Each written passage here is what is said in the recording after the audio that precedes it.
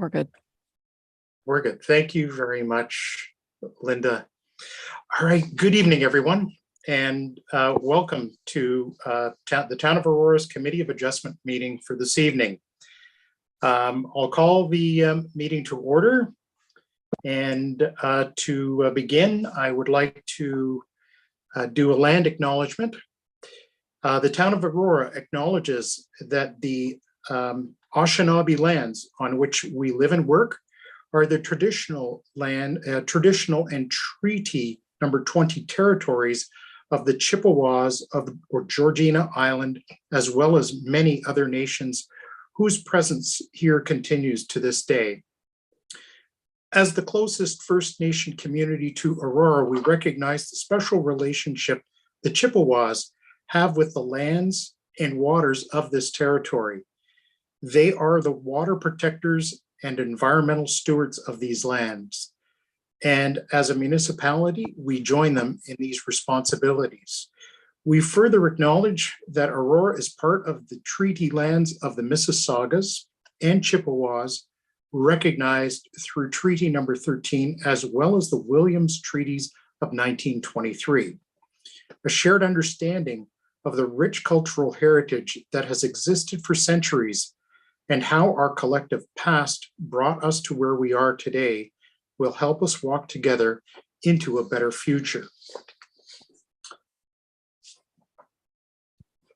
I will start by introducing the committee members and staff. I am the committee chair, and my name is Tom Plamondon, and the remaining members are as follows. Steve D'Angeli is with us this evening, Linda Duringer, and David Mango. Daniel Lajeunesse, our vice chair, is away on business this evening. The secretary treasurer is Peter Fan, and the planner joining us this evening is Sean Lapina.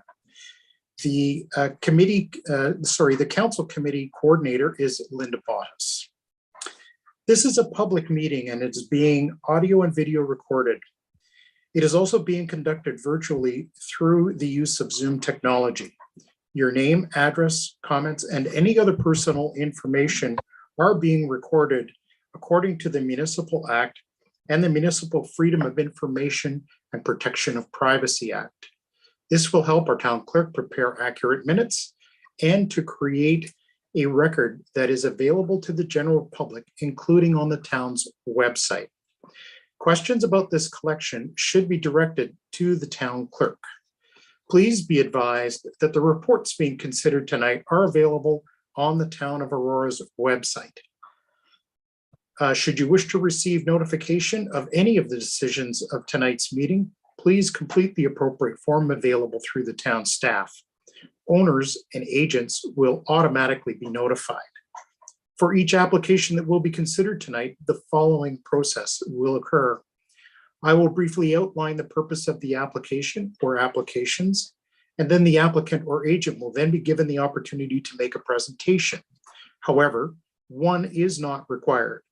It is the applicant's decision whether they wish to speak or let the application proceed on the merits of the information as received. Presentations and deputations are limited to 5 minutes as much as possible. Following any initial comments from the applicant, I will invite members of the public who have an interest in the application to come forward and address the committee. Those members of the public who wish to speak must clearly state their name and address and must provide this information to the secretary treasurer. Should you wish to obtain a copy of the notice of decision, please again complete the appropriate form available through the secretary treasurer. Members of the public are reminded that no text comments are permitted during the meeting and that they will not be noted in any manner at any time. Each individual may speak only once on an issue, and once discussion has commenced in respect of a motion, no further presentations shall be made. If you require any technical assistance with your presentation, please let me know. If you wish to speak and are currently following this meeting on the YouTube feed, you will need to turn this feed off and join the meeting live, as there is a slight lag between the YouTube feed and the live feed. Please ensure that all questions and/or comments are directed through me as the chair. And if relevant, I will request the appropriate person respond. It should be noted that the applicant will be given the opportunity to respond to any question or comments should the committee feel that it is appropriate.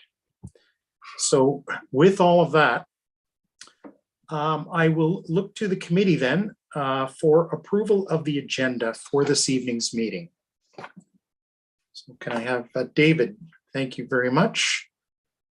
Go ahead. Through the chair, I move that the agenda as secreted by the Secretary Treasurer be approved. Thank you very much. I'll look for a seconder. Thank you, Linda. Calling a question on the agenda. All in favor? Hands up. Wonderful. I'll now ask members of the committee if there are any declarations of pecuniary interest or general nature thereof. Seeing lots of heads shaking no, that'll work. Thank you very much. Moving on, I'll ask for a motion for the minutes of the Committee of Adjustment meeting of October the 13th, 2022. That would be meeting number 22-10. Look for a yes, go ahead, Linda. Thank you. I'm through the chair. I move that the minutes from the Committee of Adjustment meeting, October 13th, meeting number 22-10, be approved. As circulated. Thank you. As circulated, be approved. And I'll look for seconders. Thank you, Steve. And I'll call the question. All in favor of the minutes being approved? As you know, I was away, so I don't know what is covered.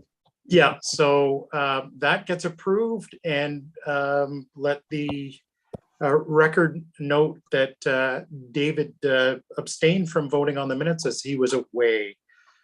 So thank you very much. All right, so I move on now to presentation of the applications for this evening. The first application we have this evening is for 130 Brookview Drive, Lazaro, and this is minor variance 2022-37. The application is as follows. The owner applicant is requesting relief from the requirements of the town's comprehensive zoning bylaw 6000-17 as amended to recognize a driveway width. The following relief is being requested.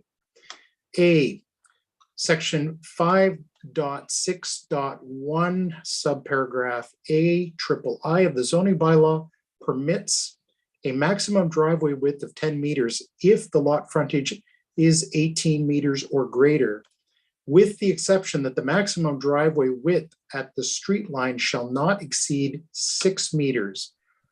The applicant is proposing a driveway width of 10.1 meters at the street line. This proposal is based on the applicant requesting to recognize an existing driveway width of 10.1 meters on the property. And the applicant's reasons for not complying with the bylaw, as stated on the application form, 130 Brookfield is situated on an infill site on a court with a 3-car garage. The curved entry curb opening from the road to the garage has proven to be an obstacle to entry and exit with a short bend driveway. Planning comments are as follows. With regards to the variance meeting the general intent of the official plan, staff are of the opinion that the general intent of the official plan is being maintained, and whether the variance meets the general intent of the zoning bylaw, staff are of the opinion that the requested variance does not negatively impact the existing neighborhood character and meets the general intent of the zoning bylaw. C, the proposed variance is considered desirable for the appropriate development of the land. Staff are of the opinion that there are no negative impacts to existing neighborhood. And finally, the variance being considered minor in nature, Again, staff are of the opinion that the requested variances are minor in nature and provide for easier maneuverability of vehicles in and out of the property. Additional comments, building division. Preliminary zoning review was completed on September 27th. Engineering division, operational services parks, operational services public works. Comments provided stating no comments or concerns with the proposed application. Central York Fire Services, no comments were received at the time of writing of the report. York Region, comments provided stating no comments with the application. LSRCA, no comments received. Electra Utilities has received and reviewed the proposed variance application. This review and their general comments are contained in detail, as well as no written submissions were received at the time of writing of the report. And there are no conditions attached with this application. So I'll ask if the owner applicant is with us this evening and wishes to make a presentation. And I'll ask that the applicant give us their full name and address for the record, please.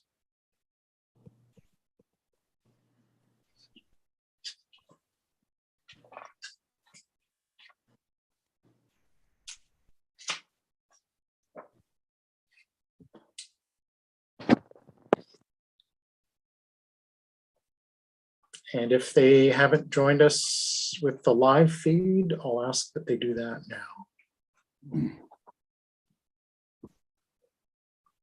Yes, this is Michael Guido from Mesh 28 Architects. I am the authorized agent on the project. Good evening, sir. If you can give us your address, please. It's 310 Velour Park Avenue in Vaughan, Ontario. Fantastic. And welcome, sir. And do you wish to make any comments or a presentation if you do have one? No, you eloquently put everything perfectly. So there's not more I can add that was already said. Okay, terrific. If you don't mind me asking, this is a minor variance application for a widening of a curb. And Yes. Can I ask what your relationship then is, as far as you're an architect? Yes, I am. I'm a licensed architect with my own private practice. Okay, and your association then with the owner is you're just acting as agent on their behalf? I am his authorized agent and I'm also a relative. Oh, I see. Okay. All right. That helps put things into context. Okay, and with no presentation, I do not believe that there are any registered public delegations on this item. So I will turn then to members of the committee if we have any comments or questions to the owner's agent.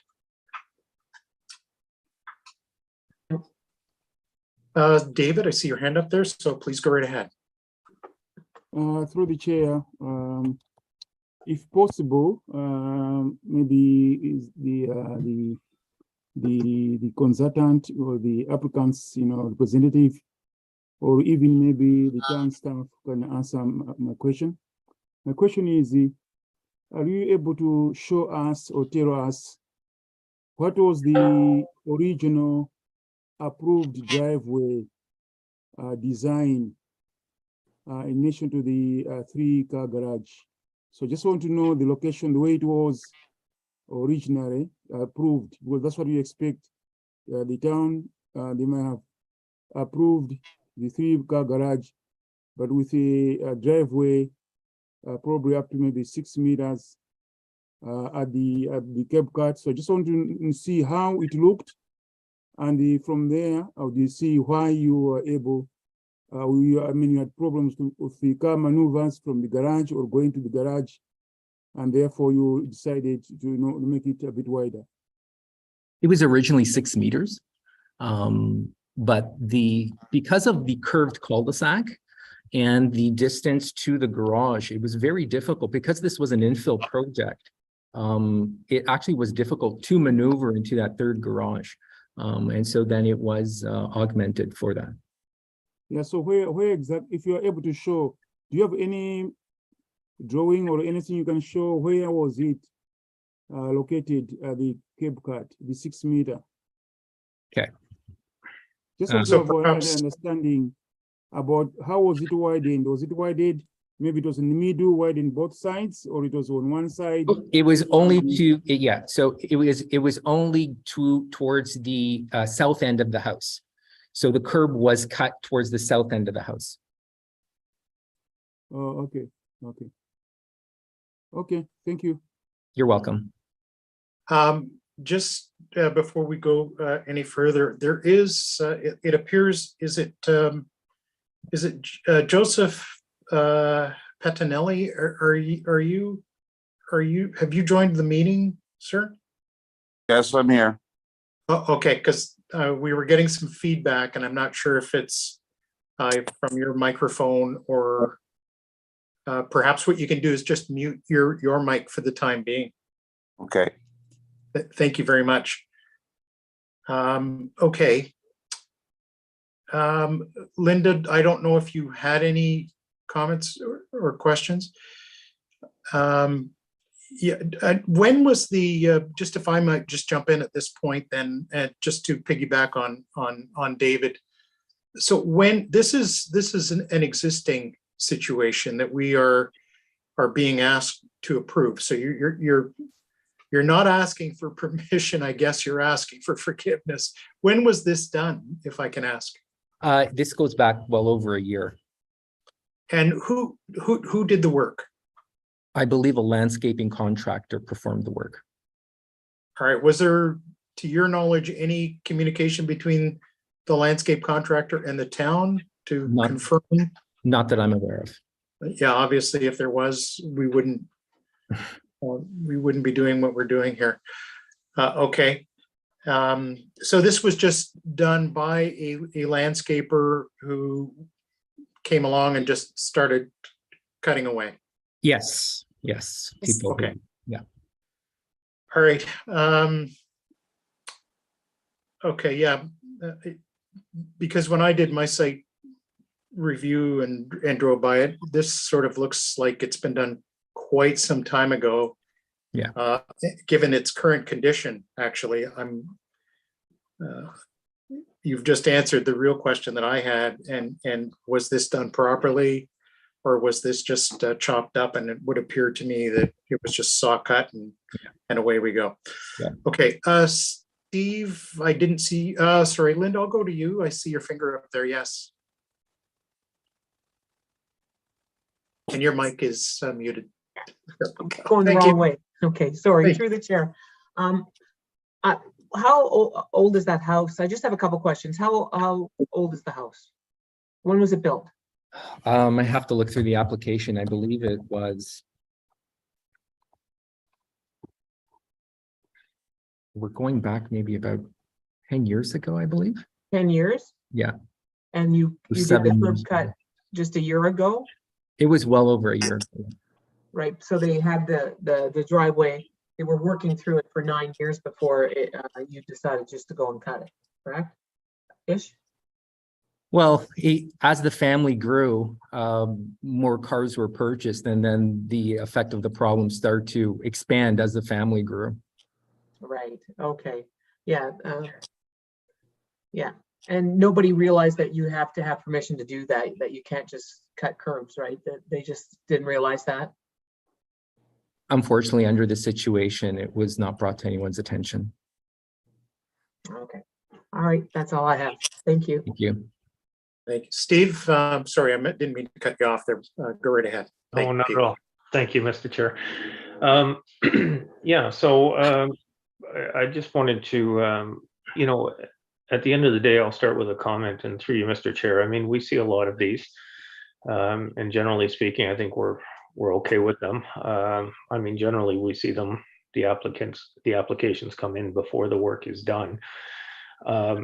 And my challenge with this application is not necessarily with what is the minor variance that's in front of us. I think staff's done a good job of assessing it.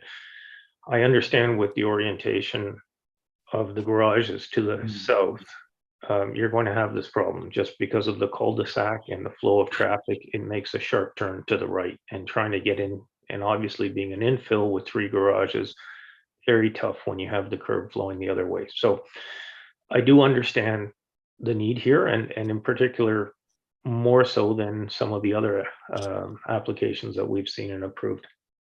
My concern with this application, and I'll preface a question to town staff. As the chair has mentioned, I don't think the work has been done to the standards. Typically what happens here, and I'll ask the question to staff, typically in these cases, I believe it is a town contractor or town staff that do these curb cuts, because it is the town's liability, and obligation to maintain these curbs. And maybe I'll stop there, and through you, Mr. Chair, if I could just confirm my understanding with staff. Through you, Mr. Chair, that is correct. There are engineering specifications. The curb cuts need to be done in accordance with those specifications. So what you've said is accurate. Thank you. And so just continuing on with my comment here, in my site visit this afternoon, and taking a look at the curb, the slope of the curb cut seems to be inconsistent with the rest of the neighborhood. There is a rise. The curb hasn't been cut down to the level of the driveway and the ground. And what I've observed was some deterioration. In fact, where the curb cut on the south side happened, there is a clean break in the concrete there, which I believe is, I'm not an expert, but it has already broken and looks like it will deteriorate further. So in summary, and not to belabor the point, I am prepared to support this application, but and perhaps I'll just stop and ask another question here, through you, Mr. Chair, if I can, to staff. Do you have any recommendation in terms of a condition that we could impose here? Because my concern here is that, given that the applicant has gone ahead and done the work that would normally be done by the town, and as you've confirmed, going forward, the town has the responsibility and the obligation to maintain the curb cut. Can we impose a condition that, or would it be recommendable to impose a condition that the town review the quality of the work, and that our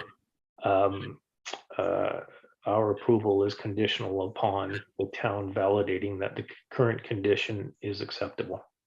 Through you, Mr. Chair, staff would have no objection to including a condition like that. At the end of the day, the works need to be done and completed in accordance with the approved plans and in accordance with any town specifications as previously discussed.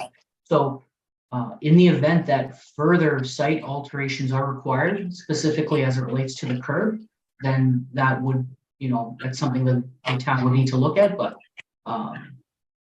I think in a case like this, typically the wording for a condition would be something along the lines of all works to be completed in accordance with applicable engineering specifications and to the satisfaction of the Director of Planning and Development Services. Okay, thank you. That's all I have through you, Mr. Chair. Thank you. So let me just circle back then with the applicant and the owner. So just to recap a little bit here, normally when we see these things, they haven't been done. So whenever they are, and if this is approved, the approval is one thing, the work is something else. And I would echo my colleague's comment on the condition of it as it stands today. there are certain minimum depths that the concrete would have to have in order to have vehicles running across them on a regular basis. In this case, it's a triple car garage, which, and as you mentioned, Mr. Guido, there are more cars there today because the family has grown. I know that situation myself personally only too well. But normally these things are done either by the town or by the town's contractor, and they're done to those specifications. If a motion does come forward in order to approve this, if it isn't included in the motion coming forward by any of the other members of the committee, I will probably ask for a friendly amendment to include something along the lines that staff have just echoed. So I'm gonna leave it there unless, Mr. Guido, if you see that as a condition, does that for approval, does that cause you any concern at this point? So just to clarify and confirm, the city would like to have their staff engineer review the curb? That's correct. And then from that point, they would define if it would need to be repaired or augmented in one way, in any way? That's correct. Okay. Is there anything I can provide on my end, perhaps an engineer's letter to suffice the situation, or would that only be reiterated from the city, let's say? Yeah, that would be something that you would have to provide, to the town, to the director of planning and development. It would be their call because our condition would be basic, open-ended in order to cover that. Okay. But the detailed workings of how that then happens would be between the owner and the town. So, for example, if the town does an inspection, which we are going to suggest they do, that any works that they suggest would be borne by yourselves, whether that's complete replacement or whether there's some reinforcing that would have to be done, or if there are modifications to the saw cuts that are existing that would have to be done. So all of that, I would think would be covered in a condition that's basically what you're hearing. Now, what I saw from the city was just really, they came over to inspect it, but nothing was mentioned in terms of, let's say, what we're discussing this evening. Yeah, and if the town is happy with the way it sits right now, then that's fine. Oh, okay. Yeah. All right. Understood. Okay. Through you, Sean, Mr. Chair, sorry, just a quick question. Was it the town planner who had comfort to complete a site inspection, or was it an engineering staff member? I believe they were 3 inspectors that had come. Unfortunately, they never identified themselves. The owner became aware of it through his security's camera, but there were 3 inspectors and they took photos, but really we weren't privy to what they observed or what they saw. So it'd be curious to find out what they saw, because they did take photos. So I'm thinking they saw it and they actually saw what was there, and it sufficed, or else they would have brought that up, I would imagine. But at least there was 3 site visits for sure we have on record. So is that what prompted the application? Was it someone who came to the door and said, hey, this has been done, or was it It was a letter. It was a letter from the town? Yes. I see. Okay. You might perhaps share that with the town staff, or let me just ask, Sean, is that letter part of the file that you have? Through you, Mr. Chair, I don't see that in the planning file. So again, I think we would just need a little more information. If it was perhaps from someone from the town's building division, if perhaps there was a complaint made. But from a planning standpoint, I don't see that information in the planning file. I don't see that referenced in the report. So it's possible it's just a different department. Mr. Guido, that might be something that could help expedite the satisfying of the condition that we would bring forward. Okay, If that can be shared back with Sean Lapina in the planning department, and then he can circle back with town staff just to see where that stands. Could be a Steve, bylaw officer. I'm not sure. But all right, Steve, I did see your hand up there. Yeah. Thank you, Mr. Chair. I think my my question has been addressed in the subsequent commentary. Okay. All right. Any other comments from either the members of the committee or the applicant or staff? So I'll look then to the committee for a motion on this application, please. Steve, yes, go right ahead. Okay, let me just take a look. Thank you, Mr. Chair, and through you, I move that with respect to minor variance application 2022-37, 130 Brookview Drive, Lazaro, that we approve the application as submitted with an additional condition that states that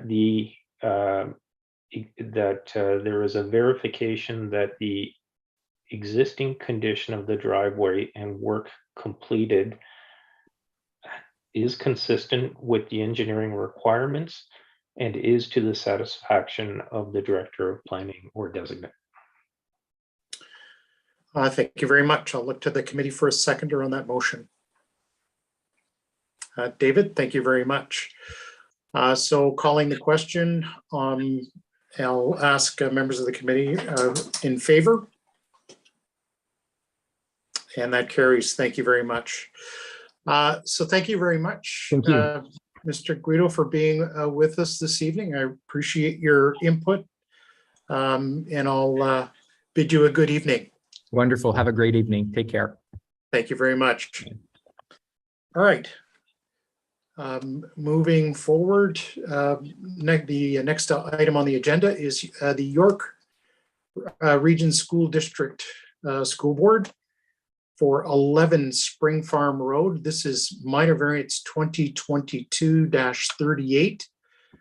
There is a related planning file. It is a site plan application, which is 2022-02.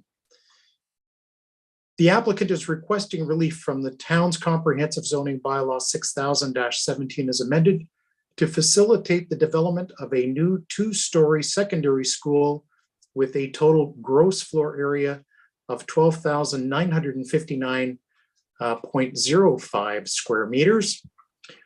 Artificial turf field, practice field, 100-meter sprint track, and 210 parking spaces. The development proposes a total of 3 driveways on the site for access and parking. The following relief from the requirements of the town's zoning bylaw 6000-17 as amended is requested. Section 5.5.4A of zoning bylaw 6000-17 states that driveways servicing buildings shall not exceed 2 in number per lot. The applicant is proposing 3 driveways. The applicant stated reasons for not complying with the zoning bylaw. The anticipated volume of traffic entering and leaving the site via 2 driveways would lead to increased congestion on surrounding streets.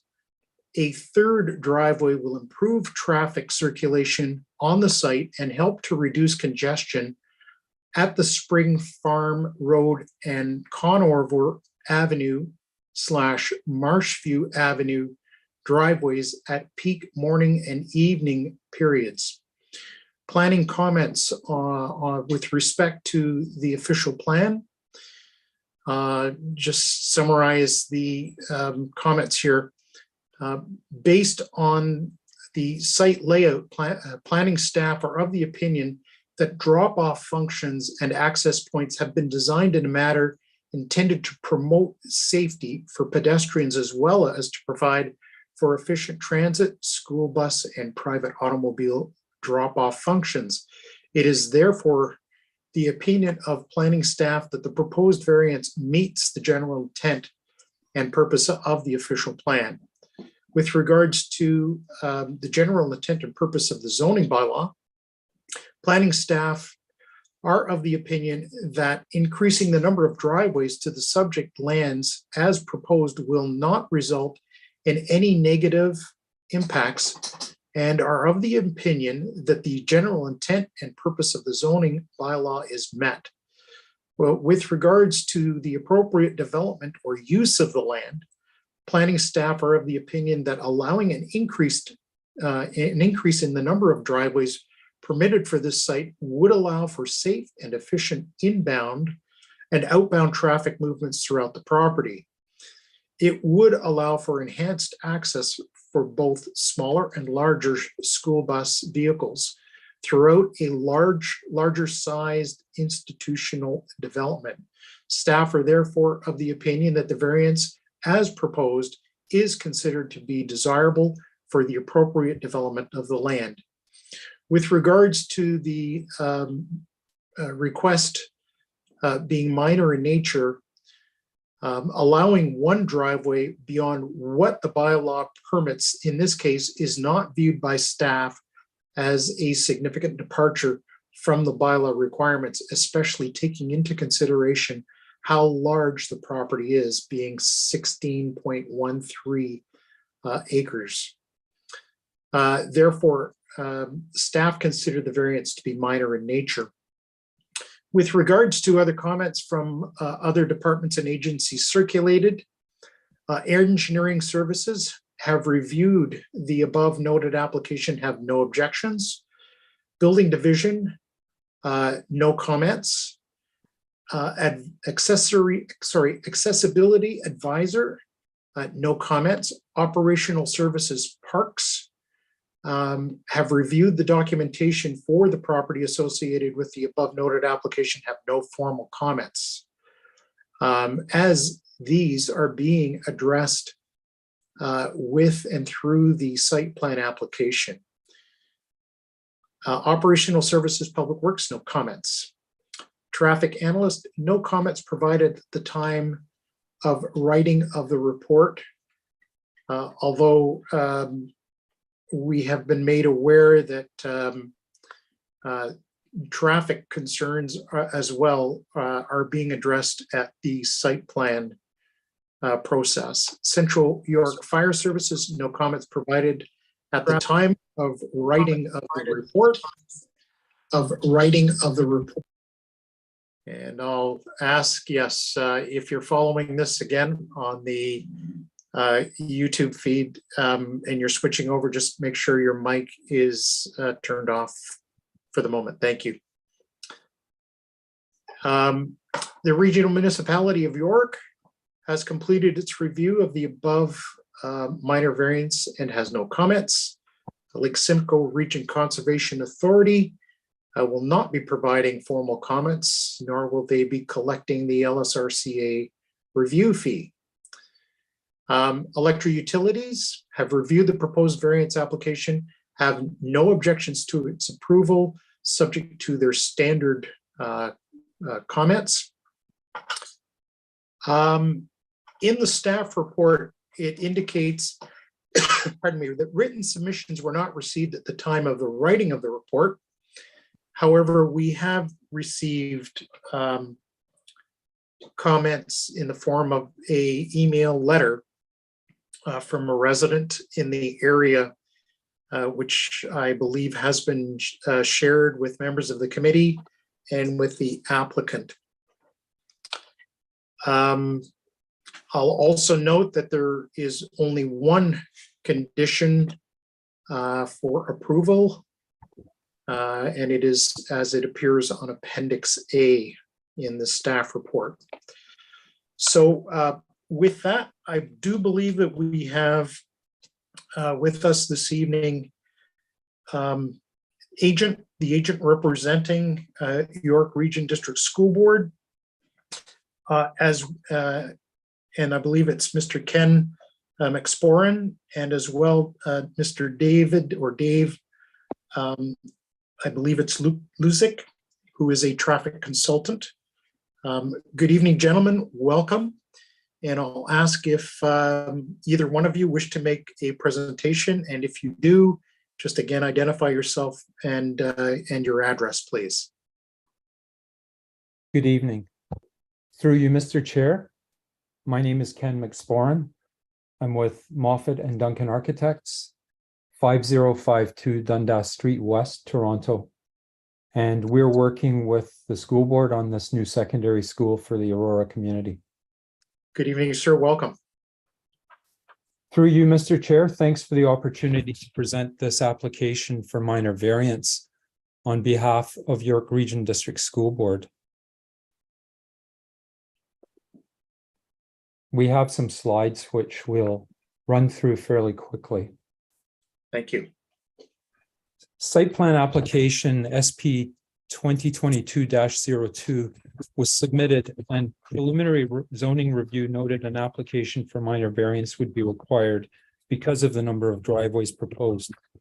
York Region District School Board is requesting relief from the town's comprehensive zoning bylaw 6000-17 as amended for 3 driveways to the new secondary school site, whereas sections 5.5.4A of zoning bylaw 6000-17 states that driveways servicing buildings shall not exceed 2 in number per lot.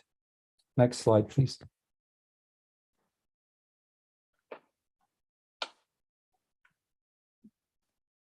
The 16-acre school site is at 11 Spring Farm Road and is located south of St. John's Side Road, east of Bayview Avenue, and has roads on all 4 sides. Spring Farm Road to the north, Conover Avenue to the east, Borealis Avenue to the south, and Bayview Avenue to the west.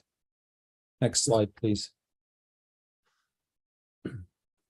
When the plan of subdivision was established for this area by the developer, steep banks were created along Borealis and Bayview Avenue frontages of the school site, making access for pedestrians and vehicles impossible from those streets.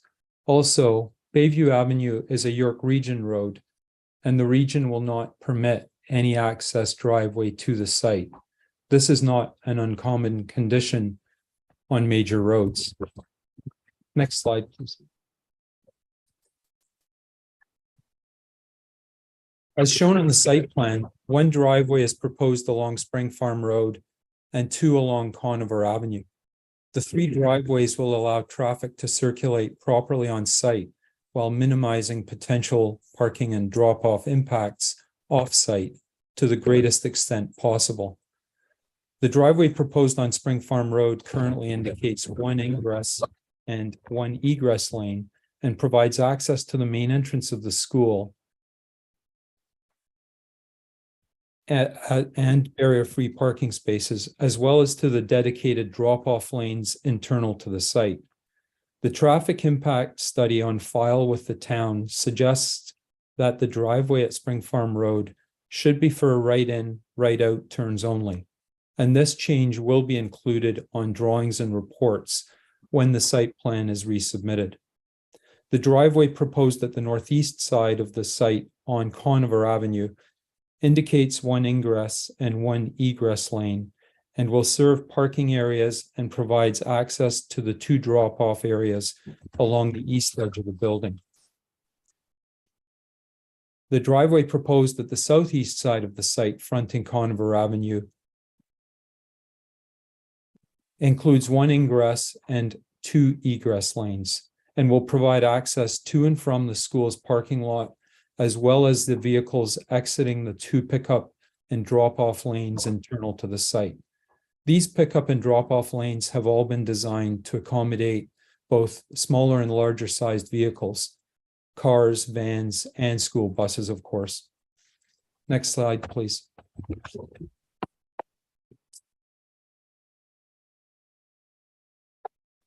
Town staff shared 2 comments received from members of the community, and both comments relate to the proposed driveway on Spring Farm Road. something that we feel is fundamental to the proposed site plan design, since it represents a primary access to this school site.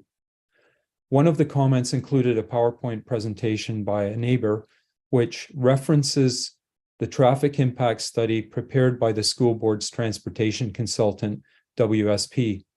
WSP's traffic study is extremely comprehensive, and Dave Lukasik from WSP is with us this evening and can answer anyone's questions through you, Mr. Chair. Next slide, please.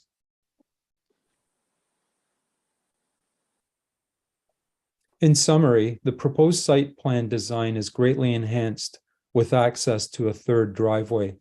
And while we understand that an additional driveway may be of great concern on sites with smaller frontages, we believe that this large site with 3 driveways on 2 very usable street frontages provides for improved traffic movements on-site and off-site.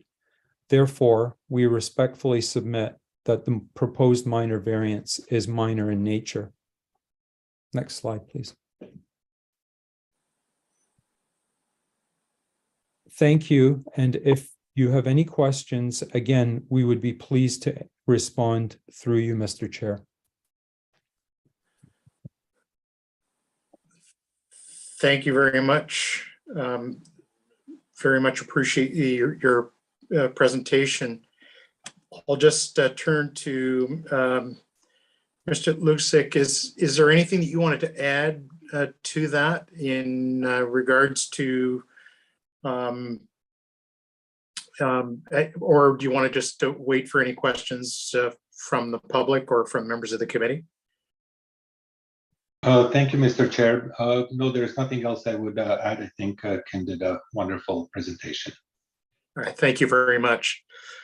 I do know that we do have registered public delegates who wish to appear before the committee this evening. I have 3 names in front of me, and perhaps what we will do is I'll just go through them in the order in which I have them here in my notes.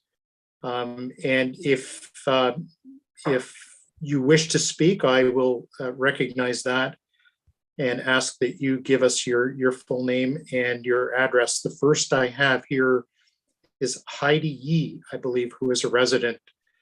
And does that person wish to address the committee? Good evening, Ms. Yee, I see you there, and welcome. I'll ask you to give us your name. Hopefully I pronounced it correctly, and your address. You are, sir. My name's Heidi Yee. I live in 24 Spring Farm Road. I have lived in this house since 2009, 13 years already. We understand that tonight's agenda is a 3 driveway proposal from school board. And we understand that the 3 driveway proposal is not aligned with our bylaw for bylaw 5.54D, 2 driveway only. So is Peter present my PowerPoint? Thank you, Peter.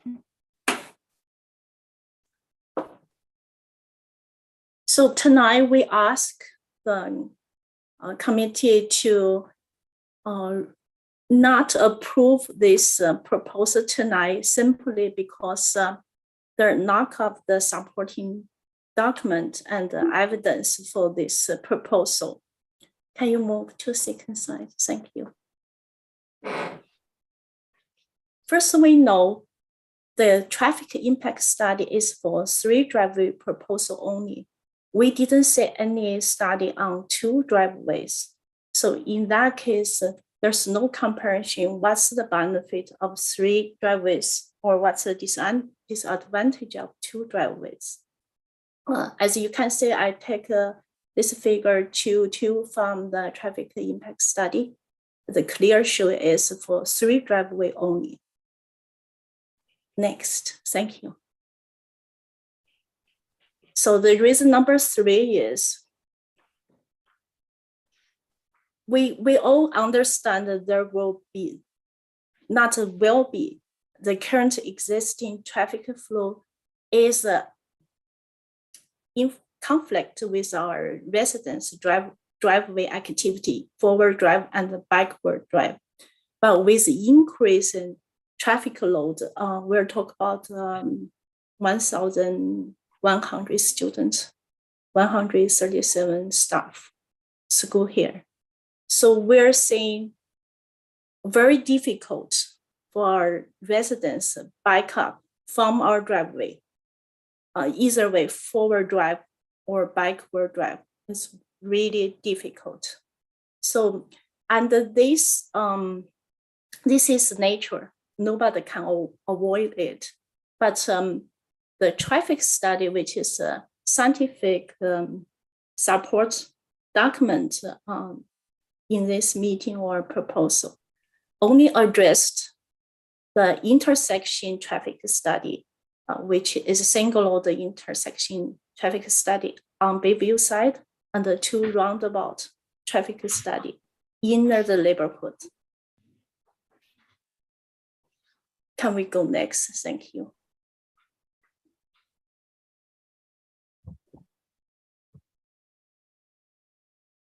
We also have an argument of the data connection. All this information is subtracted from the traffic study.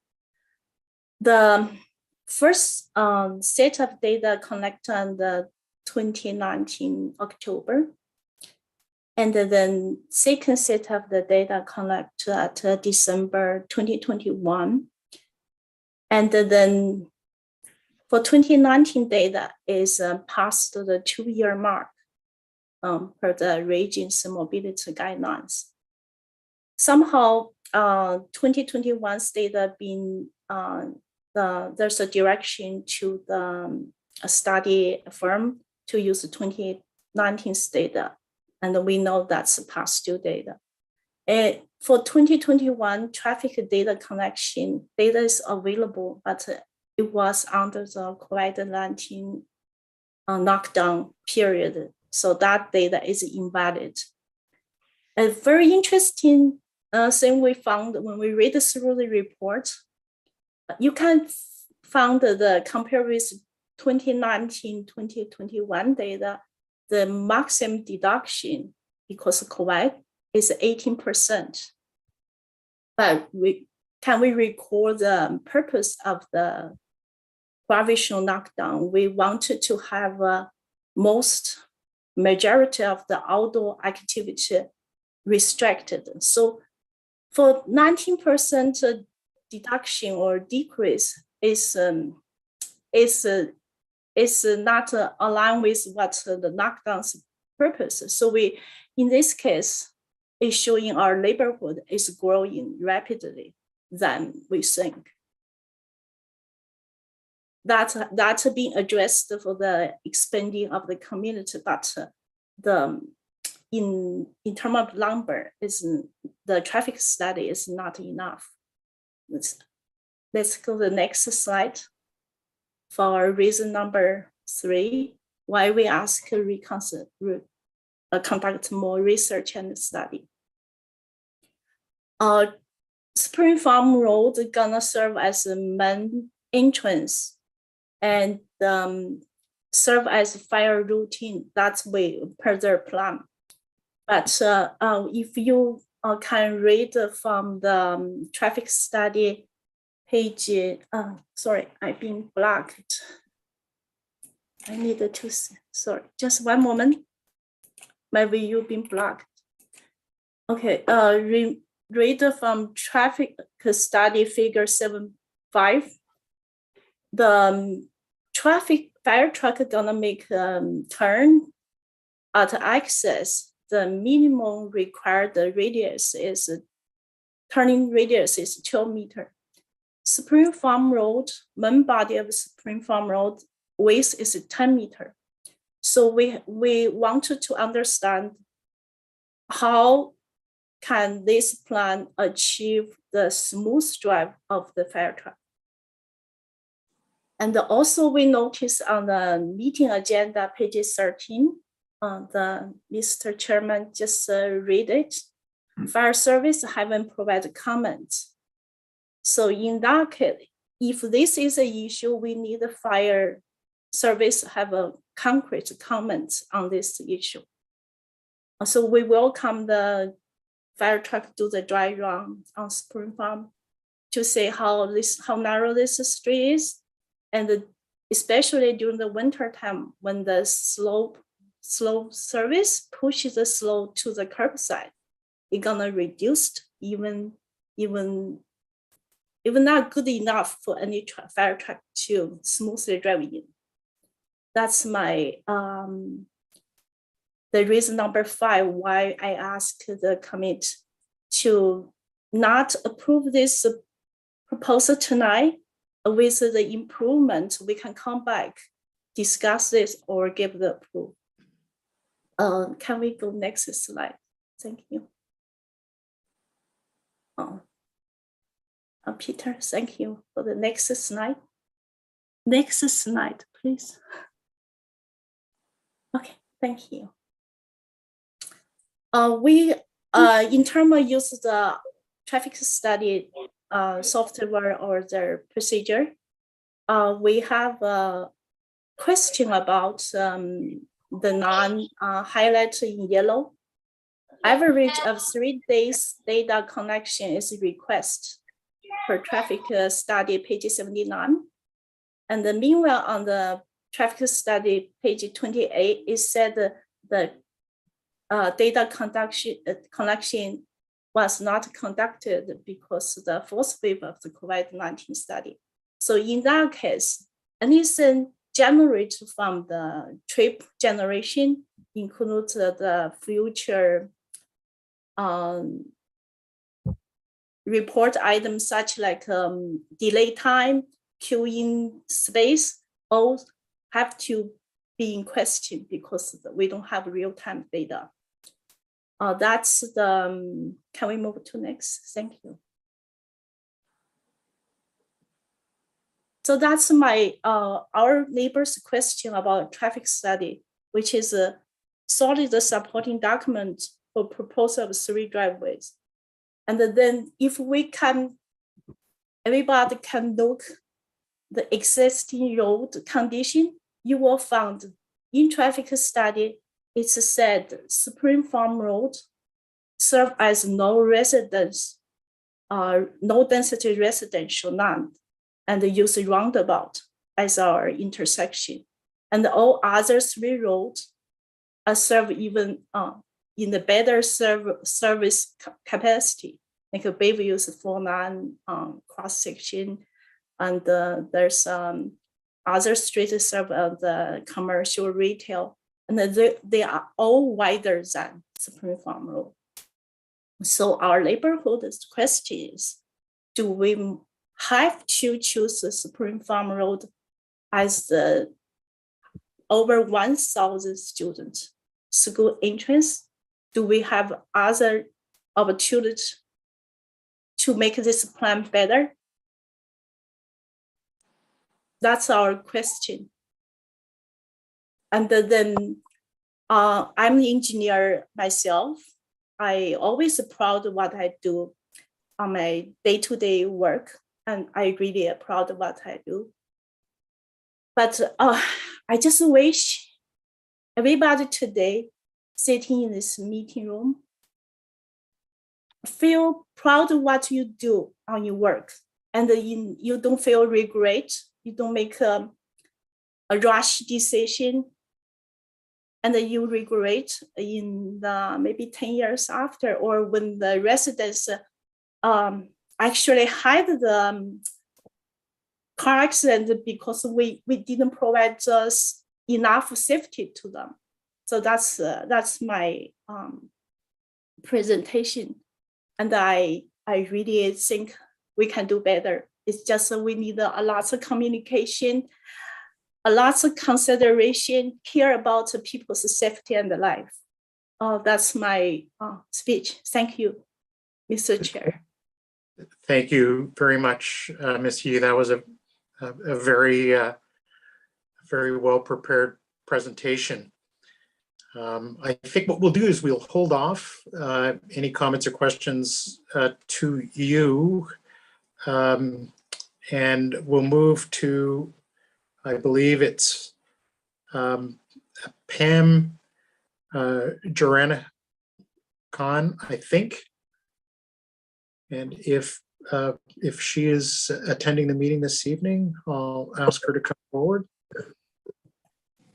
Just to ask everyone else on the committee and the applicant to perhaps just make some notes. We can circle back. Sorry, is it my turn? Yes, it is. Good evening and welcome. We'll ask you to give us your name and your address, please. Okay. Good evening, Mr. Chairman and committee. My name is Pam Jornation. I live at 20 Spring Farm Road. I've been here since 2016. Welcome. Thank you. Thank you for allowing us this opportunity.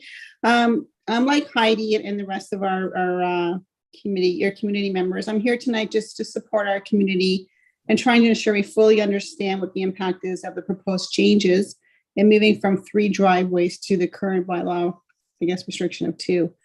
We're asking that the committee hold off on making any decisions tonight until we fully understand what this impact would be in our community. More from the personal side, as Heidi had mentioned, Spring Farm Road is a difficult street to navigate on. Pulling out of our driveways is something we always have to do with caution because of our sight line is blocked by the downward curve of Spring Farm from Conover over to Bayview. So adding another driveway over such a short span of roadway with inflow and outflow just compounds that blind spot. So we're just interested in making sure we can fully understand what studies have been done to help us mitigate this risk and what other options and how it would compare to other options for that 3rd driveway, like Bayview or whatever. While we completely are supportive about this great opportunity to have the new school in our community, we just want to make sure that we do our due diligence and make sure we fully vet out all the safety considerations needed prior to finalizing any decisions. That's it. Thank you for your time. Thank you very much, and I apologize for not pronouncing your last name correctly. Okay, it's all good. And thank you for your comments. So again, I see that there is another individual who wishes to address the committee this evening, and I believe it's Sabrina Zhu. Good evening, welcome, and I'll just ask you to state your name for the record and your address, please. Through you, Mr. Chairman, this is Sabrina Zhou from 40 Spring Farm Road. Thank you very much. Yeah, I did prepare a couple of slides to help facilitate the presentation. Awesome, thank you. So through you, Mr. Chairman, hello, members of the committee, members of York Regional School Board, and my dear neighbors. This is Sabrina Zhou. I come forward to present today to express our concern on the proposal of opening new driveway fronting on Spring Farm Road. Next slide, please. So before going to the presentation, I want to state that we absolutely welcome Dr. G.W. Williams Secondary coming to our neighborhood. The only concern we have is that we feel like there may not be enough thoughts given to the possible impact to the residents on Spring Farm Road between Bayview and Conover. And it is the area that I indicated in the blue rectangle on the right-hand side. And just to provide some perspective, the 2 little orange arrows are there to show the ingress and egress routes from the proposal. Now, as a starter, I like to give you a little background about my family and myself. Next slide, please. So we're a big family, as you can see, and growing. I'm a mother of a 3-year-old boy and about to give birth to another baby boy in a week. All of us are first-generation immigrants. I've been living here on 40 Spring Farm Road for the past 11 years, witnessed the tremendous growth in the Bayview Wellington community. My sister graduated from Dr. G.W. Williams in the year 2020. So to sum up, we know the neighborhood and we also know the high school pretty well. When we learned that Dr. GW will relocate to the vacant land in front of our house, the whole family was so happy. Because unlike my sister, who used to take bus to school, my son will be able just to walk across. But earlier this year, we saw the proposed plan, which has a suggested driveway opening on Spring Farm Road. Could not help to question if Spring Farm Road is the best choice. So to be honest, I grew up in mainland China. I was taught to obey government decision. I was taught to always be ready to sacrifice for the greater good. So I was not planning to speak up. But 1 week ago, I came across a piece of news and it changed my mind completely. And I want to share that with you. Next slide, please. So in front of you is Naya and Jax, who got hit and lost their young lives when playing in their driveway. The driver was a high school student. It is my greatest fear these days, and this gives me the courage to present the concern to you today. And I will begin to show you some comparable stats in the next few slides. Next slide, please. So in this table here, I listed all the 4 rows and their merits. I marked the winners using the little crown. Bayview and Conover definitely wins. And it's also worth to mention that I could not really show it in the table, but if you know the area, Borealis has a commercial plaza mounting Bayview, also has a belt of traffic islands separating the 2 lanes. So it wouldn't be a bad choice to have a driveway facing the commercial plaza there. In the last category of the type of road to share with cyclists, Bayview has a shared pathway with physical separation between the motor vehicle and bike. And the other 3 roads are all shared roadway, which means that the cyclists will share the same lane with the motor vehicle. The reason I listed up here is because there are actually a significant number of students who will be biking to school during summer months. And if they try to go into school via the proposed driveway, they will be forced to share the road with the motor vehicle. It will be safer if they have their dedicated lane, would it not? With all these facts showing, I want to raise the question to the audience that, do you think Spring Farm Road the best choice to have the 3rd driveway, or is it just an easier solution? Next slide, please. So here what I show is the traffic data from Google Maps during AM rush hours. On the right-hand side, as you can see that the overall traffic status, to highlight, you will see orange on Spring Farm Road, and on Borealis, Bayview, it's all green. Next slide, please. So I did the same thing to show the traffic data after 3 p.m. It's busier than the morning. You see more oranges overall. But on the left-hand side, I have a zoom-in version to show you that there's actually red showing in front of the blue rectangle on the Spring Farm Road. So also want to point out that a lot of historical data collected is actually heavily skewed because we're just coming out of the COVID lockdown.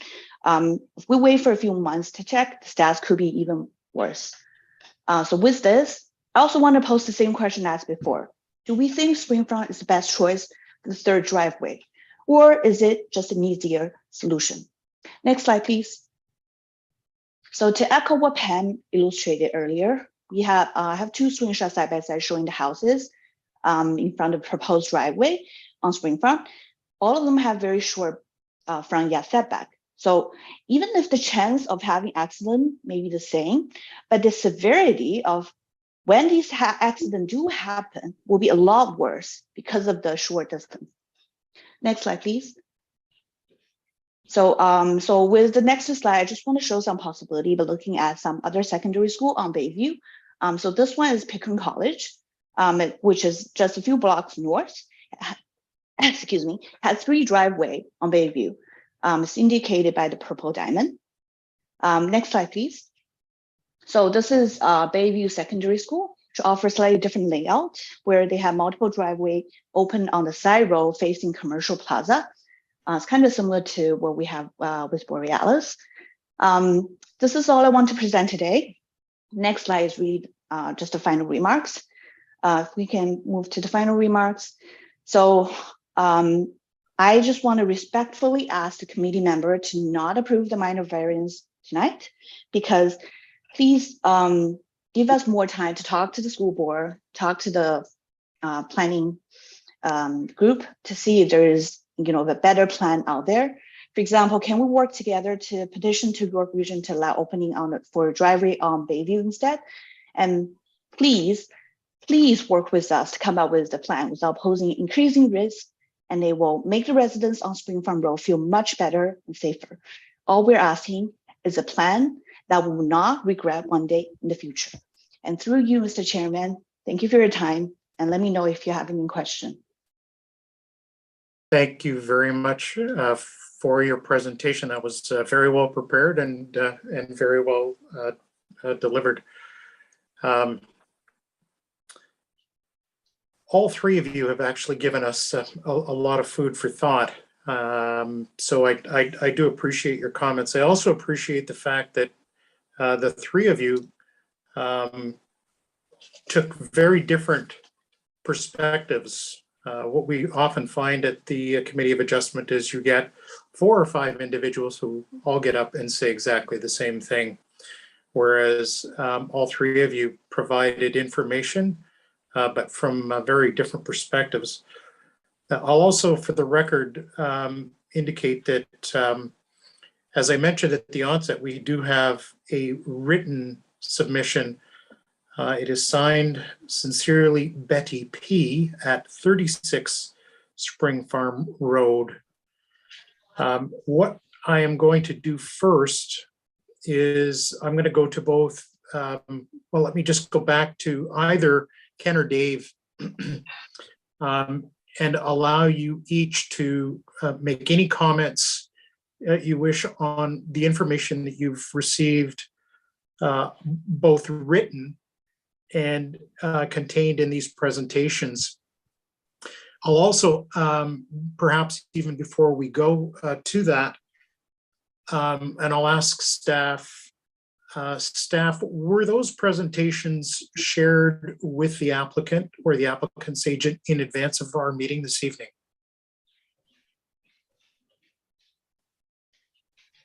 Through you, Mr. Chair, the two presentations were not shared with, sorry, one of the presentations was shared to the applicants, but the second presentation by Sabrina was not. It was received earlier today.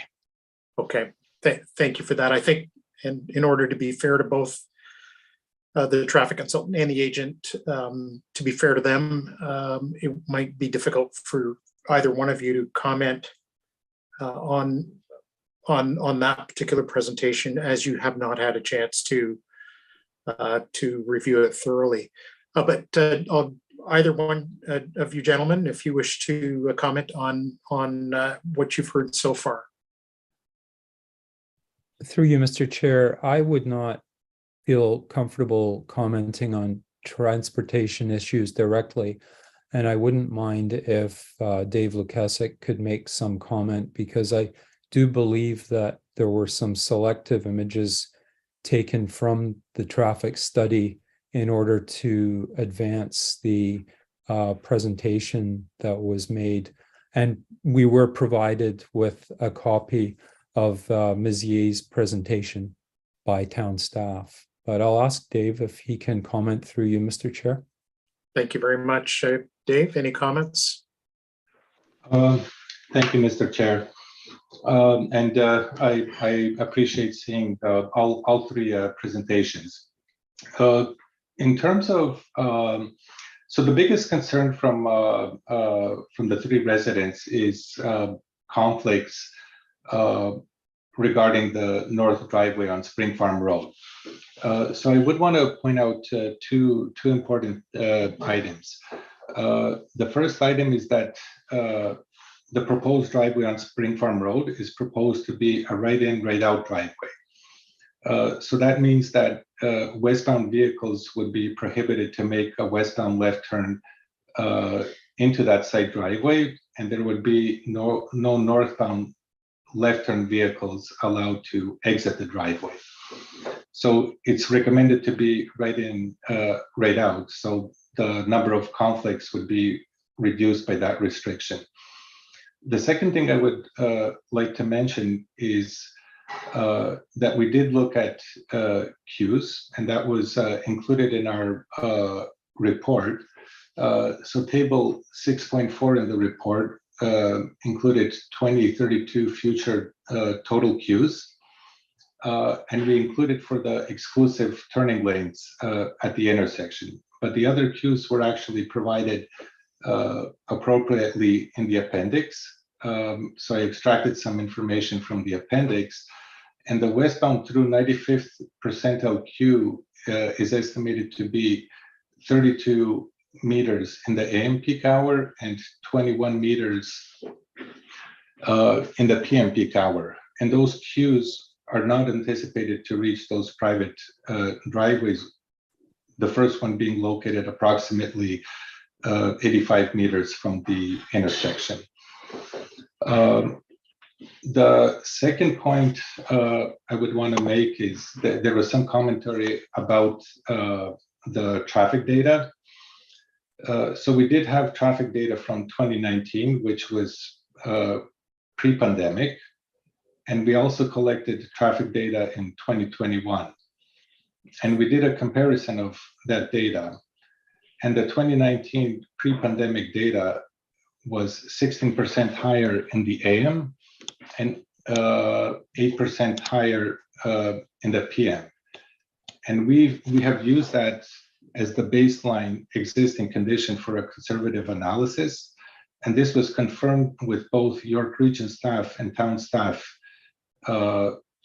before collecting the 2021 data to do that approach. So we did do an appropriate analysis. There was also comments about trip generation. So what we did for the trip generation, we used the Institute of Transportation Engineers Trip Generation Manual 10th edition. And using that 10th edition manual, that's the appropriate avenue rather than doing proxy surveys during the pandemic. And we've documented that in the report, and no further comments were received from town staff on the approach for trip generation. So those are my main comments. Okay, thank you very much, Dave, for that. From a tech, just hold on one sec. I guess there's two things that are being brought before this committee. One being technical issues with the transportation study itself. And two, the location of the driveway and their function. Obviously, the one that's probably of most concern would be the one facing the residents. So the technical, I guess, aspects of the data collection, although they have a bearing and a serious one on the report itself and how it is received by the traffic experts, certainly is being highlighted here by, in particular, by Heidi. And that's, I'm going to suggest to you, I'm not a traffic expert. David Mango may be in a better position to make comment on that, and we'll certainly get to David in a minute or two. But from what I've heard so far and how you've replied to the concerns that are being raised are technical as opposed to functional or practical. And I saw, Ken, I didn't mean to cut you off there in making a comment, so I'm just going to stop right there and let you jump in.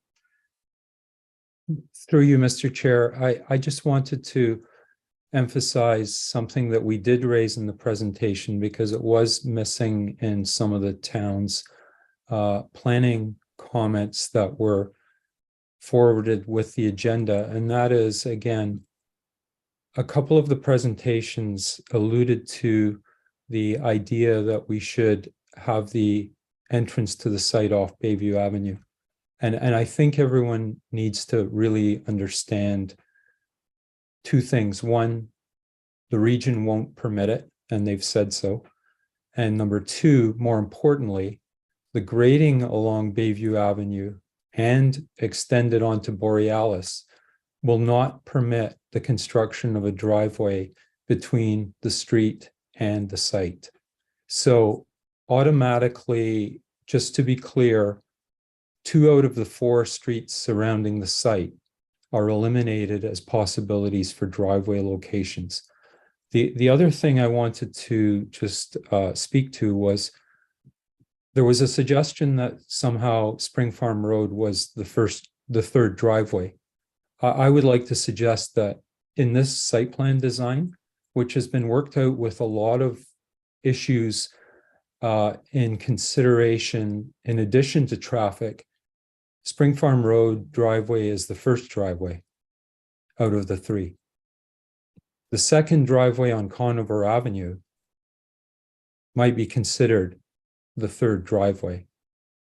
But for the functioning of a drop-off loop that will properly remove transportation from the surrounding residential streets, the direction of flow is very, very important. And in this particular site, that flows from north to southeast. Yeah, I was going to make a comment on that myself. I was going to suggest, based on what I'm hearing this evening and the restrictions on turning in particular, that center, if you will, driveway is probably driveway number 3. So by conforming to the regulation, we don't get away from an entry from Spring Farm. And I'm going to, I need to park myself here because I've got a few questions that I'm going to ask a little bit later. So I'm going to go to members of the committee if they have any questions of either the applicant or the residents who have joined us this evening. And let me just look to the members of the committee for comments first before I jump back in. Anyone like to kick it off? David, see your hand up. And maybe for the benefit of those people, David, just let them know perhaps your background a little bit, because it's very helpful in this case. Go ahead, sir. Yeah, anyway, I'm not sure whether one is supposed to be, mentioning the background, but I'm a professional engineer, and I work in building development engineering. I've been doing it in Canada for the past 24 years. I worked with the consulting firm, developing subdivision site plans all over York Region and surrounding areas with the Markham and the currently with York Region. So I know well about these traffic issues, driveways, accesses, and associated issues. Anyways, I have a few comments, and some of the questions I'll ask just to provide background or context. I'll call Mr. Ken Maxpora. In his presentation, he had provided a good background map. So if maybe you could show that one, shows the location of the school, and it shows the main routes going to the school, the major routes like Conover, Bayview, Spring Farm, Borealis, and so on. My question is, this will be to the maybe to David Lukazic or Lukazic. Are you able to show us, if maybe you've looked at it, the contributing area to this school? Like, where do you expect students to come from? I know it will be in Aurora, but how wide? What's the sort of, because we have the Aurora High School, and then we have the St. Mark's, but generally would say Aurora High School being a public school, and then, you know, about the G.W. Williams at this location. How do you see will be the contributing area for that from your studies? The reasoning I'm asking this is this would help in terms of knowing the numbers. It's related to traffic volumes. It's related to which routes from your studies, which are the main routes will be coming to school. Is it on Conover going north to your school, to the school, or going south? Or is it Bayview going south to the school, or going north? Or is it Borealis coming from east or west? Or is it Spring Farm and so on? That would help in terms of the traffic volumes, expectations, the queue, the congestions. So my general question is, if you tell us how you've looked at that in your analysis. Thank you. Through you, Mr. Chair. So this is a question about trip distribution and traffic assignment. So we did include a figure in our report which shows the school boundary area. So that's one piece of information that we looked at. The other two pieces of information that we look at in terms of traffic assignment is TTS data, which is the Transportation Tomorrow Survey database, and existing traffic counts. So that's how we establish our base traffic distribution, and our site traffic volume figure. It's shown in figure 4.1 of the report. And I don't have information now here as to you know, how many are going north versus south, but we did appropriately distribute it, you know, based on figure 4.1 in the traffic report. So our question on that, which will be the, where do you expect more traffic? Is it coming from Spring Farm, from Bayview, or is it on Conover? Well, that's where you got your two accesses. Well, we have a little bit more coming from Spring Farm Road. Okay. Okay, thank you for that question, for providing that answer.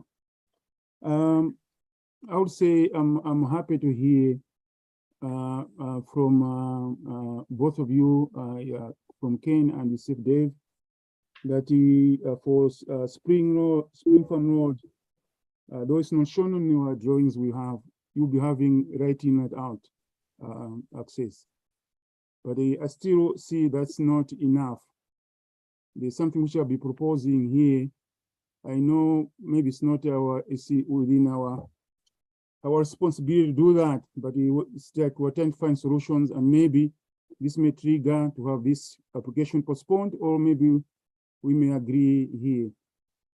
So you can hear from the residents, they're worried about reversing their car to the Spring Farm Road. They're worried about traffic going east or going west. Depending upon the situation, you can have a pork chop to sort of direct traffic getting out, right out, that is going east, or right into the development to the school, with channelized so that the cars on the north lane or north side lane going west cannot turn going to the school, or the cars leaving the school will not turn west on that. The proposal I'm having is if the planning staff shown, if you can do the Google map for the location of the school, to show the location of the school, look, show Spring Farm and show Borealis. What I would like to propose is something which you have at Borealis. You've got the median. If you have a median, that means the issue about the residents on Spring Farm on north side turning and having problems with traffic, the worry is reduced. And even it provides safety. And that's why it is now at Borealis. But still there are two openings, one wide opening. If you look at Borealis, there's a plaza there. That opening is good for fire access. There's also another small opening between that wide area, the plaza and the Conova, a small one. That's something you can actually implement on Spring Farm. The question I'll have from the school or from that's David and the Ken is where the school at any one point they thought or they considered to widen Spring Farm on the school side a little bit, maybe maybe could be 2 meters or 3 meters to provide space for a median, because there's a lot of space there. Provide a space for a median, and that median will help separate the help with the traffic in terms of the residents on Spring Farm to worry about the accidents and so on, and also provides you know, the whether it's the fire road or the school bus going right in or right out, and any cars which will go there. So those are my proposals. But if you could, Sean, are you able to? I can share myself if you are able to do Google. Just go on Google Map and just present here. Show the Bayview, will show the Spring Farm, show Borealis, especially Borealis. What is in Borealis, so that everybody can see what I'm talking about. That to me would help with the problem with the traffic, accidents and so on, with fire roads, with the traffic being channelized on right in and right out, so that they cannot do a U-turn. Because in most cases, it just open, you have U-turns, so that will protect the U-turn. So that's the sort of, I've talked to you along, but that's my proposal regarding the congestion and the movement of traffic. That will help maybe the residents, maybe they may be happy about that. Thank you, David. Let me ask the applicant, because it does beg the question. Was any consideration given to perhaps looking at a median and or widening of the road of Spring Farm in order to allow a median to be put in there?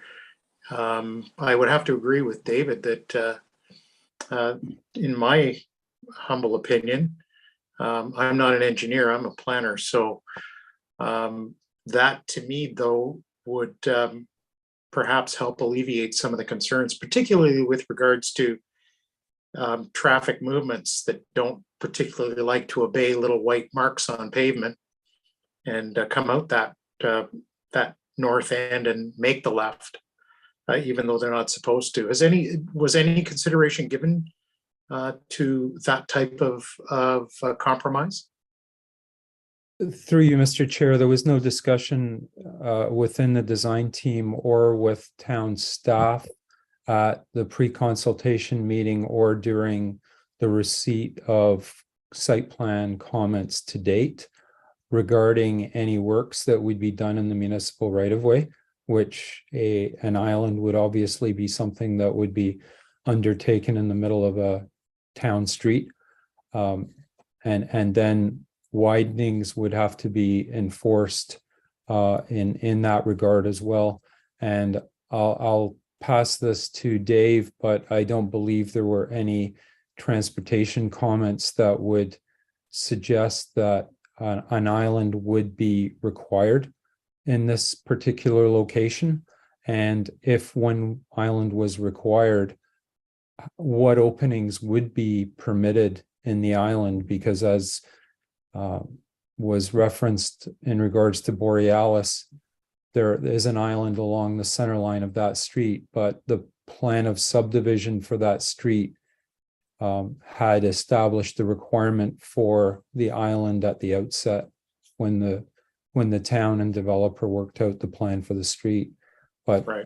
really, Mr. Chair, I'll ask Dave to comment a little further on the transportation requirement that might be associated with an island. Through you, Mr. Chair, in the comments from town staff, you're correct, Ken. We didn't receive any comments that a median would be required. You know, we would suggest a simpler solution to prohibit those movements through signage. For example, a northbound right turn pavement marking along with a prohibited northbound right turn sign, and similarly for westbound traffic to add a sign, you know, to prohibit the left turns. Obviously, it's there could always be drivers who may not be compliant with those signs, you know, but adding a median that is a significant undertaking, and you know, it would require the roadways to go to functional and detailed design. And sorry, maybe one more thing to add, and so that's maybe the most simplest option is signage, and again, it's also simpler to maybe propose a pork chop design rather than going to a median.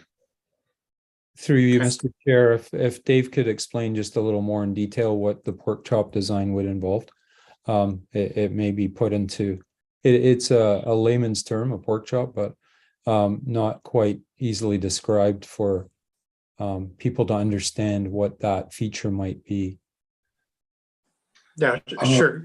David, go ahead and explain. I know what it is. I think most of the committee members know, but perhaps the residents don't. So this is a design. It has a shape of a triangle, and then it basically forces vehicle to like northbound vehicles to make that right turn. You could still probably make a northbound left, but it's very, very difficult because of the angle of exiting onto the roadway. And similarly, it's very difficult when you provide that type of design feature for westbound vehicles to make a turn into that driveway.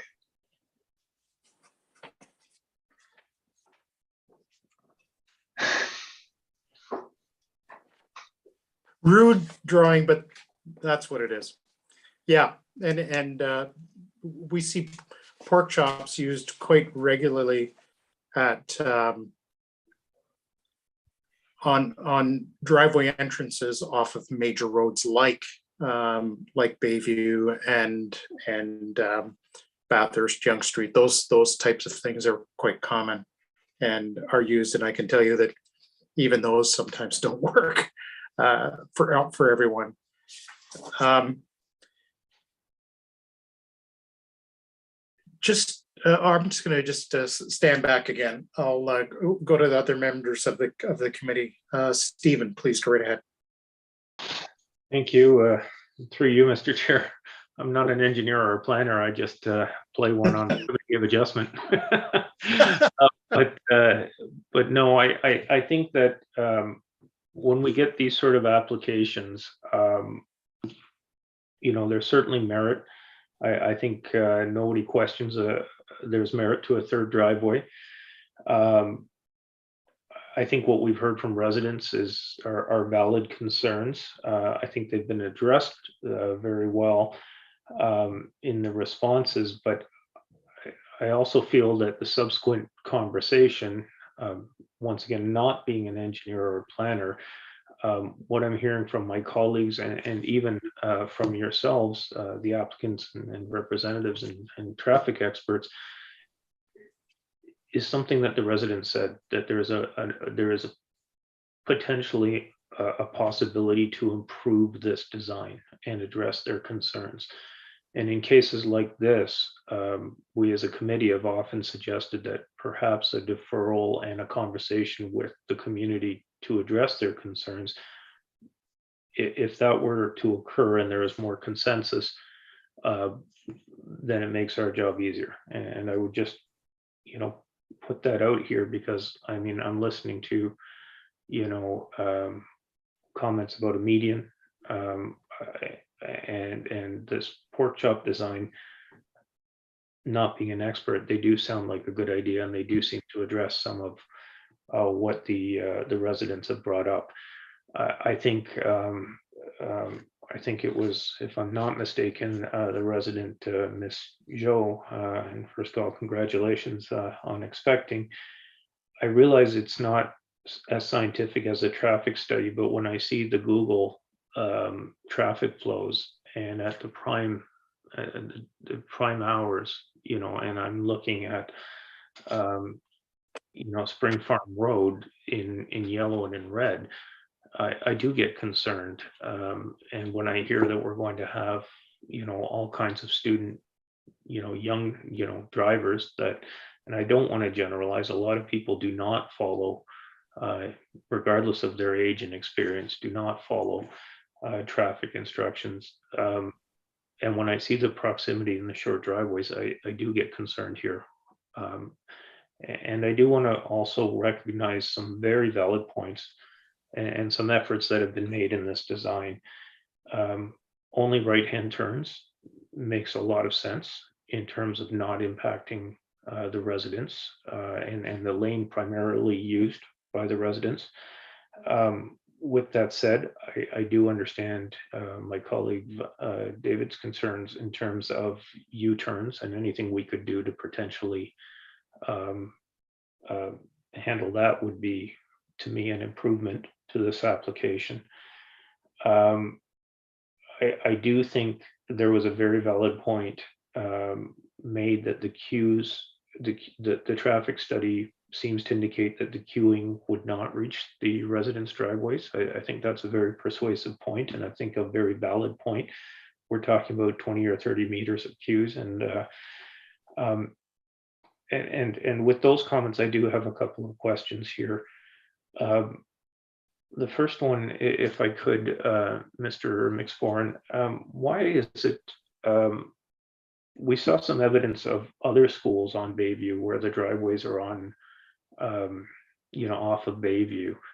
Has the York Region indicated their reason for not allowing it? I understand your comment about the grading here, and it would be a significant amount of work and grading work that would be required, but why is it not possible from the region's perspective? Did they indicate that? Through you, Mr. Chair, the region did not give specific answers. Perhaps town planning staff would have some background information on this. Our experience with secondary school designs throughout York Region has recently been that the region does not permit access from major roads. I know that some of the examples provided by Ms. Yee and Ms. Yu in their deputations did indicate driveways off streets like Bayview, Pickering College as an example. Pickering College is a very, very large property in Newmarket with in the old town of Newmarket, in fact, and I'm wondering actually whether the region has jurisdiction over that particular location. In other parts of the municipalities and in the region, the York Region has not permitted access even in right-in, right-out examples, whereas in a couple of other examples noted, there have been right-in, right-out turns permitted on Mulock for Newmarket Secondary, I believe, was one of the examples put forward. But I'll give an example of a recent secondary school completed in Vaughan on Major Mackenzie for York Region District School Board. Tommy Douglas Secondary School was not permitted any access right in, right out, or otherwise from Major Mackenzie by Region of York. But perhaps Sean LaPena may have a bit more information on what the region's rationale is in this case. Sean, do you have any information on that? Through you, Mr. Chair, I do. Earlier this week, in response to the PowerPoint presentation we received, I actually reached out to the region and requested specifically what the reasons were. As mentioned earlier by Mr. McSporran, one of the conditions of approval through the site plan application issued by the region was that access to Bayview would be prohibited. So again, I had reached out to the region, asked specifically why. They gave a few reasons. I can read them. So please find below York Region's response regarding the access to Bayview Avenue. Number 1, as per the region's access guidelines, section 3.4 states the following: direct accesses from schools are not permitted onto regional roads due to safety concerns related to higher speeds and higher thorough traffic volumes. Accesses from schools shall be provided via a local road with a lower posted speed limit and lower thorough traffic volumes. Number 2, additionally, the minimum required full moves access spacing along Bayview Avenue with a design speed of 70 kilometers an hour, posted 60 kilometers an hour, is 225 meters from Spring Farm Road to the north and Borealis Avenue to the south. The distance along Bayview Avenue between Spring Farm Road and Borealis Avenue is approximately 300 meters, which would provide 150 meter spacing. If the access was placed in the middle, the minimum spacing requirement would not be achievable. The third and final point, the region accepted the data collection in the transportation study. 2019 counts were compared with updated 2021 counts during December when the majority of COVID restrictions had been lifted. Generally, the region does not accept counts older than 2 years. However, due to the pandemic, older counts were permitted with a comparison to historic data were available. And I'd be happy to share that email with committee members after the meeting. Thank you, Sean. That actually does shed a fair amount of light on the reasons why the region is basically saying that they're not in support of an access mid-property. I struggle a little bit with the speed situation there because I think Bayview, if I'm not mistaken, is posted at 60. Local streets in Aurora, I believe, are 50. So we're talking 10 kilometers an hour. I find that slip-offs, deceleration lanes are often used off of major collector roads, and they do work very well. So anyway, I won't, I won't belabor the region's rationale, but certainly I've heard that myself on some of the projects that I've worked on. So I appreciate that information. Steve, yes, I think you probably had additional comments. Thank you, Mr. Chair, and actually, thank you for that comment. You've dovetailed nicely into my next question. You mentioned slip-off lanes, and I think one of the concerns raised, I think a very valid concern by the resident is, if we're talking this Spring Farm access being a fire route access and large fire trucks potentially coming down, making a turn into a very tight driveway and a short driveway there access. First of all, we don't have comments from fire services. I think that's something that would have been relevant here, and that's a comment that, you know, I would make. The second one is just a question: if there is the opportunity, is there an opportunity to widen Spring Farm? Because if you are my kids have gone to school in a public schools in a residential neighborhood, but when you get small, short residential streets that are actually quite narrow, you do have significant queuing, and it does block the traffic flow for quite some time.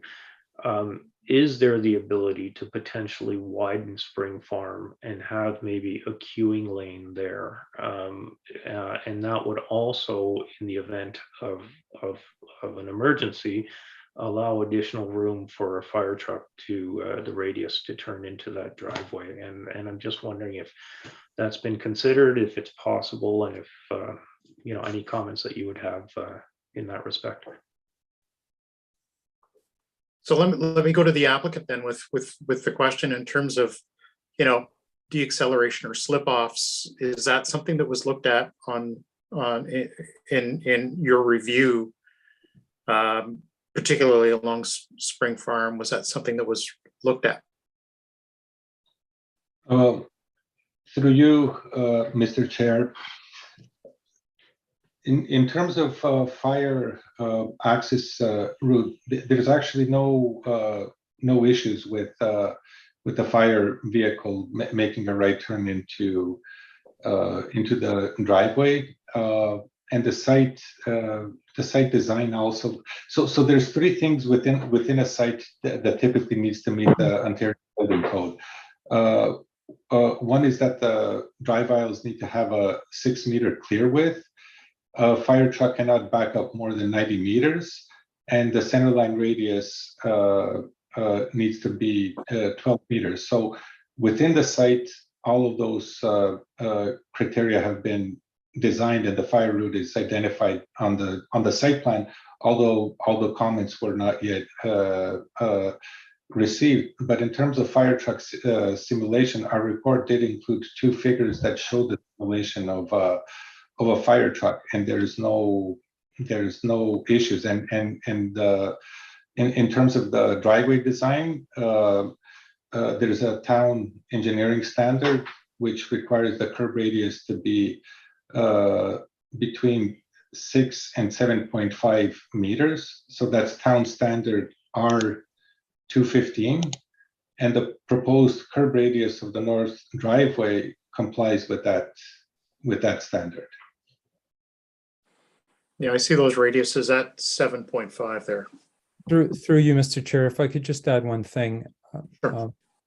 There's been some reference to the fact that Fire has not commented on the site plan. The Fire did comment on the first submission of the site plan approval application.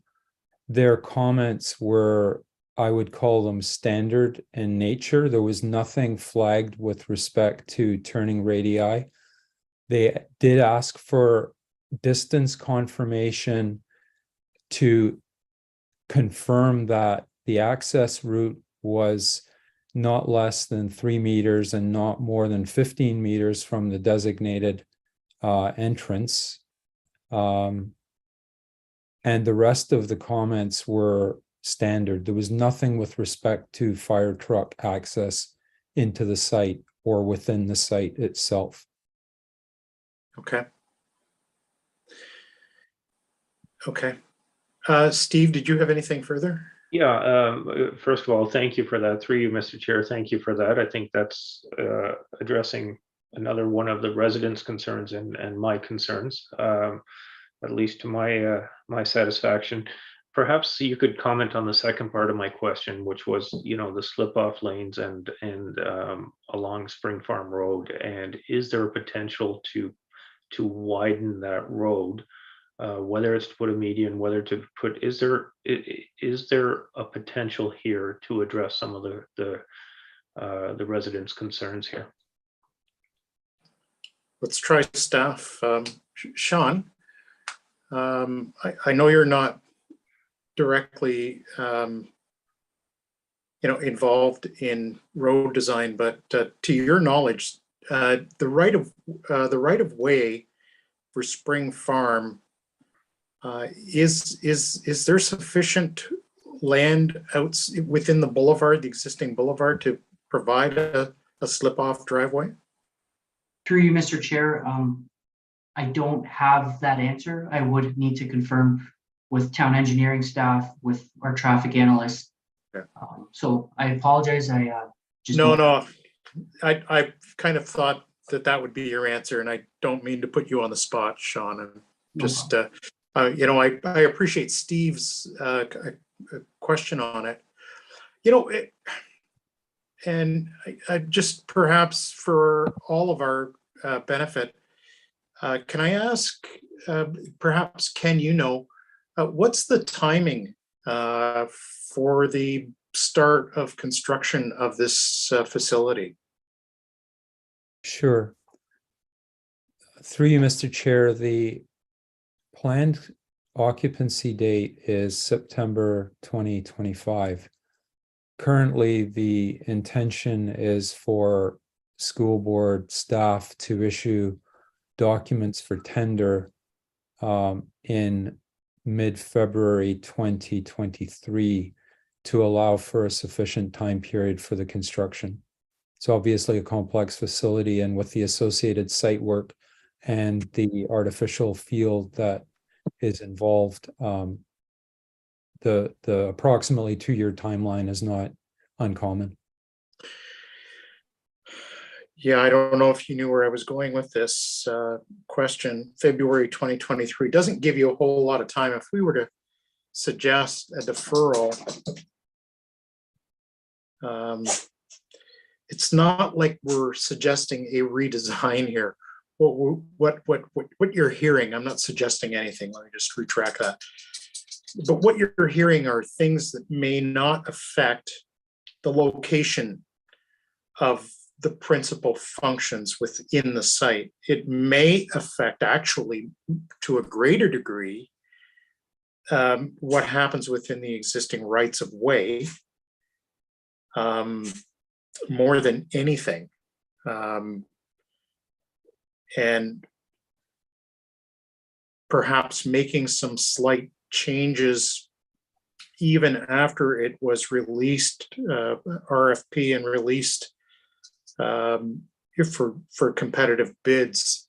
You know, these types of things do happen during major construction of facilities like this. So it might not be quite as time sensitive as I'm making out here.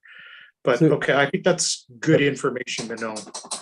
Through you, Mr. Chair, I just would like to make one point. If there is consideration being given for road widenings along Spring Farm, it would likely affect setbacks on the property, as well as then probably shifting the location of the fire route in front of the building itself, which will all then actually have a chain reaction, if you will, in the southward direction towards where the playing fields are.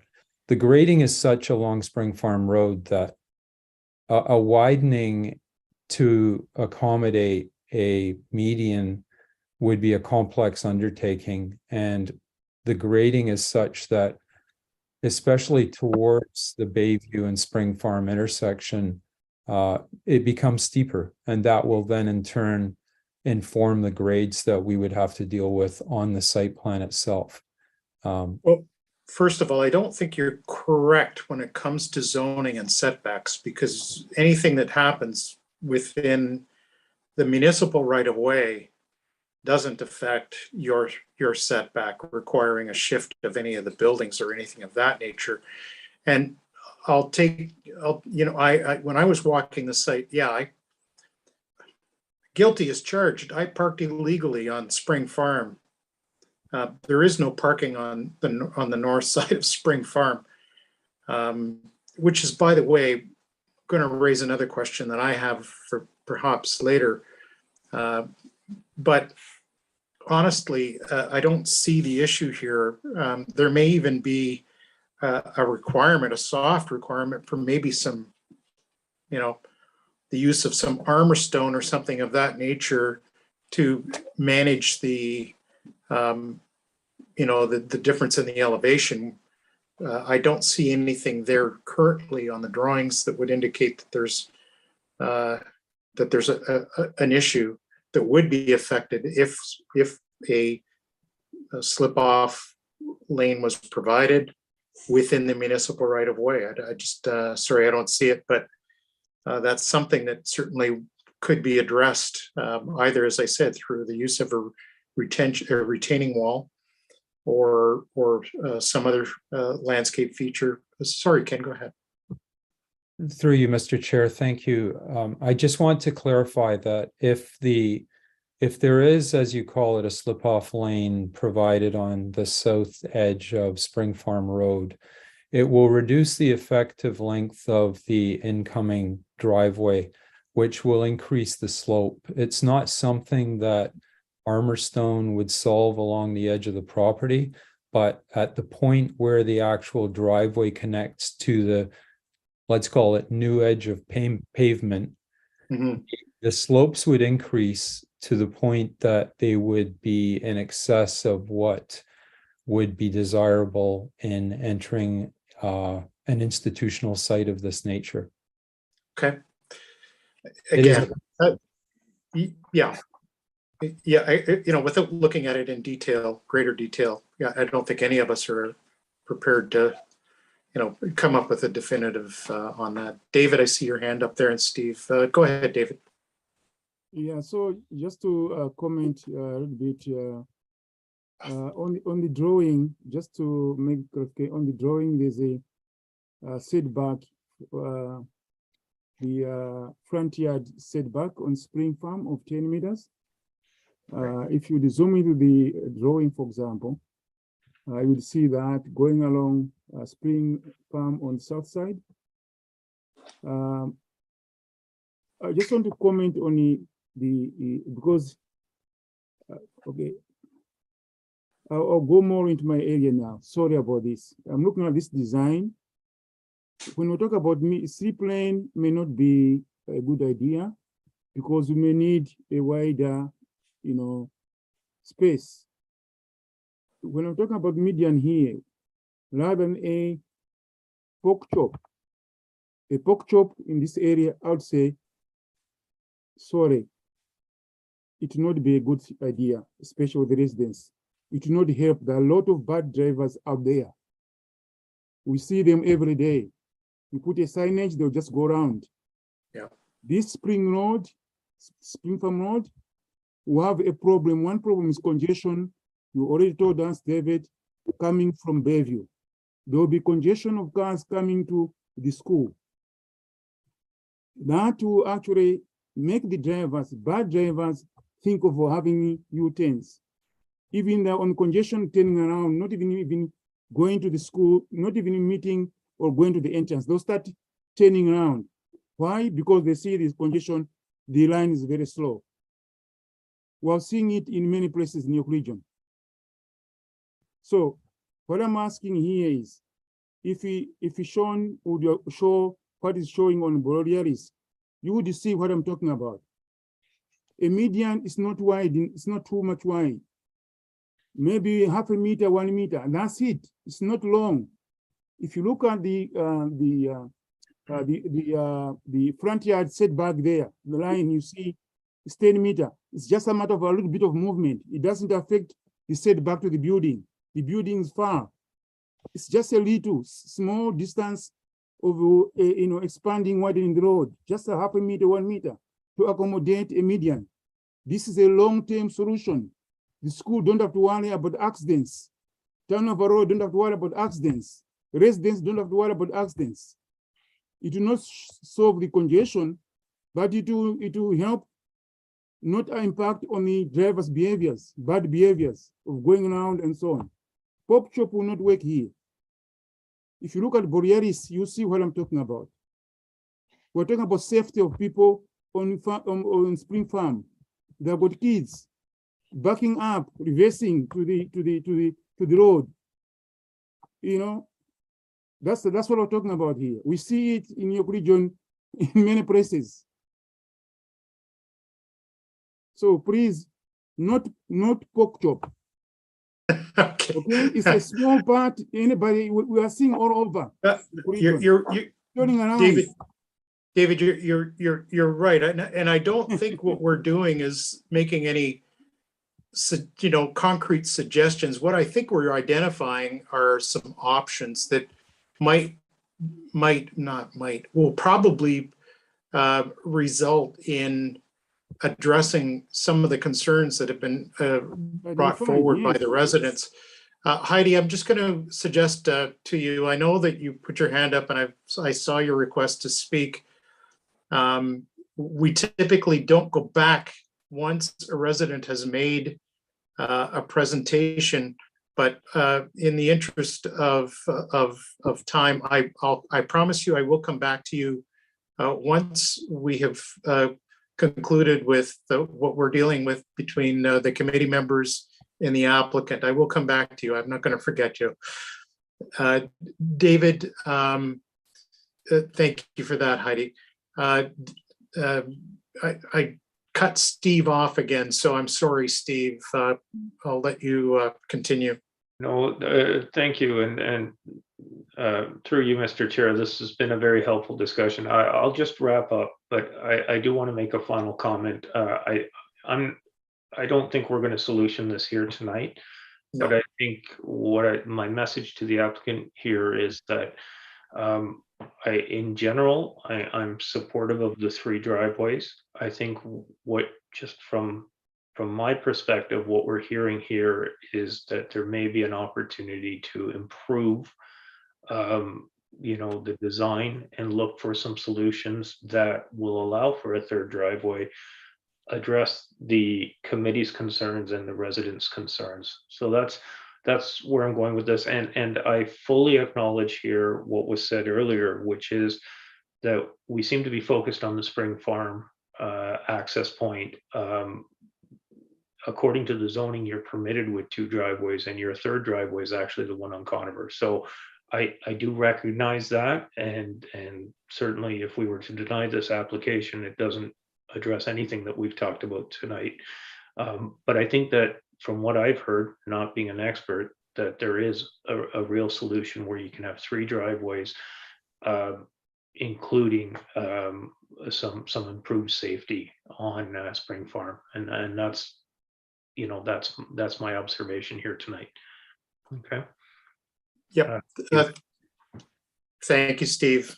Linda, I haven't gone to you at all here yet, so please, the floor is yours. Thank you, through the chair. Thanks. No, I know you guys, there's a lot of, it's involved, you can't just, cut someone off, say your turn. So I'm there, I get it. I appreciate everybody coming forward and giving their opinions.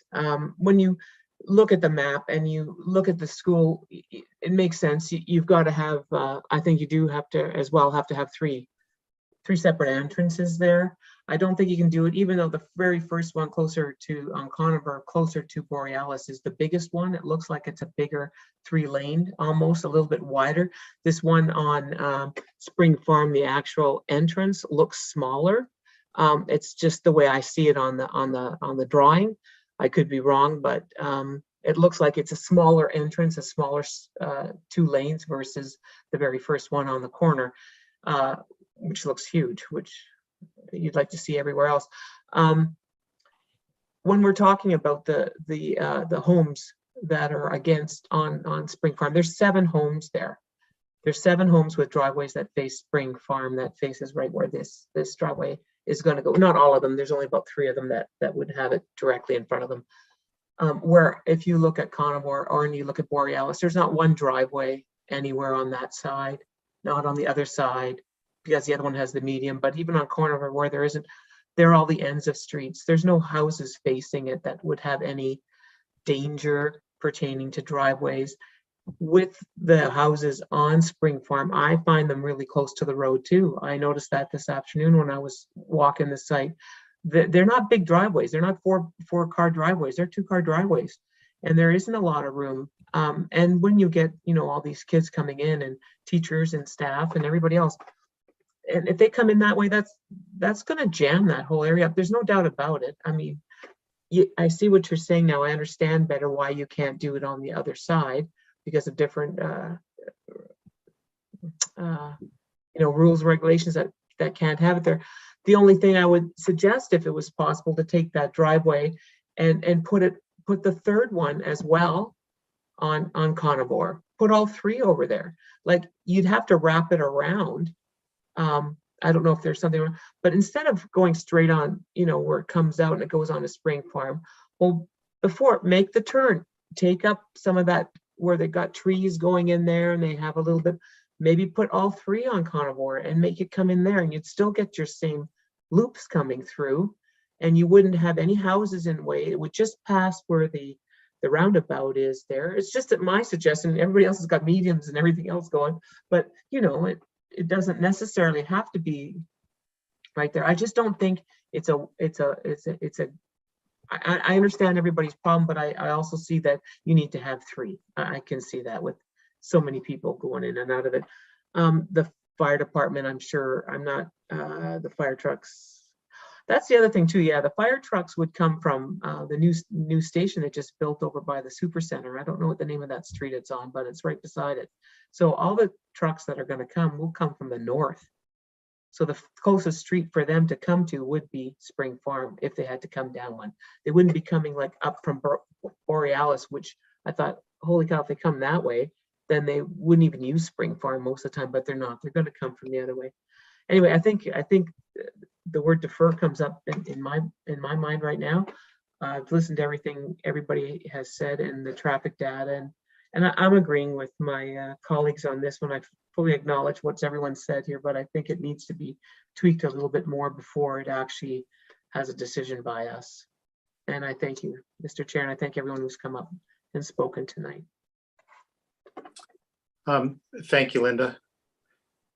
I don't know if the applicant has any comment to Linda's. I'll come right back to you there, David. Hold on. Just if Ken or David have anything that they want to comment on Linda's statements there. Through you, Mr. Chair, I'm just wondering if Dave Lukasek's got any other comments that might further the discussion about what might happen with different options. Someone had suggested, did you look at 2 driveways? If we had looked at 2 driveways, we wouldn't be here this evening. No, correct. But likewise, by bringing traffic further into the subdivision, is that going to alleviate traffic on Spring Farm Road, either from the school or from the subdivision? I don't know whether Dave's traffic numbers would speak to that. And I would really defer to transportation engineers as opposed to myself or anyone else as a layperson speaking to traffic numbers. I don't think we can do this kind of thing, really. Well, we certainly can't do it at this meeting. That would honestly,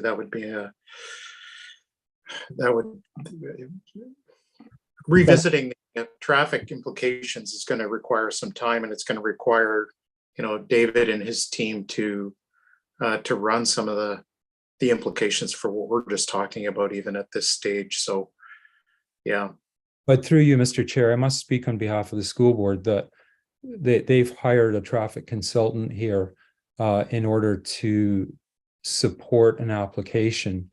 And now we're being asked to potentially tweak the application or revise it substantially without someone else providing transportation data to support why we have to revise our data. It's a little bit, if I get back to what I suggested earlier, if we had 2 driveways instead of 3, the site plan application would be proceeding through the normal channels, and there would be no opportunity for public presentation. Well, let me ask you the question, if I may. Was there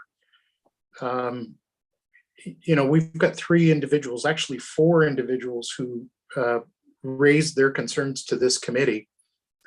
And I'll ask, was there, how much consultation with the residents have you had?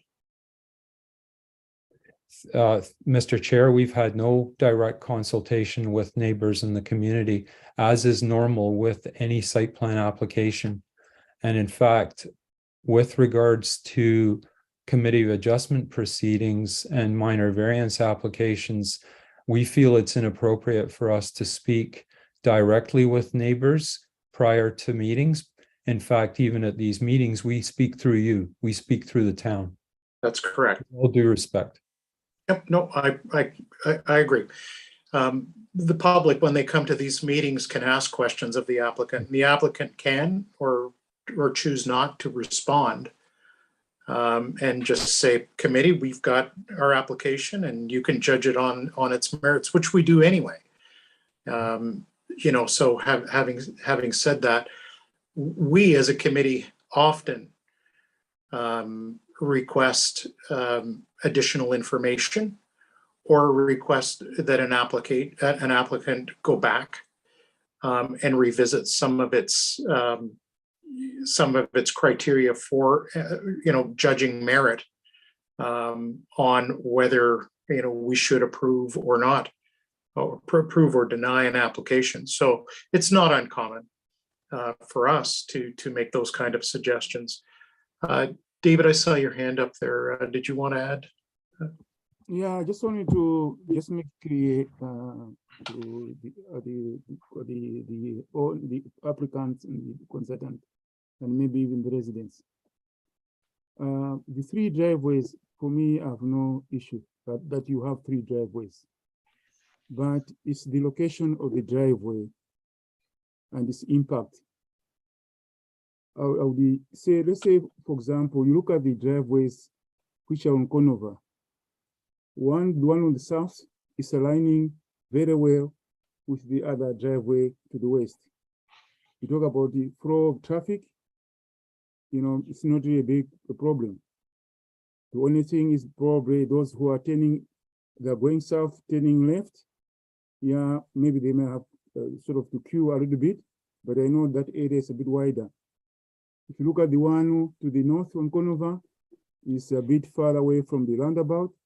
Of course, it's in between those 2 other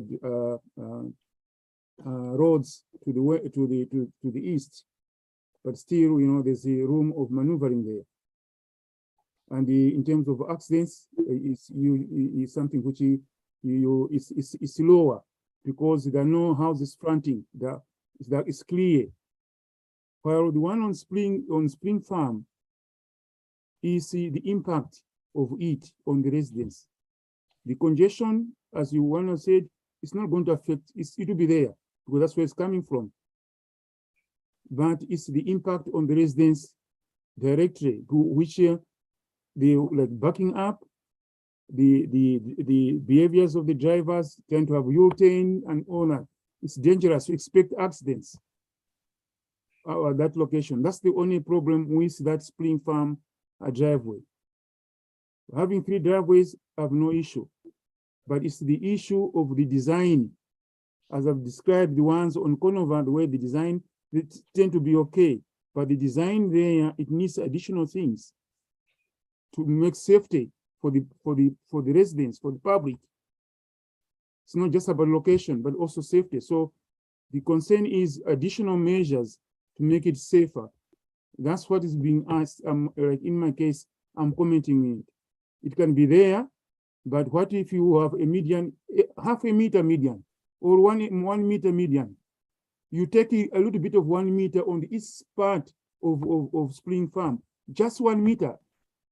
You remove the curb, and you resolve those problems with accidents and so on. Congestion, really not really. You're not going to really resolve that much, but it's the accident, the impact of cars hitting each other, and so on. And even the residents' safety when they're reversing, coming from their driveway, going into Spring Farm. We see a lot in schools, behaviors, you have got kids and so on. They have U-turns. They are frustrated because of the congestion. They want to go fast. And they have all these accidents. That's the concern. The location of it, no problem. But it's the impact. How could you improve? And that's why I was saying pop chop will not help at all. Because it's just one, it will not affect, it will not help improving the other bad drivers' behaviors. It's not going to signage. The median, if you look at the one on Borealis, you will see what I'm talking about. It's not even too long. It will be short up to the end of the house, which is closer to Bayview. And that's it. Just 1 meter, a median will be not even a longer one, I mean a wider one. And you widen out a little bit, and there's a lot of land on the school property. You see that, the setback, there's still a big space between the setback limit and the building itself. So in my position, if I'm going to propose, I would prefer, how do you propose a deferral? So that at least they can talk to the residents and resolve this issue about possible impact on the residents' accidents. That's how I look at it. David, I think that's actually, something that, as far as I'm concerned as a planner, I agree, Ken. If we only had 2 driveways here, you wouldn't be in front of this committee. You're looking at 3. I don't, in principle, have a problem with a third. In fact, I don't have a problem with the third, if you will, being the one on Spring Farm. But I think something can be done that can improve it for the residents. You've also got a stormwater pond on the north side of Spring Farm. There's no residences there.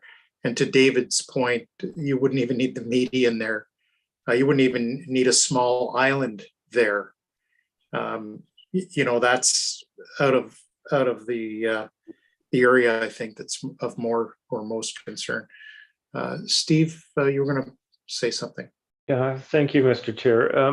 I really have a quick comment and a question to staff here. So, I mean, really, we are the Committee of Adjustment. We have to look at the minor variances before us. And I think what we're saying many times is that in theory, we don't have a problem with the third driveway and the number of driveways. And the point's been made that were we to deny this application, we're still going to have the same driveway on Spring Farm, and we're probably going to still have the same problems. And and whether, if the applicant decides to just go with 2 driveways, we just have traffic issues in addition to the safety issues that are being brought forward here tonight. I think my question, which will help this committee, is to staff, through you, Mr. Chair, to staff. At what point in the process are these safety concerns looked at, and does public consultation occur? Because, Mr. McSporn, you made a valid point. This is the only part of the process where you get to hear the public concerns. They might not apply to whether we have 2 or 3 driveways, but that doesn't make them any less valid. And so my question to staff is, if we were to approve this tonight, does this just mean that these resident concerns about safety are not addressed in the process, or where are they addressed in the process? And I think that's a key element here, and that's what's made the committee pause. Through you, Mr. Chair. So as has been previously mentioned earlier, there is an associated site plan application. So from a public notice standpoint, there has been a sign posted on the property with contact information for the town. So because it's a permitted use from a public notice standpoint for the site plan application alone, that's as far as it goes, because the approval for the site plan application in this case is delegated to staff. It does not have to go to council. So, we do welcome any public comment. And in this case, we've been receiving it more so because of the minor variance application. There has been a second sign posted on the property for that application. So from a processing standpoint, again, we do welcome comments contact information is provided. So when it comes to matters such as safety, of course, we're able to, again, take that input and we can obviously review and provide comments to the best, as best we can. From a safety standpoint, again, in this case, it's traffic related. So if there are discussions that need to be happening with the town's traffic analyst, the engineering department, it would be reviewed at that point. So again, I think in this case, it's a little different. You have two applications for, the same property, right? And so to answer your question, I mean, yes, from a public notice standpoint for the site plan application on its own, that's how it's being handled, which is pretty standard.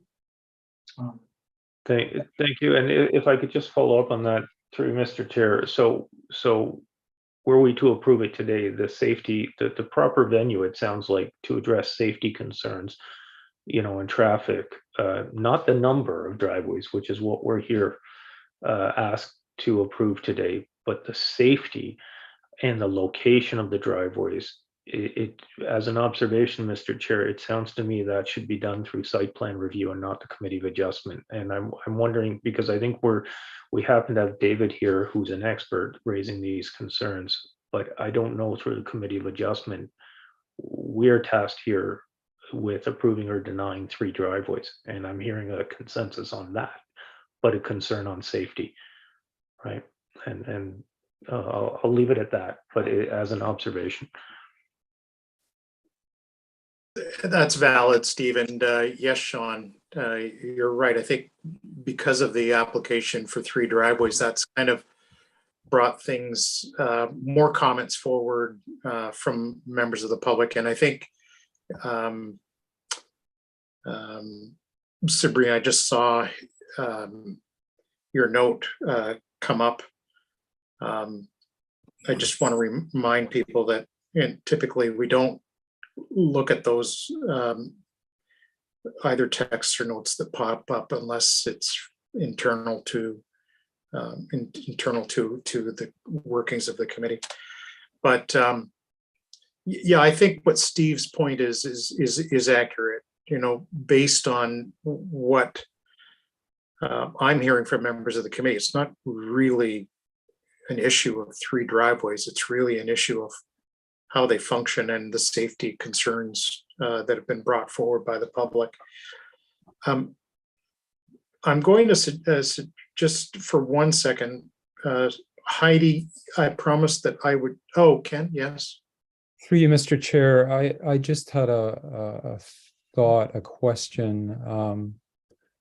What if the entrance from Spring Farm Road was one way in only, that drivers would not be permitted to return back out to Spring Farm Road?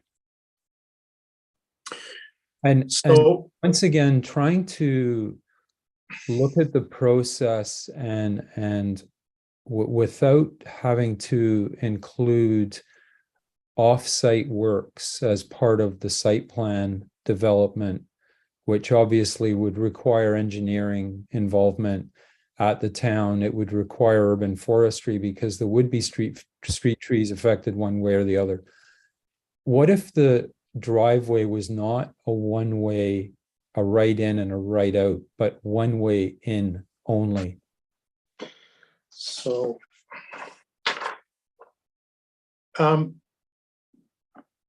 Sean, can you pull up the site plan either from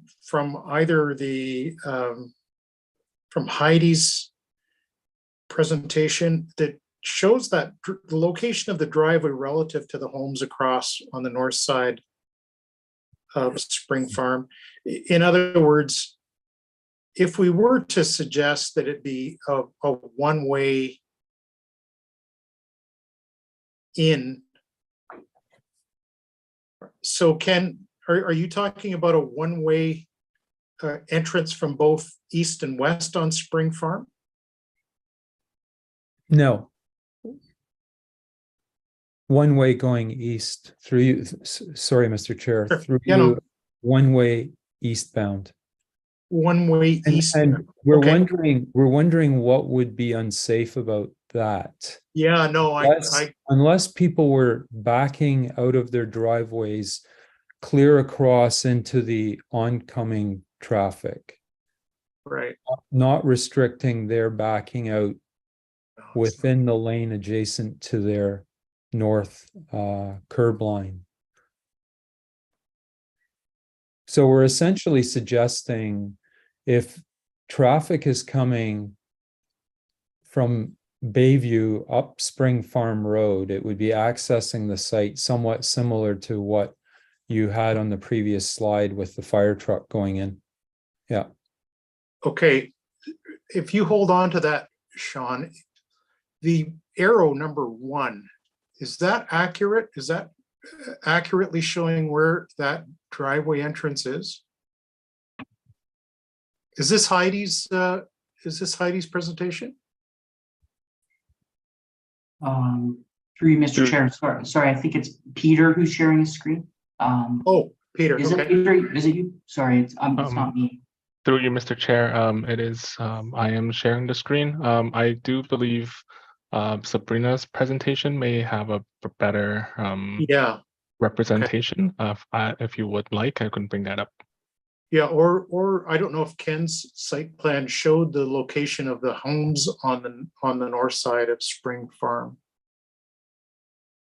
What I'm asking here is, if that was an entrance eastbound only, are we clear of those homes on the north side of all of them, or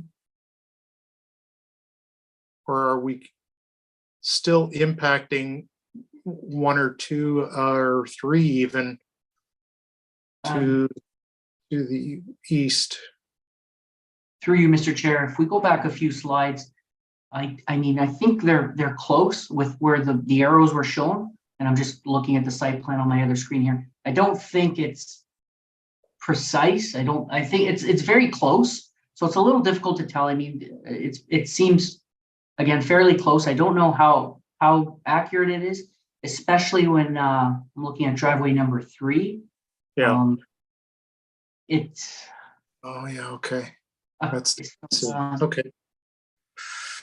I would agree, Ken, with you that it would be a big improvement. I'll say that much. Again, through you, Mr. Chair, one of the things we're concerned about is with a median, we question even how would the residents pull out of their driveways onto a reduced roadway width potentially? That's a good question. It will not be reduced because you are adding more on the south side. You are widening. We're putting another 1 meter. So it's you're widening the other side. You are moving the center line of the road southwards. South. Because you are putting median on the south side of the center line. And therefore you're moving on the south side of Spring Farm. You're actually moving the curb. But you propose of right in only. That's what we would call engineering, right in only. So it will be eastbound, right in only. That's a good solution because it will not affect the residents. It will be the way it is because traffic is going east and then other traffic, the other lane is going west. It will be the same the way it is now. I agree. I totally agree with that. Okay. The only thing is just maybe the congestion will be more traffic from Bayview because of the school. Mm-hmm. And there'll be only 1 lane going into the whatever lane right in coming from Spring Farm will be the same 1 lane going into the school. So there'll be no 2 lanes. No vehicle from school will go out to Spring Farm. Correct. All right, if you want to take that off the screen, then Peter, and thank you for finding that. I think that answered the question that I had. Can I just honor my commitment to Heidi? Heidi, you had your hand up a couple of times there. Let me just allow you that minute. Thank you. Thank you, Mr. Chair. I appreciate everybody here contribute to their concern and idea to improve current plan. And I just want to pull everything together. If we have some traffic study or some numbering support to driveway is enough for the traffic capacity, then we have better idea, should we open third driveway or not? I understand the 3 driveways always welcomed by a property owner. We understand, I'm not against that. Just saying, if we have 2 driveway work properly, enough for the use, for the demand, then we can just go back to 2 driveway. Thank you. Thank you, Heidi. And I think we've covered that in as much as, but even if there were only 2, you would likely have one on Spring Farm regardless. It's not a question of, eliminating that one just because, traffic study would support 2. So that's, that may actually, in fact, complicate life for those folks on Spring Farm if that was the case. So I'll also suggest to you that based on what I know from a traffic flow perspective, all the buses will come in that way. They will all line up in the bus loading and unloading lane and then all exit to the south. And where they go from there would be a function of where the school population is coming from. Similarly, your comments about fire. Well, I happen to have a son who is a firefighter in the town. He is not stationed at the new one. He is stationed at the one on Wellington. And I happen to know that his station would probably be the one who would respond to a fire or a fire call here, in addition to the new one, station 445. So it would be 44 and 45 that would respond to a fire, and it would be multiple trucks. And that's just based on what I know from him working for the fire department for the last 13 years. Committee, I think we've come to, and I'll just give you my sense of where I think I'm at based on a lot of the good discussion and what I'm hearing around the table and what Ken has offered here, which helps, I think, tremendously, in my opinion. If we were to make that a write-in only from Spring Farm, I think that addresses so many of the concerns that have been raised. I don't have a problem with 3 driveways. So from a purely application and merit, I'd be prepared to support the request. I do like the idea of limiting it to a write-in only, and possibly include a recommendation that the applicant review the concerns that have been raised here at site plan review process, and that they take those concerns that they've raised here forward through that process. And I don't know how the rest of you feel. I don't believe, in my opinion, that we need to defer this. I think we can make a decision. So, David, yes. I have the opinion of deferring, because if we say write in only, it's like we're imposing on the client, may not be the best solution overall, because they need to look at the pros and cons and the work with the town staff and also work with the residents. Because if we put it in writing like that, it means that's what they have to do. but I'm seeing that there's the opportunity of speaking with the residents, speaking with the staff, look at the different, those two options of a small median and a little bit of widening, or half a meter or 1 meter, and looking at this right in you talked about. In that way, there is a solution which will come out from that will be a good solution with the town, with the owner, as well as the residents. Okay. That's my humble opinion in terms of deferral. That's the advantage of it. Through you, Mr. Chair, a comment. I'd like to put another. I'll go back to my previous comment. I don't know if we're having scope creep for the Committee of Adjustment, and perhaps the condition is that we make a decision tonight on whether 2 or 3 driveways based on the traffic information that's presented to us, and we put a condition that residents concerned and safety issues raised by the committee and residents tonight be reviewed through site plan review, which I think is the appropriate spot for it based on what staff has advised us. And right. Okay. David, did you want to allow you? We're sort of heading in towards a motion here, but saw your hand up there. What were you thinking? Dave? Me or David? Oh, I'm sorry. Yeah, no, applicant. Thank you, Mr. Chair. I think first of all, Ken, thank you very much for making your recommendation for a write-in only access. I really do think that resolves all the issues, because the whole question about the median, what does a median do? It would prevent the westbound left turn, and it would prevent northbound left.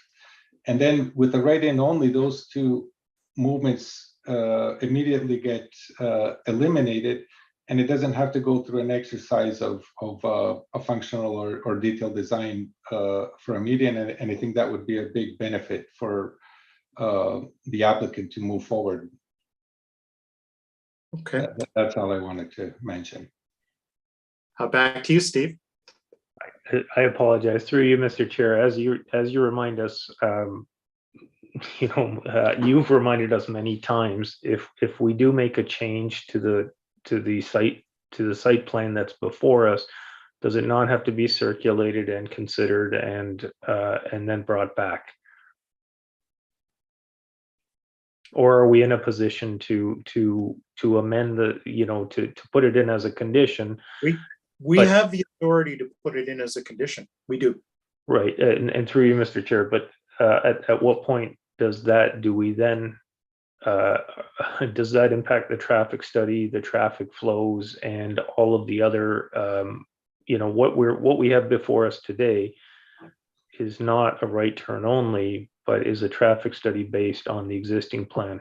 So I don't know, and maybe we can pose the question to staff whether they're comfortable supporting the application with that condition on it, or does it change their staff opinion? Let me go to staff first, David. Sean, any comment on Steve's? Through you, Mr. Chair, staff don't object. At the same time, however, I mean, it technically would change things as mentioned, like the traffic study, right? So I think ideally we would like to have our own traffic analyst review and comment on this change as well. Ideally.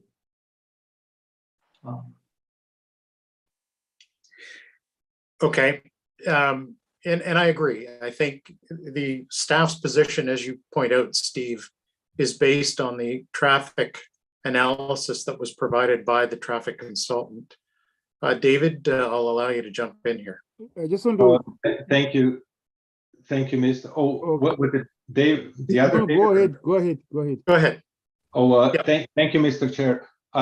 One thing I can say with 100% certainty, with this change, it is very, very minor in terms of the traffic study, and it wouldn't require an update. So I'm looking at the figure 4.1 from our report, which shows the site traffic volumes.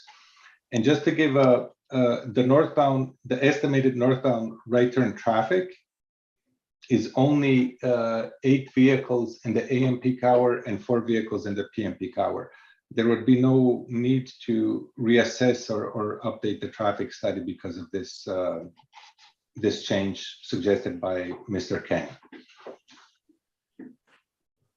Thank you. David Mango. Yeah, I'll just ask, I wanted to ask maybe the town Sean, what opportunity does the public have to, if we approve this with the whatever condition we have, to sit down with the town staff and the owner to be heard? Because I'm seeing the forum which the residents are heard is this one here. On the site plan is given, they may not have the opportunity.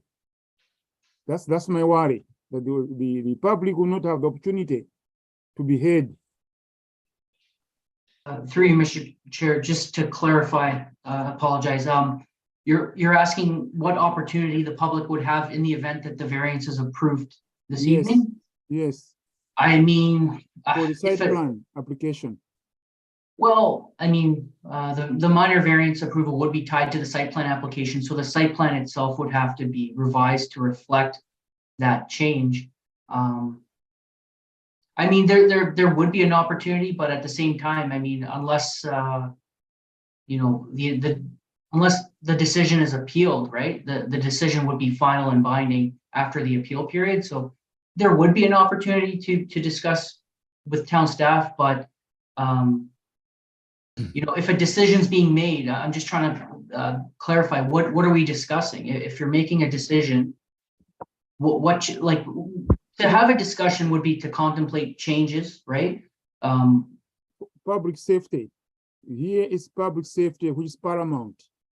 That's the absolutely. It's public safety.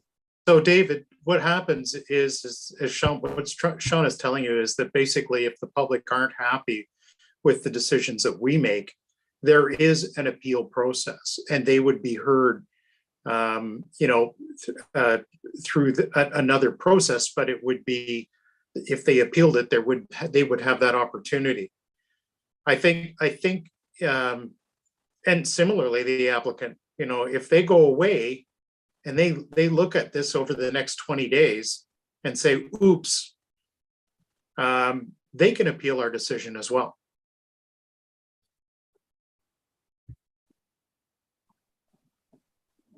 Stephen. Right, but I think through you, Mr. Chair, I think we're talking about two different things. I mean, we're hearing, once again, I sound like a broken record, but what is before us today is, do we agree with 3 driveways versus 2? Right.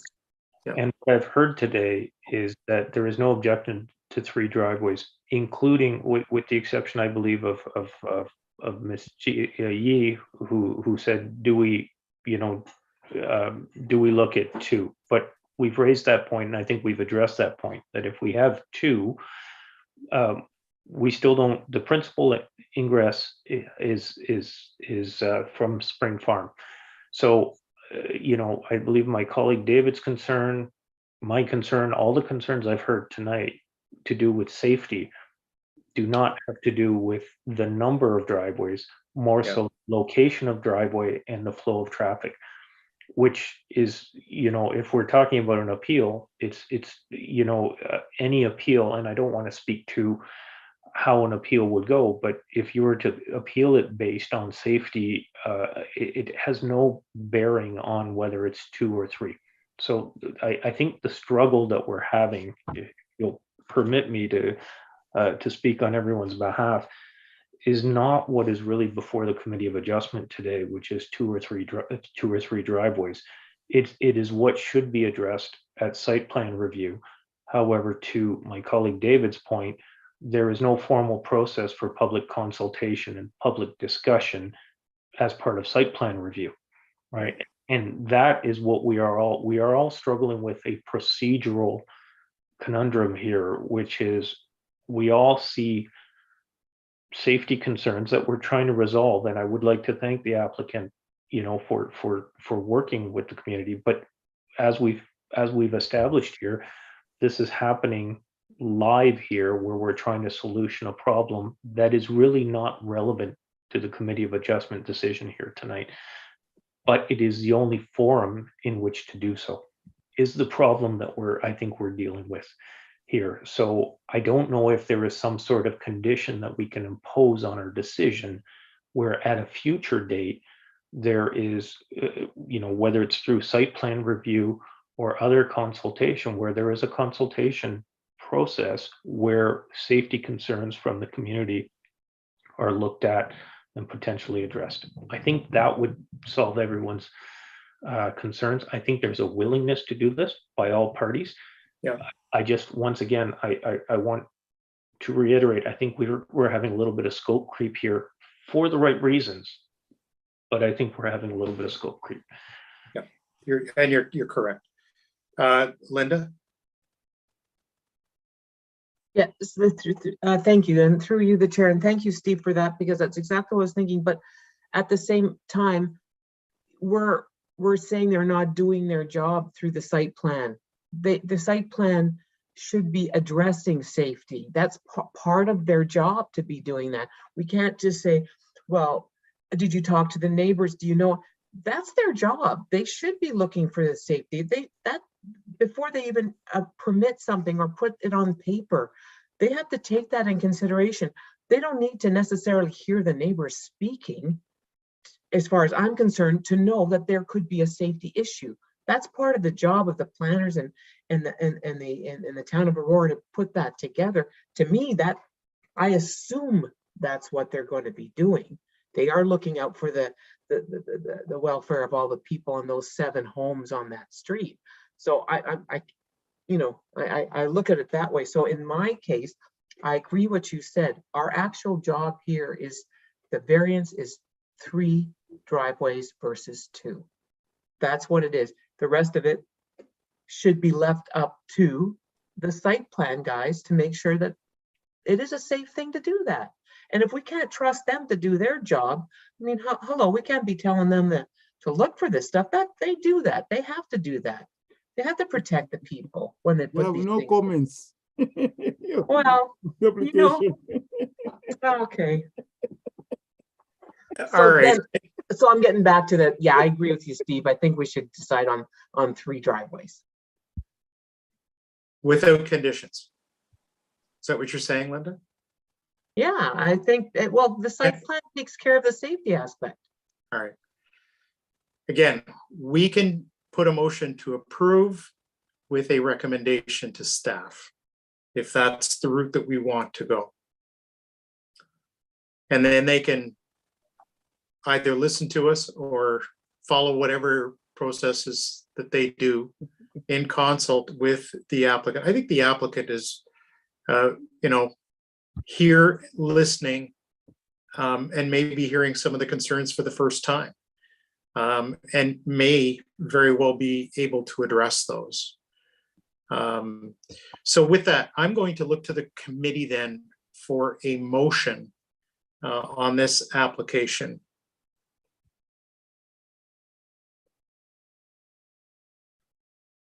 David. Through the chair, I move that this application be deferred.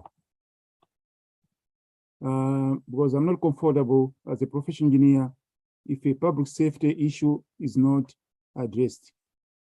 Because we heard from staff that had no comments. And I cannot trust if it goes out that they're going to look at it differently. So the motion I'm proposing is this application be deferred. Staff, the residents and the owner, they sit down and discuss the safety impacts and come with a solution.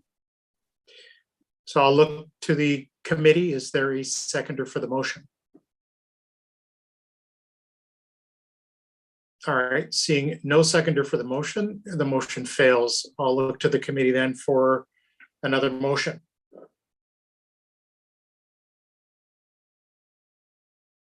Steve. Yeah. Thank you. Through you, Mr. Chair. Just 1 second while I get my numbers here.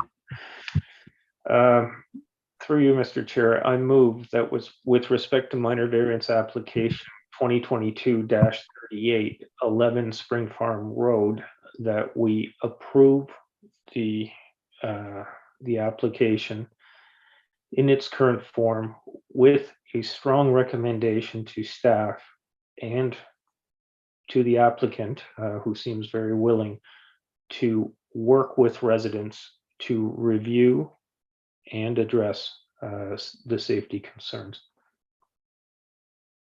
I'll look for a seconder on the motion. Linda, seconding the motion. I'm going to ask staff that the wording of the motion include Steve's statement in its entirety, please, for clarity, and I think that's important. And I'll call the question. All of those in favor? Against? So that carries. And can So- I give can I give the reason? Because it's a Yes, recommendation. you can. Yes, yes. Because it's a recommendation and it's not a condition. So there's a difference between a recommendation and a condition. A recommendation, you don't have to follow it. A condition, you have to follow it. So Okay. if Steve had said that's a condition, then I would have supported it. But he says a recommendation. That's why I didn't like it. Okay, no, and I appreciate that. And let the minutes reflect David's vote, and let the minutes also reflect his reasoning behind that reason for not supporting the motion in the minutes. Thank you. Gentlemen, I appreciate your time this evening. I know we have spent a fair amount of the committees and staffs and public time going through this, so I really appreciate that. I also want to appreciate the residents who have come forward, appreciating that you've gone to great lengths to prepare yourself for the meeting this evening, and to make your points as eloquently and clearly as you have. And I think if you take away from this experience that the Committee of Adjustment certainly takes your concerns very seriously, and that there is always a willingness to hear you out. The applicant has done that, staff have done that, and I think that the takeaway is that you know, if these type of projects, you know, as Heidi indicated, have these very long-term implications, that we do all take them seriously, and we all want to make sure that we make the right decision. So with that, I'll thank you for being with us this evening, and I'll move on in the agenda. And before we do that, given the hour is approaching 10 o'clock, I have no suggestion to make that would indicate that we aren't going to complete our agenda this evening. However, given the fact that we have now, as I said, approached 10 o'clock, is there anyone on the committee or staff that would like to take a 5-minute break in order to either get a cold drink or take care of any personal matters that they need to at this point? Steve? No, I think Linda's there, but speaking for myself, through you, Mr. Chair, I wouldn't mind a very quick bio break, that's all. All right. Linda, I think you were going to say the same. Thumbs up. All right, and I wouldn't mind a quick bio break as well. And Doesn't your hurt. staff can use a little bit of a break. So we are going to go into recess for 5 minutes and reconvene in 5 minutes, if that's okay with everyone.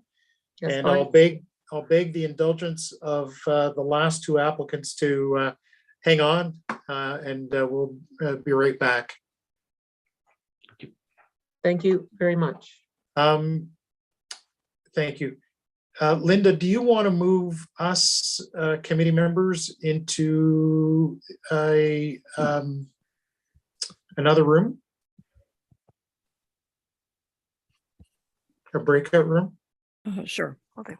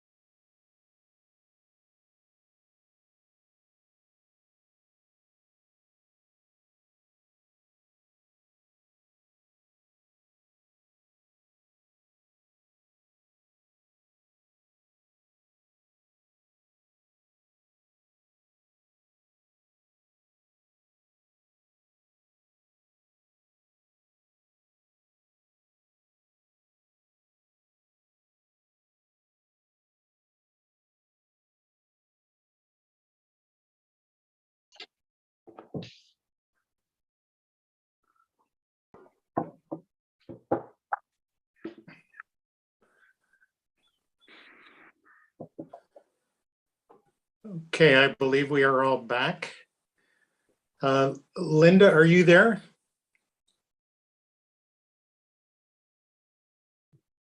Yes, I am. Okay, perfect. And we are back. So thank you, everyone, for your indulgence.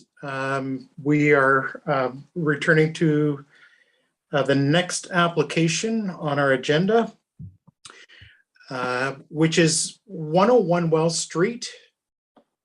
I believe the applicant is Sad Mike Kayet, and this is minor variance 2022-32. The applicant is requesting relief from the town's comprehensive zoning bylaw 6000-17 as amended to facilitate the redevelopment of an existing 1.5 story single detached dwelling to now include a 2nd story addition. The following relief from the requirements of the town's zoning bylaw 6000-17 as amended is requested. A, section 4.20 of the zoning bylaw requires steps to be a minimum 4.5 meters from the front lot line. The applicant is proposing new steps 3.0 meters from the front lot line. B, section 4.20 of the zoning bylaw requires an open porch to be a minimum of 4.5 meters from the front property line, and the applicant is proposing a new porch 3.7 meters from the front property line. C, section 7.2 of the zoning bylaw requires a minimum front yard setback of 6.0 meters. The applicant is proposing a 2nd story addition, which is 5 meters, 5.0 meters to the front property line. D, section 7.2 of the zoning bylaw requires a minimum exterior side yard setback of 6 meters. The applicant is proposing a 2nd story addition, which is 1.2 meters to the exterior side lot line.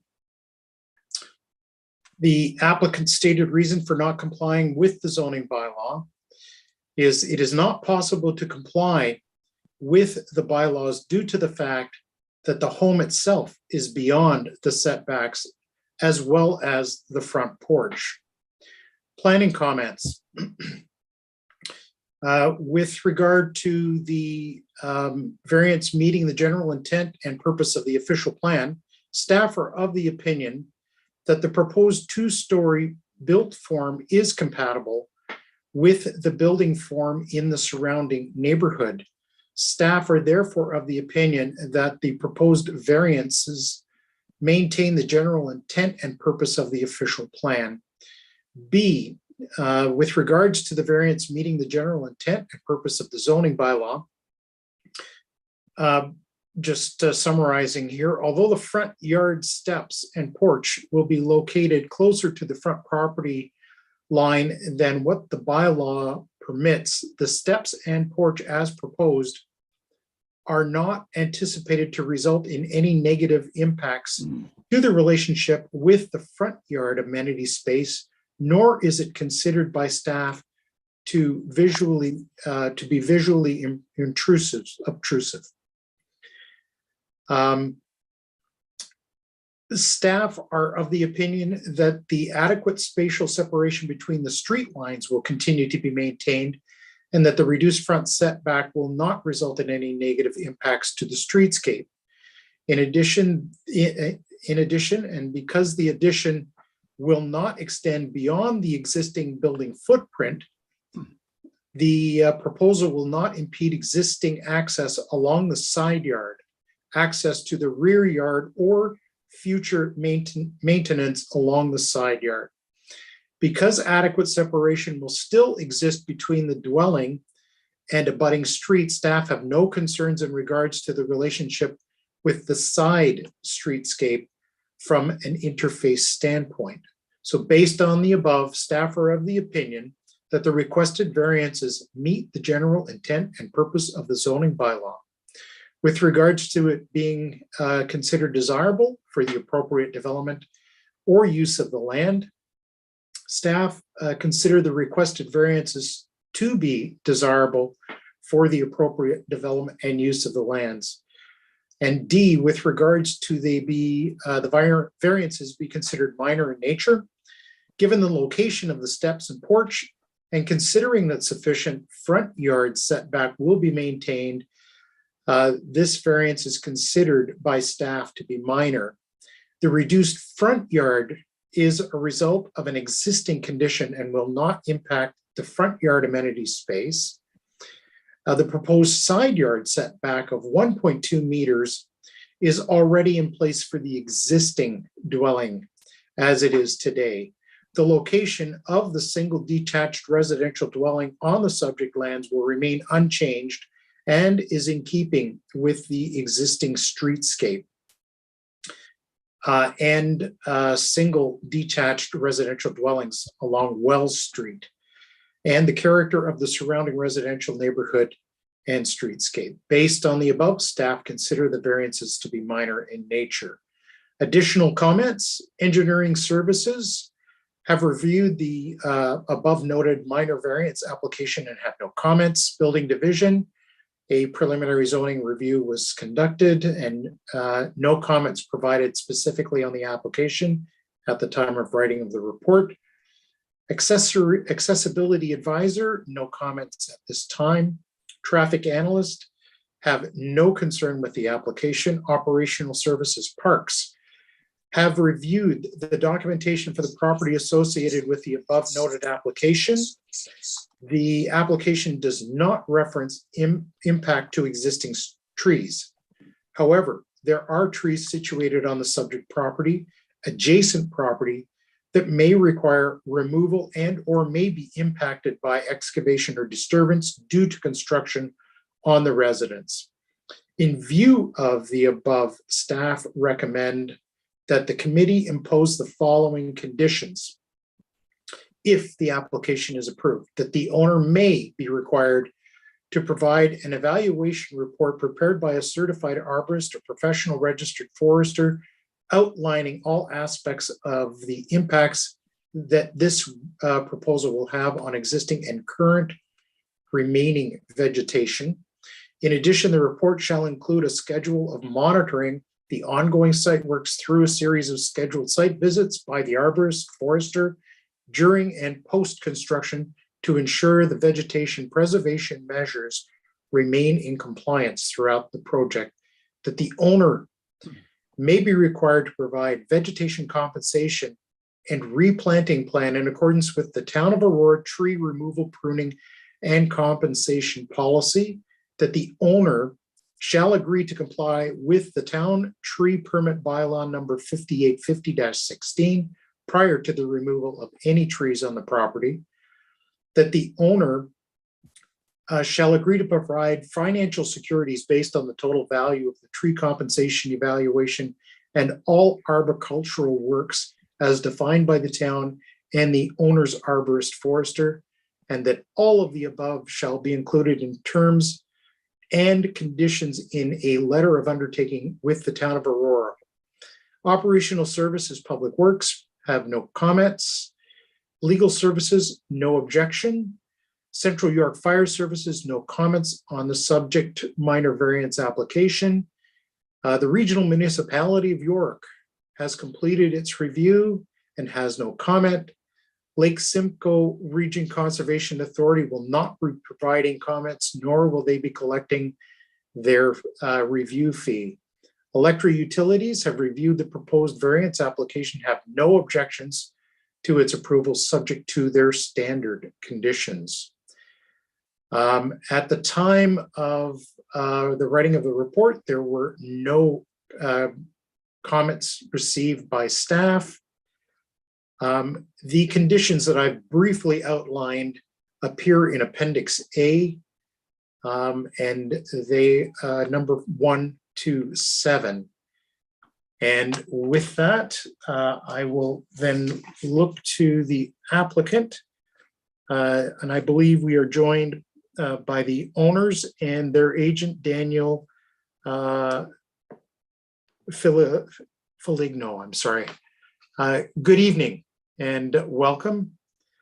And I'll ask the applicant, do they wish to make any presentation this evening? Good evening, through you, Mr. Chair. Can you hear me? Yes, thank you. Go right ahead. And by the way, Okay. thank you for your patience. No, no problem. So my name is Saad Mike Gaya. I'm currently living at 27 Caroline Avenue in Toronto. And Sherry and I are extremely excited to move to Aurora as soon as the house is built. Sherry couldn't join us, unfortunately. She's 8 months pregnant and very tired and in bed right now. So, well, congratulations to her. Thank you. No, we're just excited to build this house and raise our family there. It's a beautiful neighborhood, and I think when you see the design, you'll see we put a lot of thought of into it, and especially the exterior, because we love the and spirit of that beautiful heritage neighborhood.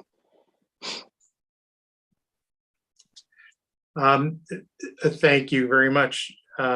So I'm going to assume that there's no presentation, that we've got enough information that we can review and make our decision on. All right, thank you very much.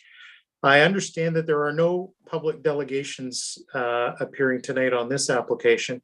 So I will go to the members of the committee for any comment, questions to the applicant. Linda, please go right ahead. Thank you, and through the chair, and welcome to Aurora eventually. Mike, yeah, I have a lot of small concerns, and most of them have to do with the trees on the property, especially the big maple in the front. You know, you're going to have to follow the arborist report, and that's obviously there's a lot of the recommendations for that should cover all those trees and everything else that has to do with it. But that one's going to be a tough one. The front porch on that's the existing front porch. When you do your new plan, when you tear the house down, you're going to follow the same template that's there right now, the footprint that's existing right now on that house. That front porch won't be there. It's going to be knocked back, and then so that'll be that much farther back from where that maple tree is. That correct? Yeah, that's correct. And I will say that we love the trees. It was a major reason why we bought the property, and we plan to keep every tree in there. But yeah, go ahead, Linda. Thank Sorry. you. Through the chair, there's somebody else there. Yeah, Daniel, do you want to introduce yourself, please? Hi, I'm Daniel. Through the chair, the footprint is going to stay the same. The foundation and the ground floor exterior walls will also stay. Those are not being torn down. And I do have an arborist report. It doesn't give exact locations of the trees, but it gives the species and the distance and the impact to those trees. So I can submit that alongside with the plans when we go back to site plan approval. Daniel, can I get for the record your address? 90 Tumbleweed Court, Woodbridge, Ontario. Perfect. Thank you very much. Great. Thank you, Daniel. The next question I have is on the actual plan that's there, looking from the top, the drawings. It looks like the residential dwelling is where the lines are through, and then there's a piece beside it that's not marked. Now that's right on the property line. It's where the garage is right now. Can you Correct. Please explain what's happening there? Is the building going to be right to the property line, right where the garage is now, or is it 1.2 meters from the property line? So the ground floor, because it's staying, will stay existing. The footprint will remain the way it is currently. The 1.2 meters is the second story. It's being set in to abide by the setbacks. Okay, and so it is staying where the garage is staying right where it is, it sits right on the line. That's correct. And the foundation that you're putting under that? We're gonna have to dig it out and see the structural value of the foundation. I'm not sure exactly how deep it goes or what the footing condition is, but once we dig it up and we see what's there, then we can make a determination on whether, you know, it needs a complete placement or if we can kind of work and reinforce with what's there. Are you planning a full foundation there, or are you planning a crawl space? For that location, a crawl space, if possible. If possible, meaning? Meaning if the current foundation isn't you know, built up enough, then we would dig it out and have to put in a new foundation, but it would be backfilled still. We wouldn't make it accessible from the current basement. But it wouldn't be considered, I guess, a crawl space as much, but Not living space at all. And you're mindful of the trees on both sides of you've got a neighbor really close right there beside you. yes. Yeah, the trees will not be impacted because the footprint is not being changed in any way. Any impact that is to the trees currently is the same impact that will continue. Yeah, it just seems to me that you're really tight with excavators coming in the front there, where that tree is, where that big maple is, because it's a beauty. There's no question. So the maple, we wouldn't need to have any excavators come in to remove the front porch. Currently, there's a vestibule there. Yeah. With our front porch design and the staircase, we're still closer to the house and further away from that maple than what is currently there. Right. Oh, okay. Got to go with you on that one. Now, the only other question I had was the garage at the back, the driveway, I should say. Yes. It's a proposed there. How are you planning on putting that one in between the trees? Yes, between the trees. Again, we have an arborist report to which there was an original proposal which has changed significantly, but there was a driveway there. It was actually a double car garage, which was proposed previously. And we had the arborist report done with the impact study. So this driveway will be half the size and we should have more than enough space to get through. Would you be planning a garage there as well, or just a driveway? No garage. Just a driveway, no garage. Okay. You've answered my questions for now. Thank you. No problem. Steve, please go right ahead. Thank you, Mr. Chair, and through you, just a couple of quick questions, because I think, you know, much has been addressed by my colleague here. The first one, I note that the condition, and it's a standard condition, it says an arborist report may be required and certain compensation may be required. I think we've just established through the previous conversation that the trees are on the property, they're to be maintained. Would you have any objection? I would be more comfortable supporting this application if we change that wording from may to shall. So an arborist, it sounds like you've already got an arborist report, that the arborist report shall be required, so it is formally submitted, and that the mitigation, the preservation and mitigation measures shall be required for the big maple and you know, the other trees. So through you, Mr. Chair, a question to the applicant and representative. Would you have any objection to that sort of condition, change to the condition? Mike, are you gonna? Yeah, through you, Mr. Chair. No, no objection. We would, that would be all right with us. Fantastic, thank you. And through you, Mr. Chair, just a confirmation. I believe one of my previous questions, and I think I've got the answer. So you are looking to maintain the existing first floor with the exception of the vestibule and the front porch and the garage, correct? So correct. So through you, Mr. Chair, the vestibule will be removed and it will be reconstructed as a part of the current, well, the proposed porch or front porch area. The current garage, the outline will stay the same.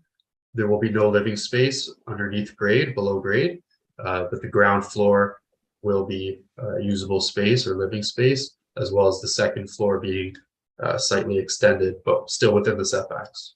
Okay, thank you. And through you, Mr. Chair, I mean, the reason for my question, just to you know, put it on record, generally speaking, when you you know, when you tear down a property that is not in compliance with the bylaws. The expectation is as much as possible to bring it into compliance. But I note the biggest variance that we have right here is the exterior side yard setback, and you are maintaining the existing walls and footprint. So that's just an existing non-conforming situation that will be maintained. And of course, as you build above it, but it will not be increased. So thank you for that answer. I'm comfortable, and those are all the questions I have, Mr. Chair. Thank you, Steve. David, any questions or comments on this application? Just a quick comment that I don't have any questions, but just as the other member of the Committee of Adjustment has mentioned, I'm happy with the conditions apart from conditions 2 and 4 to read the owner shall. So on both the 2 and 4 say shall instead of maybe. So shall be required to provide an evaluation report, and number 4, the owner shall be required to provide a vegetation compensation and placement. Thank you, David. Yeah, I don't think anyone's going to object to refining the wording on those 2 conditions. Question for the applicant or agent: has there been an assessment done of the integrity of the foundation and the first floor? Because when I was there, I noticed that there was some deterioration, particularly along the wall on Harrison Avenue towards the back of the house. Has that been done? So we've had through the chair, we've had a structural engineer visit the property. He took a look, and again, he kind of had the same remark I mentioned earlier, which is until we dig a little bit deeper to see what the footing condition is, it's difficult to say, but he didn't have any issues with the integrity of what is above grade. I know for a majority of the exterior foundation is concrete block. Right. I think some of it's been replaced over the years and kind of built to maintain. So would it be the intention then to excavate from grade down on the outside of the block just to see what the condition is? That's correct. For Okay. the existing addition as well as the existing home. Okay, yeah, and I think then there are a number of trees there that are very close. Root systems that may very well be challenged. Again, at the rear of the property and down the secondary side yard setback wall there. Other question, I noticed when I was on site, there seems to be a combined roof drain or surface drainage system that connects both homes together to a single pipe. Are there any plans to make any modifications to that? If there are any requirements to update the foundation, then a new weeping system would put in to have this house specifically on its own drainage system. If not, we'd have to dig a little deeper and see how far that drainage system goes around the house, the one that connects to the neighbor's home, to know exactly how much water it's dispersing. Yeah, that's predominantly, I think, coming off of the roof of both homes. I don't think it's a weeping tile issue. I think because those pipes, they're white ABS pipes. They run along the surface actually of the ground there. So I'm wondering, I'm pretty sure that that's just taking roof water, roof drainage. So if you're going to add another floor above, there will have to be some modifications made to it. And because it is combined, I'm going to assume or I'll ask the question, is that something that will be done in conjunction with the neighbor? Through the chair, when we rip and reconstruct the second story to that addition and put in a new roof truss system, we will completely alter the way that that water runoff is happening. Is managed, okay, yeah, because as it's pointed out, I mean, you're right on the property line at the rear there. Okay, I you know, aside from that, I don't have any problems with this application. So with Linda, see your hand up there, sorry. Sorry, through the chair, I spoke at length to the neighbor, you know, to the south of you. And it seems that you guys have talked and worked things out, which is an awesome thing to do. But he is very concerned about coming too close to his weeping tile system that he's had issues with, hence the reason for the piping that goes on top and the water drainage, because there was issues back in the day. And it seems that you have mentioned to him that you would not use any kind of heavy machinery in that area at all, that everything would be done by hand, digging along that because of this water issue. Is that correct? Can I, through the chair, ask you that? Yeah, through you, Mr. Chair, that is correct. We spoke with our neighbors a lot. They're great people, and they did mention that concern. And we did say that we would not be using any heavy machine at the property line. The machinery would be at the front of the house, digging from the front.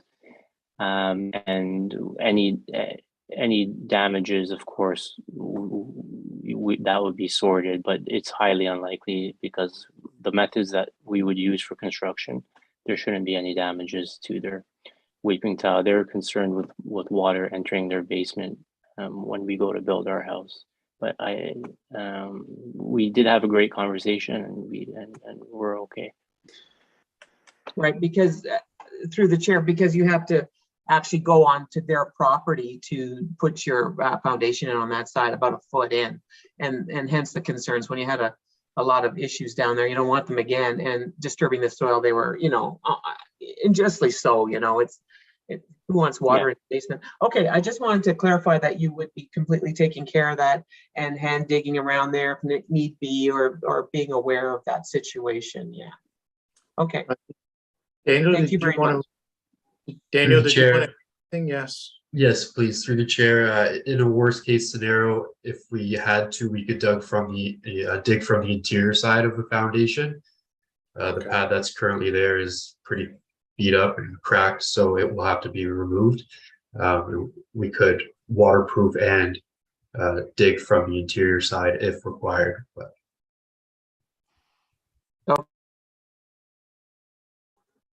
through the chair, that's as long as it's taken care of and everyone's, you know, watched out for. I think whatever you've done, the deal with your neighbor to be would be suffice, as long as that's fine. Thank you very much for that.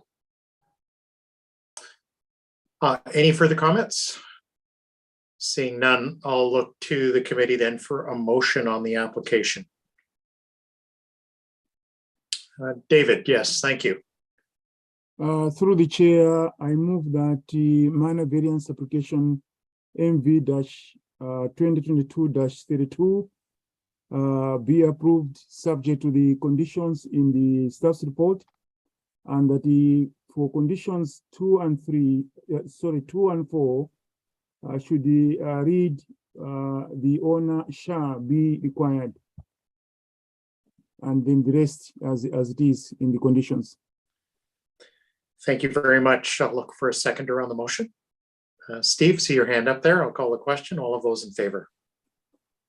And that carries. So, gentlemen, thank you very much for your patience this evening with those two minor changes to those two conditions. Committee has seen fit to approve these minor variances. So all the best. Thank you for your patience tonight and sticking with us through the first part of the meeting. Have yourself a very pleasant evening, and Mike, good luck to you and your wife. Hope you have a beautiful, healthy baby, and Yeah. I look forward to seeing you move up to Aurora in the very near future. Thank you so Yeah, much. welcome to the neighborhood. There you go. Thank you. All right. Very well done. And we'll move to item 6.4 on the agenda. This is a minor variance application for 2352107 Ontario Inc. at 1588 St. John's Side Road, Block 1. This is minor variance application 2022-13. There is a related site plan application, which is 2020-09. The owner applicant is requesting relief from the requirements of the town's comprehensive zoning bylaw 6000-17 as amended to facilitate the proposal of 2 drive-through restaurants. The following relief is being requested. A, section 5.9.3 of the zoning bylaw 6000-17 requires 12 stacking spaces for restaurants. The applicant is proposing 9 stacking spaces for building A.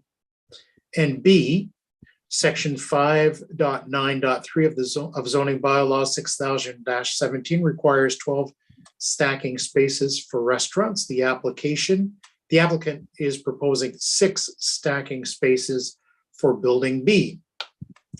And C, section 5.9.3 of the zoning bylaw requires 55 parking spaces for restaurants. The applicant is proposing 51 parking spaces for building A1 and A2, for building A1, A2, and B. And the applicant's stated reason for not complying with the zoning bylaw is as follows. With the configuration of the land, trying to allow for 12 stacking complicates the site plan and does not allow for the 2 buildings plus required parking to fit within the area they are currently situated, or proposed, I guess is what they mean there. Planning comments. With regards to the variance meeting the general intent of the official plan, the site plan follows the urban design policies by citing the buildings to be closer to Leslie Street, to frame the streetscape, improve pedestrian environment, and partly screen the parking and stacking spaces. Despite the reduced number of stacking spaces provided, sufficient space will remain for vehicles queuing, vehicles maneuvering, and other functions such as landscaping and sidewalks. The minor deficiency in the parking spaces provided is also not expected to generate any significant impacts to the functionality of the subject site. Staff are of the opinion that the requested variances meet the general intent of the official plan. B, with regards to the variances meeting the general intent of the zoning bylaw, the applicant submitted a parking justification letter and a drive-through stacking space review letter prepared by CF Crozier and Associates, Inc., dated October 3rd, 2022, which concluded that the proposed stacking lanes for building A1, 10 stacking spaces, and building B, 7 stacking spaces, are adequate based on a review of comparable municipal zoning bylaw requirements and existing restaurant drive-through facilities of comparable context. In addition, staff also note that the parking space shortfall is minor and that it is able to sufficiently meet the future site synergies when the adjacent blocks are developed. The employees of the nearby future offices and industrial units may also choose to walk or bike to access the site rather than drive. Staff are of the opinion that the requested variances meet the general intent of the zoning bylaw. With regards to the variances being considered desirable for the appropriate development of the land, the studies have been reviewed by the town's traffic/transportation analyst, and no traffic concerns have been raised. Staff are of the opinion that the requested variance is considered desirable for the appropriate development of the property. With regards to the proposed variances being minor in nature, the current stacking space requirement of 12 spaces is considered to be excessive and impractical given the site condition, and would take away large amount of land from being developable. Landscaping purposes or used as walking pathway enjoyed by the pedestrian users. The reduced parking spaces are also not anticipated to have a significant impact to the functionality of the site as a whole. As required, reduction is minimal. Staff are of the opinion that the requested variance is minor in nature. Additional comments. Building Division preliminary zoning review was completed on October the 14th. Engineering Division, no comments received at the time of writing of the report. Operational Services Parks, comments stating no comments or concerns with the proposed application.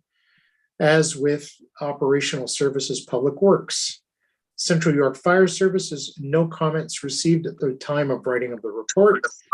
The Region of York, comments provided stating no comments or concerns with the proposed application, as well as LSRCA, no comments received. Electric, no concerns with the proposed minor variance. And the Ministry of Transportation, no concerns with the proposed minor variance.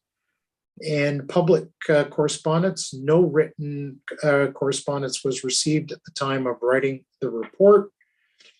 There is only one condition of approval, as stated in the staff report. So with that, I understand that we have the applicant with us tonight, who is represented by Anna Rita Barbosa and Peter Asperone is the traffic consultant. So I will welcome both of you. And if there is a presentation that you wish to make, I will certainly suggest that you go right ahead. So we don't have a presentation. But my name is Anna Rita Barbosa. I do represent 235-2107 Ontario Inc. And I am at 62 Sherbourne Drive. I realize that the delay is actually tripping me out here.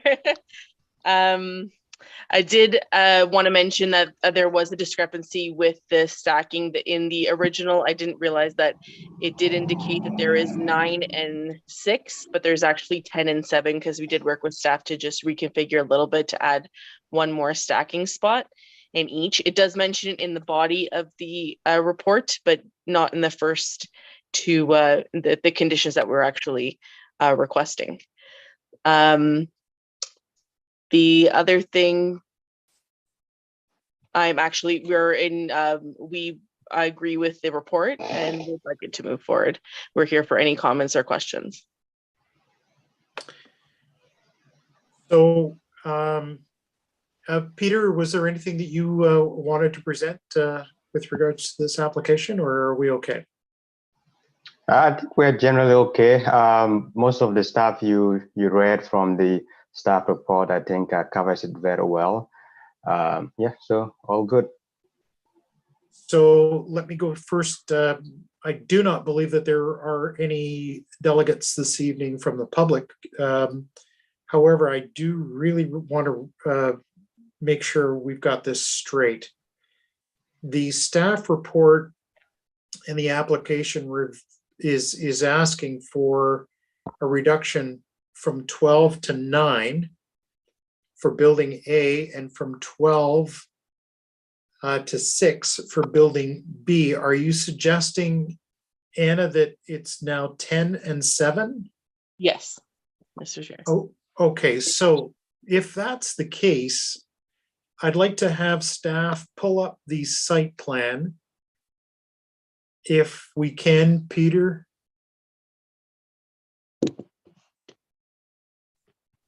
And I would like to have someone identify on that drawing, if we can blow that up.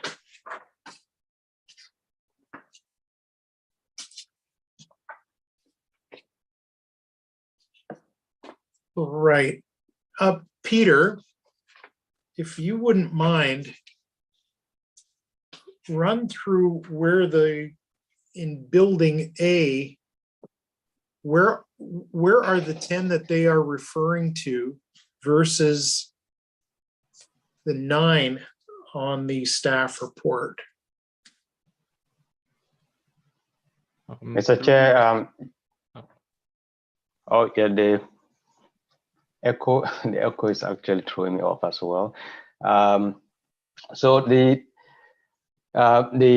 stacking space is counted from where the service point is. So as you'll see there from building A, the service point is shown by that cross checker that goes across the drive-through. Just at the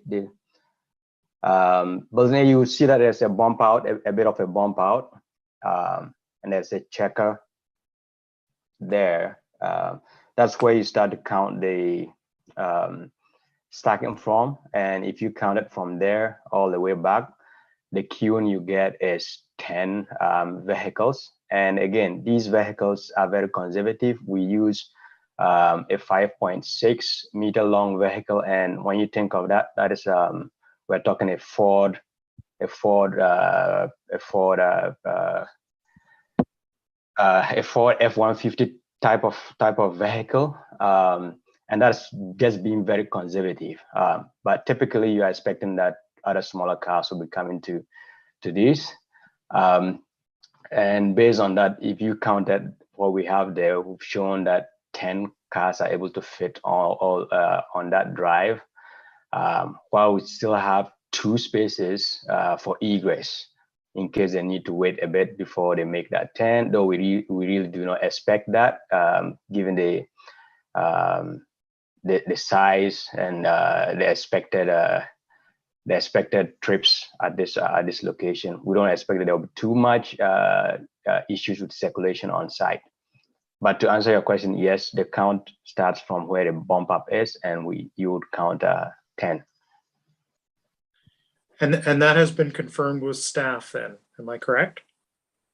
Staff, Correct. have we confirmed that? Sean, have we confirmed that number is accurate? I'm actually just trying to confirm that right now.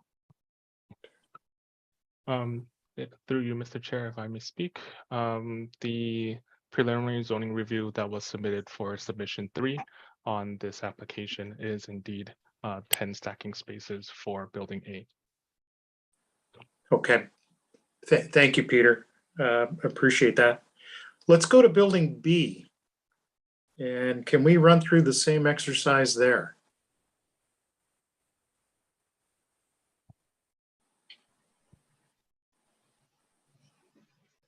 Yeah, so the for this one as well, the service point is at the starts just right after how to describe this, but the service point is just right there. Yeah, and then if you counted it backward, you end up having about 7 to 8. Yeah. We are able to fit 3 there. It's between the 7 and 8 there. I believe it's from where it says window. You indicated that window exactly. Yep. So there is a bump, that, well, it's tough to see it, but yeah, with, I see the hand going over there. Okay. So I go back from there. 1, 2, 3, 4, 5, 6, 7. So 7. Mm-hmm. And then beyond that, you have 1, 2, 3, 4, 5, 6 on the egress side. Okay. Okay. All right. Well, that clarifies that. And again, Peter, have we confirmed that number to be accurate? Through Mr. Chair, as shown on the screen, the requested variance for building B is indeed 7 stacking spaces.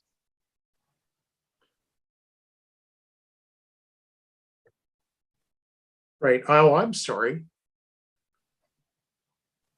Am I? Oh, I'm reading from the previous. I'm reading from the staff report. Sorry. Through you, Mr. Chair, I believe the previous staff report was written for the second submission, and this may have been a slight oversight.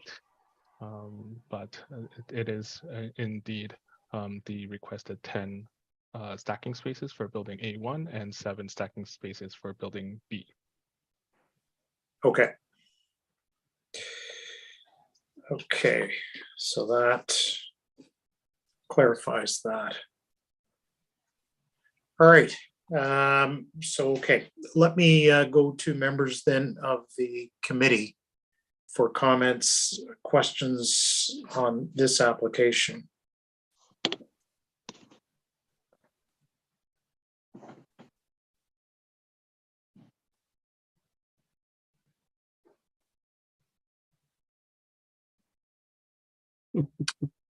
Hello, David. Go right ahead.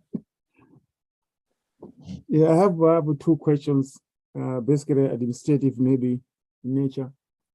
Can the applicant confirm that the whole site, basically all the buildings and all the parking, they will continue to be belonging to one owner? Through you, Mr. Chair, yes, we can confirm that we are retaining ownership of the property. So it will be our ownership. Okay, so what it means is okay, and the following question is so the parking is not restricted. Any person coming to building A or B can park anywhere provided a space. Through you, Mr. Chair, yes, that's correct. Okay, thank you. Now you know why I asked about the ownership.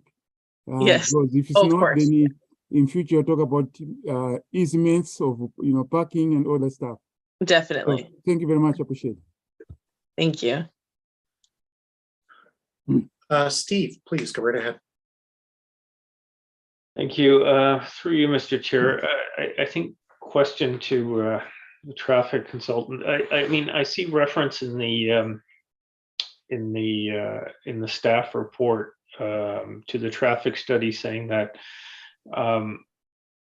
the stacking requirement, and I'm specifically referring to the Starbucks, is that there was comparison made to basically comparable drive-through restaurants. Could you just speak a little bit to what would, and it was deemed sufficient, 7 queuing of 7 cars. Could you speak to what the comparables were, please?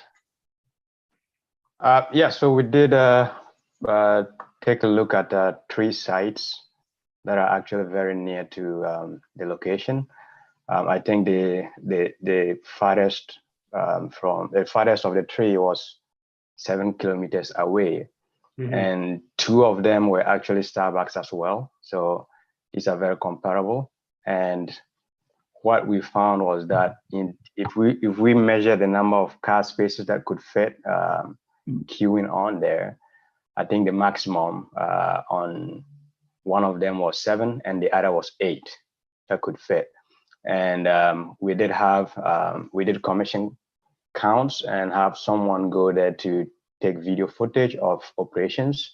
And based on that video footage and operations and all of that, there wasn't any excessive queuing that impacted on-site operations and circulation within the site. And these are pretty comparable to what is being proposed here. And again, thinking of it that they are not that far away from each other, it will be a share in terms of folks using some of these Starbucks as opposed to using this particular one. So there's that as well. And yeah, just based on all of that and looking at the site itself and seeing that there's not going to be any maximum impact in terms of the adjacent roadway, which was our main concern looking at it from a traffic safety perspective. The main concern was, would there be any queuing that ends up causing on-site circulation issues, as well as perhaps queuing back onto a municipal road, which would be, I think, the proposed main connection there, the Melvin Road that it's going to be called. So just based on that, we came out with the conclusion that this would not have any major impacts at all. Okay. Thank you for that. And through you, Mr. Chair, just a quick follow-up question. So refresh my memory, what times were those studies? I'm a lot more comfortable with that the comparables were Starbucks and in the same vicinity. What times was that study performed at peak times?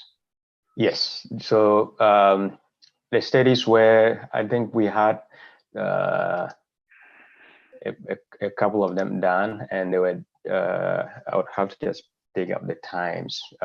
Staff did not really, that ended up not being too much of a requirement, so we didn't include it in that letter that you that was submitted, but the counts were done at peak hours to capture the peak hours of operations, which typically would be either in the AM peak commuter peak hours or the PM commuter peak hours, and it captured all of that.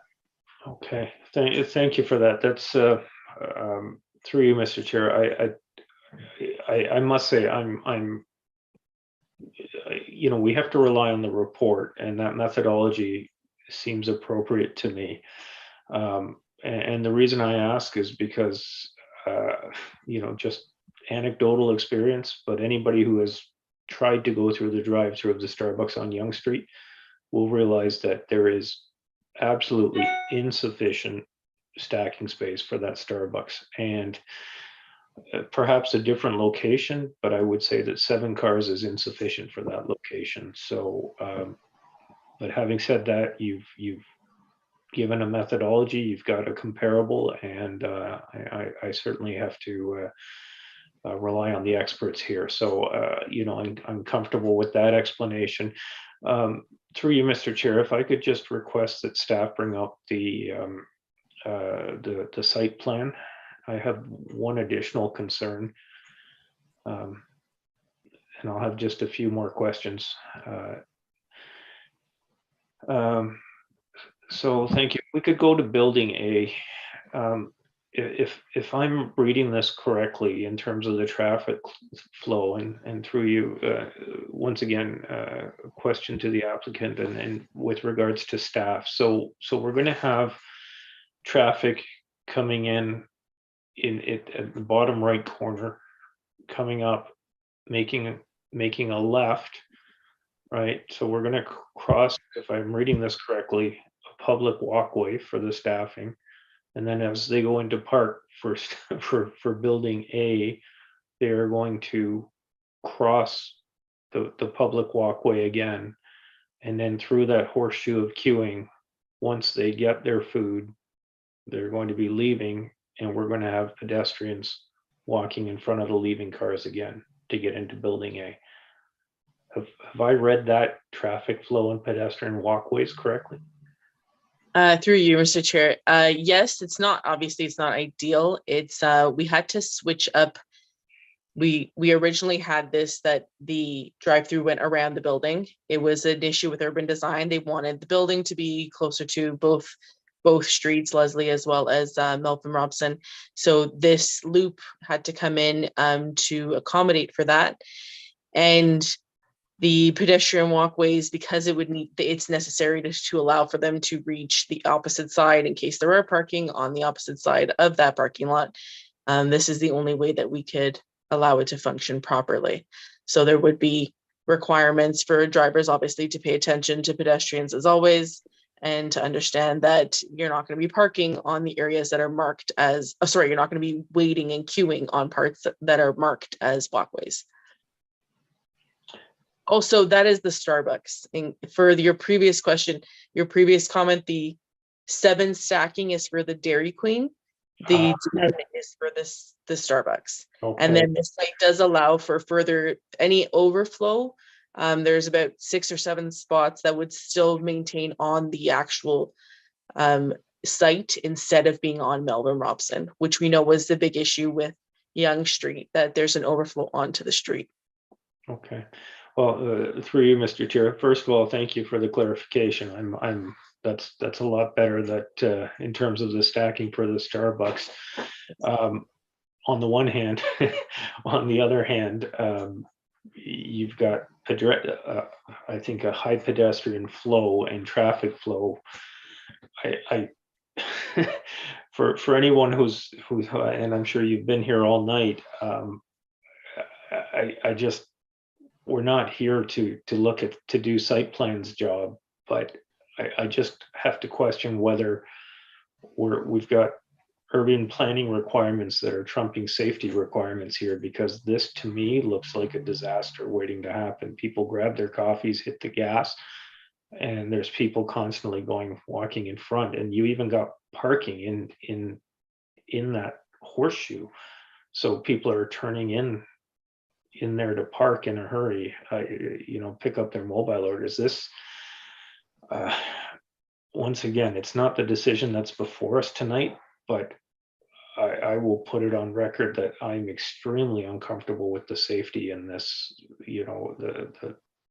that's implied here. Well, once again, that's for site plan review. So I'll leave it at that. Those are my only comments. Thank you, Mr. Chair. Thank you, Steve. We'll just leave the site plan up for a second, and I can't see you, but does either David or Linda want to speak to anything with regards to the site plan that we've got up before we pull it off the screen? David, did you have any comments on the site plan and what we're looking at?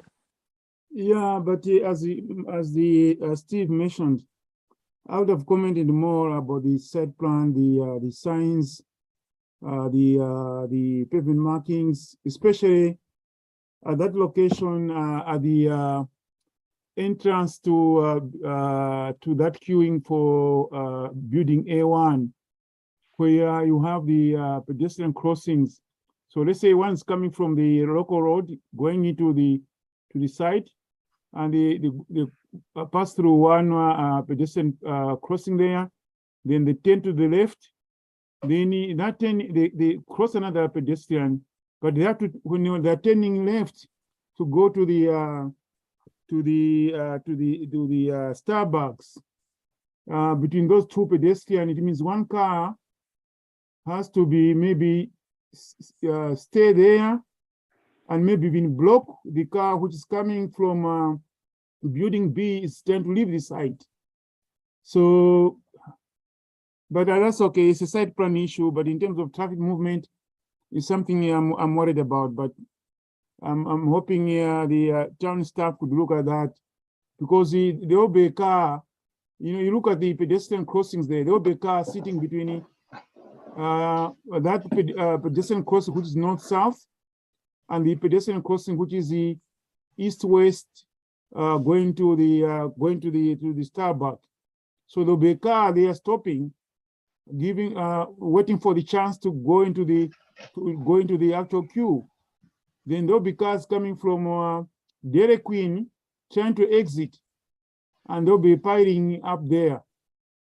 But anyways, there should be maybe add more signage. That's what I would say.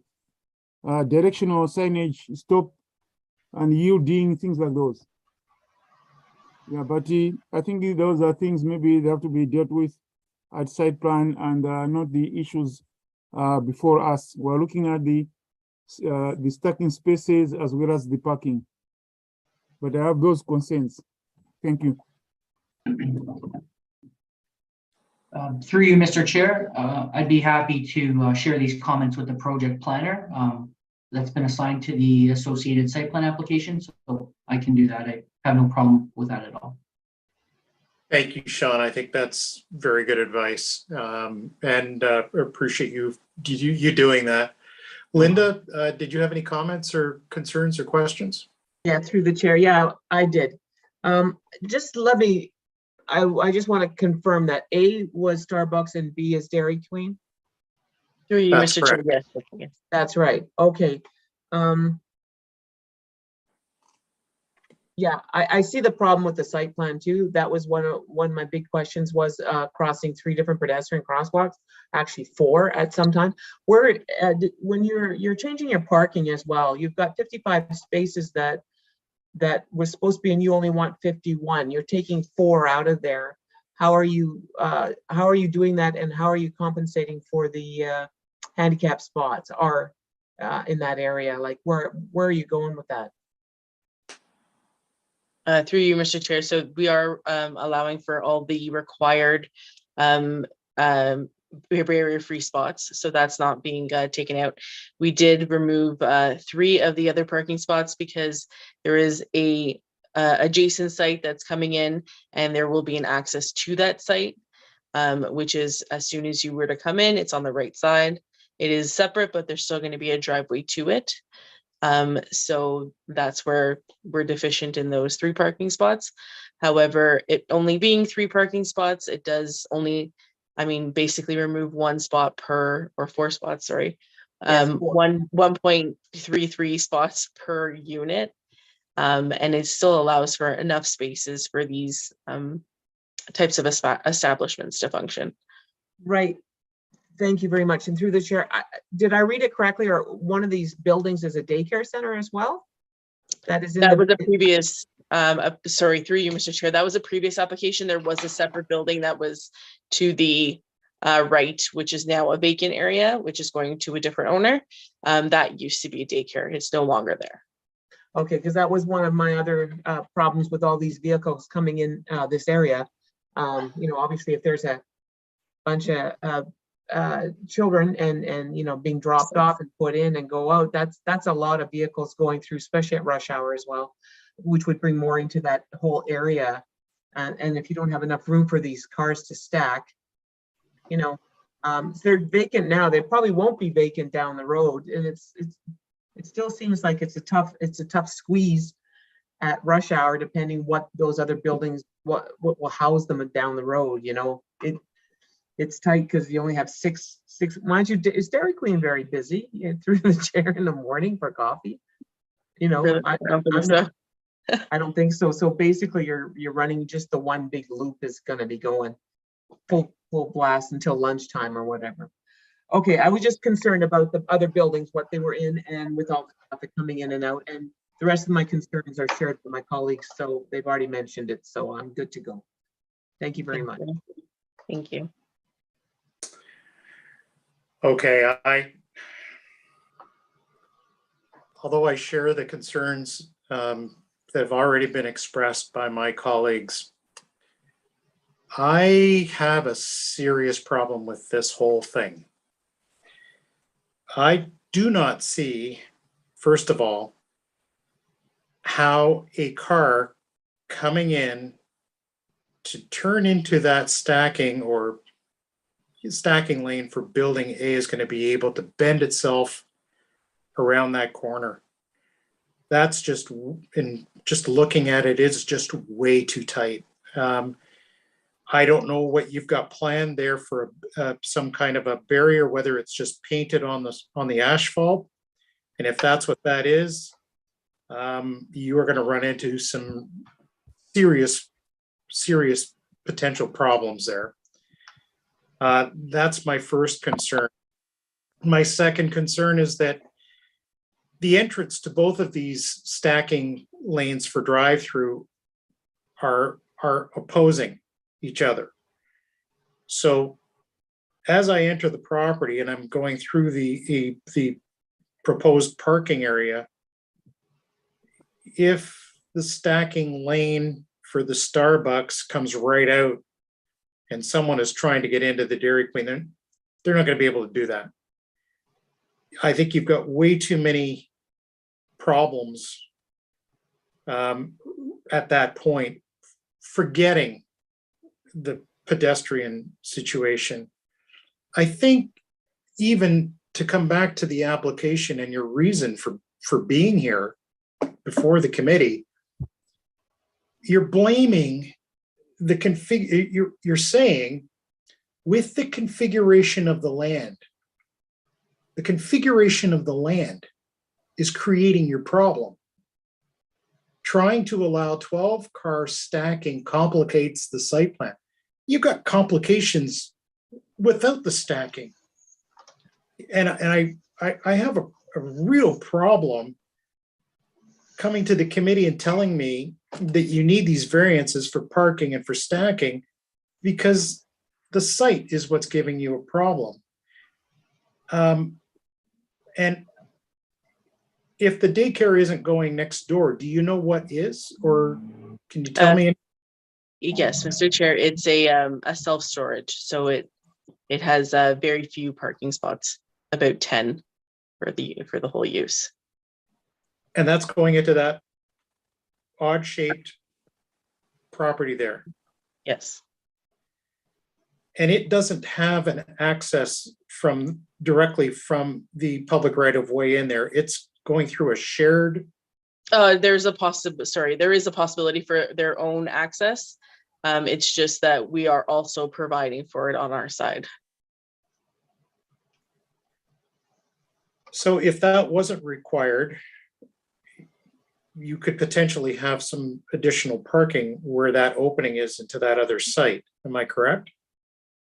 They had requested the space because of the configuration of that lot, and we are allowing for it. They had requested an entrance. It's basically, I think it's just an issue with them being able to configure everything in front of their building. Okay. I struggle. I struggle with it. I mean,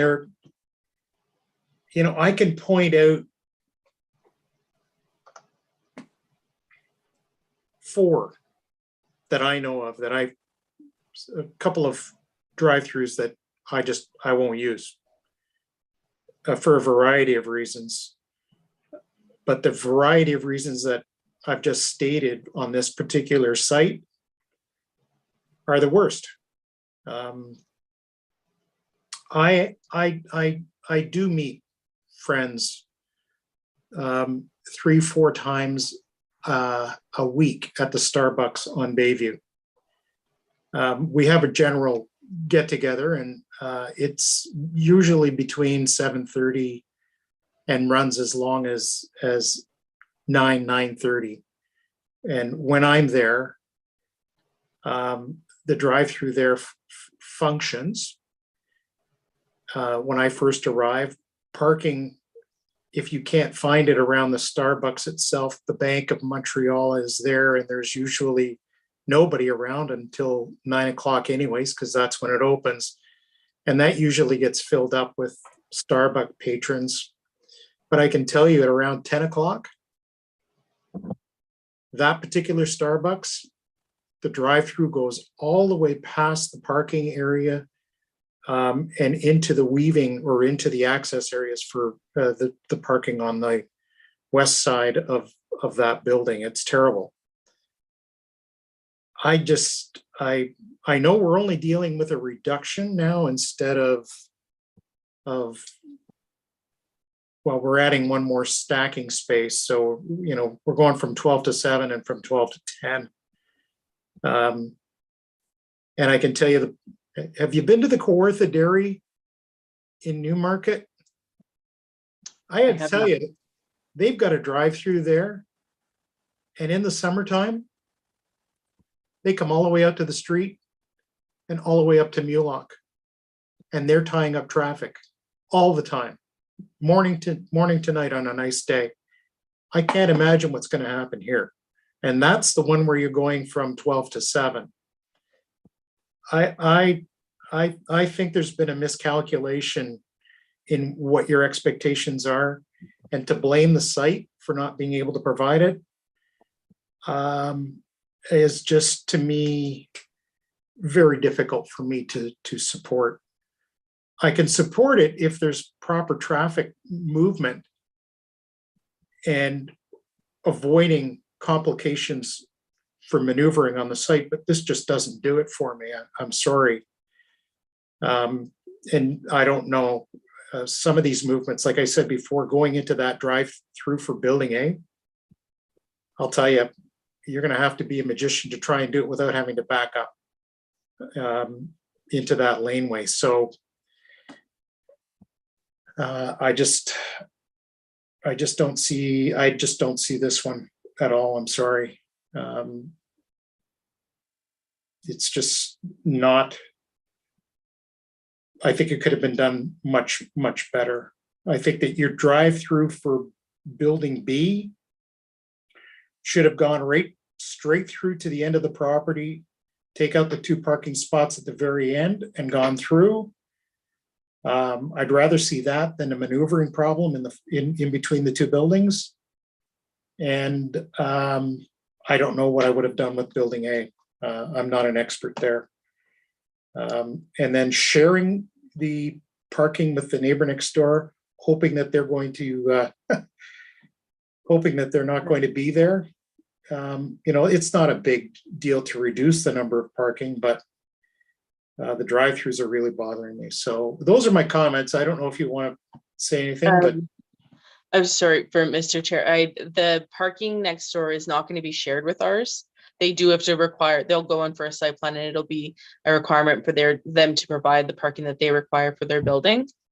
It's just the entrance is going to also just come into ours, but not the parking. And we did look at a configuration where the Dairy Queen would have gone around the actual site. It did require us to reduce the parking significantly in order to allow for that. And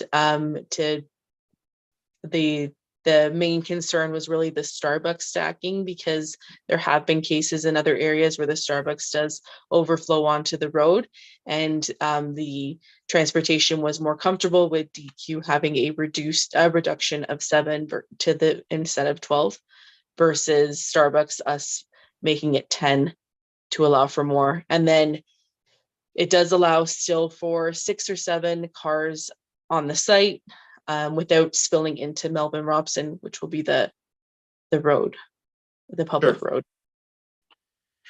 No, I understand. Yeah. Thank you for that explanation. I appreciate that. And I know that the priority is probably better to provide more stacking for the Starbucks. I appreciate that. So thank you for that response. Steve. Thank you. Through you, Mr. Chair. Through this discussion, something occurred to me here. We're talking about the 2 tenants that are proposed here. If we're to approve this, it's not tenant dependent. And if this goes to another tenant, it's not a Dairy Queen, right? It's somebody, let's say, that has higher requirements. If staff is saying they're okay reducing, it's reducing it for a Dairy Queen so that we have the overflow for a Starbucks. What if the tenant changes here and we approve it on this site? I do share your comments, Mr. Chair, about that U-turn that they have to make. But it just occurs to me that we're looking at it in terms of what is proposed and not what might be here in the future.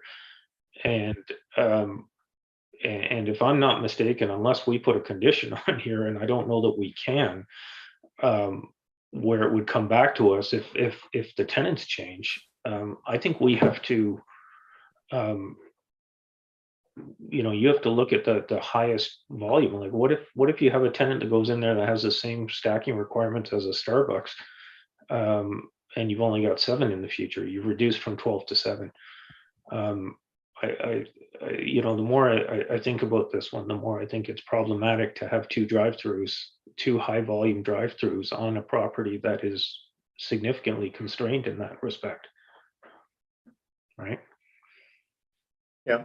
You're almost better off removing the drive-through on one of those and putting additional parking and having 2 different types of tenants there, as opposed to 2 high volume drive-throughs. So just some thoughts as we've discussed. Through you, Mr. Chair. I mean, originally this site, it is 7 blocks, and the Starbucks wasn't in the same block as the Dairy Queen. It was in a different block, and with the changes that COVID's done to retail, we actually changed block 7, which is now employment lands instead of retail, which is why we ended up with 2 drive-throughs on the same site. We already had a commitment to Starbucks. We had to move them, and employment is actually the more desirable use at the moment. And which, I mean, that being for the market, but also for the town, it's the more desirable use. So we didn't think it was ideal to have 2 drive-throughs on the same site. It was sort of COVID changed things for us, and this is where we ended up.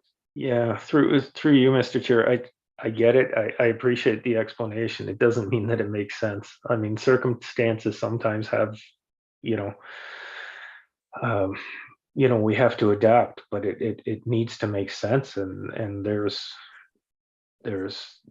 this configuration is very challenging, and it poses potential problems for the future too, to have 2 high volume drive-throughs in the same block. I sympathize with you. I understand the challenges. I just don't know if this makes sense. Thank you, Steve. David? Just to follow up on Steve's question or concern about if maybe a different client, maybe the town staff or even the applicant can probably explain, because sometimes there's this general terminology, restaurant. They say, but restaurant, they will have the same requirements. So basically, maybe the town staff, maybe Sean, or even Anna, if you are knowledgeable. So the question would be, for example, if it comes in McDonald's or it comes Wendy's, will it have the same, spaces, stacking spaces, similar? I think that's what Steve is asking about. So it's something from you, or to Sean, to say, yeah, these are similar restaurants, they have similar requirements, so we expect not much change. I thought of just throwing that out there. Then the second question is for the traffic engineer. If out there, maybe this will be on your site plan. Maybe you should have done it here. You have to have a sort of auto train to show the turning radius as Tom, the chair, mentioned. I mentioned area 1. Yeah, that turn from the fence, from the second pedestrian crossing, turning left to building A, passing that crossing. If you had an auto train to show that there's enough angle to turn, we won't be asking those questions. Okay, so you have an auto train. I'll tell you myself the way I see it, it can work, but you have to demonstrate it. You have to demonstrate it, which you have not demonstrated here. If you had shown an auto train showing the car turning, that it can turn okay, and so on, we won't be asking those questions. And another related question is about the parking. Trust me, I had to count this. Usually the parking, you'd label, you'd put a number 1, 2, 3, 4, 5, and so on, so people can see, can read there without trying to count on their own. So there are a lot of deficiencies on the plan itself. Maybe a good plan, maybe good things, but that's why you see people asking a lot of questions, because you cannot read from this clearly. Always you have to ask questions, so I thought of just providing those comments, not questions, but just comments. Thank you, David.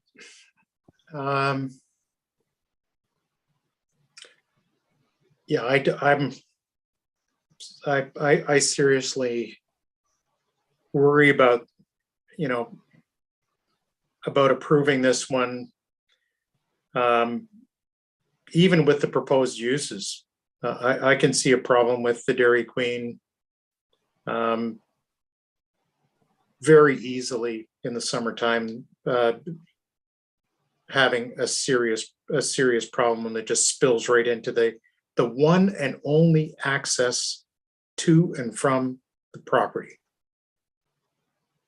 and not having those required stacking. I mean, I think 12 stacking is the town's norm for a darn good reason, because I think the town has lived with the growth in population, the popularity of drive-throughs, which is only going to continue to grow. And we're all living in a community, not just Aurora, but a lot of other communities as well, where the drive-throughs these days are just becoming busier and busier and busier. And all it takes is, even at Starbucks, sometimes when I'm there, an individual comes through and, hey, I love it. There's an order there for $50 or $60. But you know what that's going to do to your drive-through? It's going to tie it up. And if you're going to provide the required amount, at least make them work, to David's comment. So with that, I don't know if anyone else has any other further comments. I'll look to the committee for a motion on this application. Oh, through the chair, can you ask Sean, the town staff, to comment on the other alternate use instead of Dairy Queen or Starbucks? If they say of McDonald's or Wendy's, would that have an effect in terms of the stacking and so on? Or are they similar requirements? Through you, Mr. Chair, not a problem at all. If I can share my screen, I'm looking at the stacking requirements, and it's actually categorized based on use. So,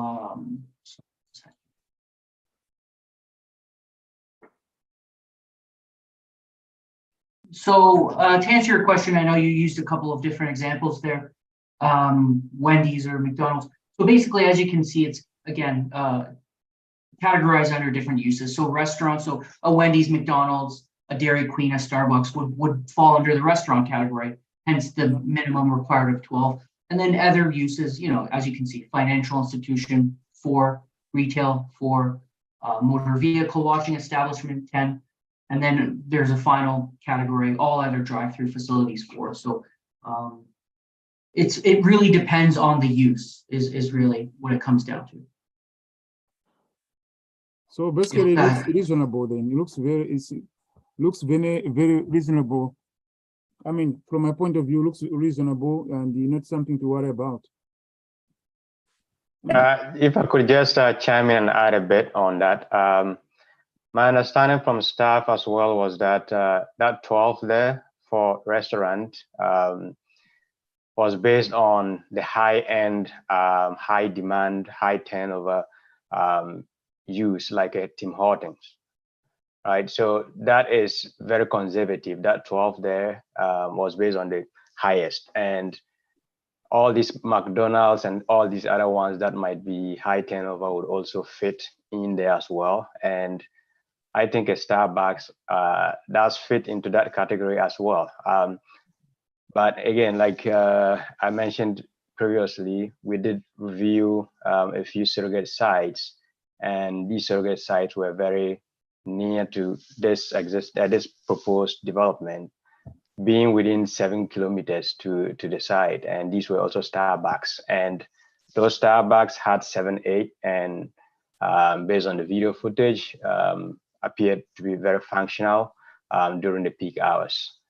And with that said, through the chair and to the committee, I do understand that there are a bit a bit of operational issues that may arise based on the configuration, especially for the building A turnaround there. We did not really review that because when I was brought onto this, it was essentially just see how we can get these minor variances taken care of, which is the parking and the drive-through stacking specifically. But when I look at this as well, I'm thinking for drive-through A, if we shortened, we could shorten the constraint from the parking and take a chunk of it out, and vehicles won't need to make a very tight U-turn into it. They come in just as if they're coming to park, but then they go in through the into the stacking cube further down into it and not immediately into it. So we take that barrier off a portion of it, and that would make it functional in my opinion. But again, I think David made a good point. Some of these can be, we definitely, I think in the original submission that we made to the city, and we made to the town for the entire block, we looked at the entire master plan. We did have fire trucks, garbage removal simulation for Auto 10 in terms of the trucks coming into the site and circulating and all of that. We did all of those. This just came in thick and fast, and we couldn't, it essentially eluded us to have this U-turn that is there. But I think that the solution for this would be that we take that constraint out a bit, and then the turning would be able to, would happen smoothly.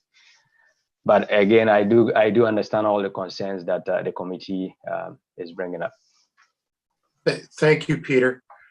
Really, it doesn't, you know, again, you know, from the committee's perspective, we shouldn't really be evaluating how the traffic flows.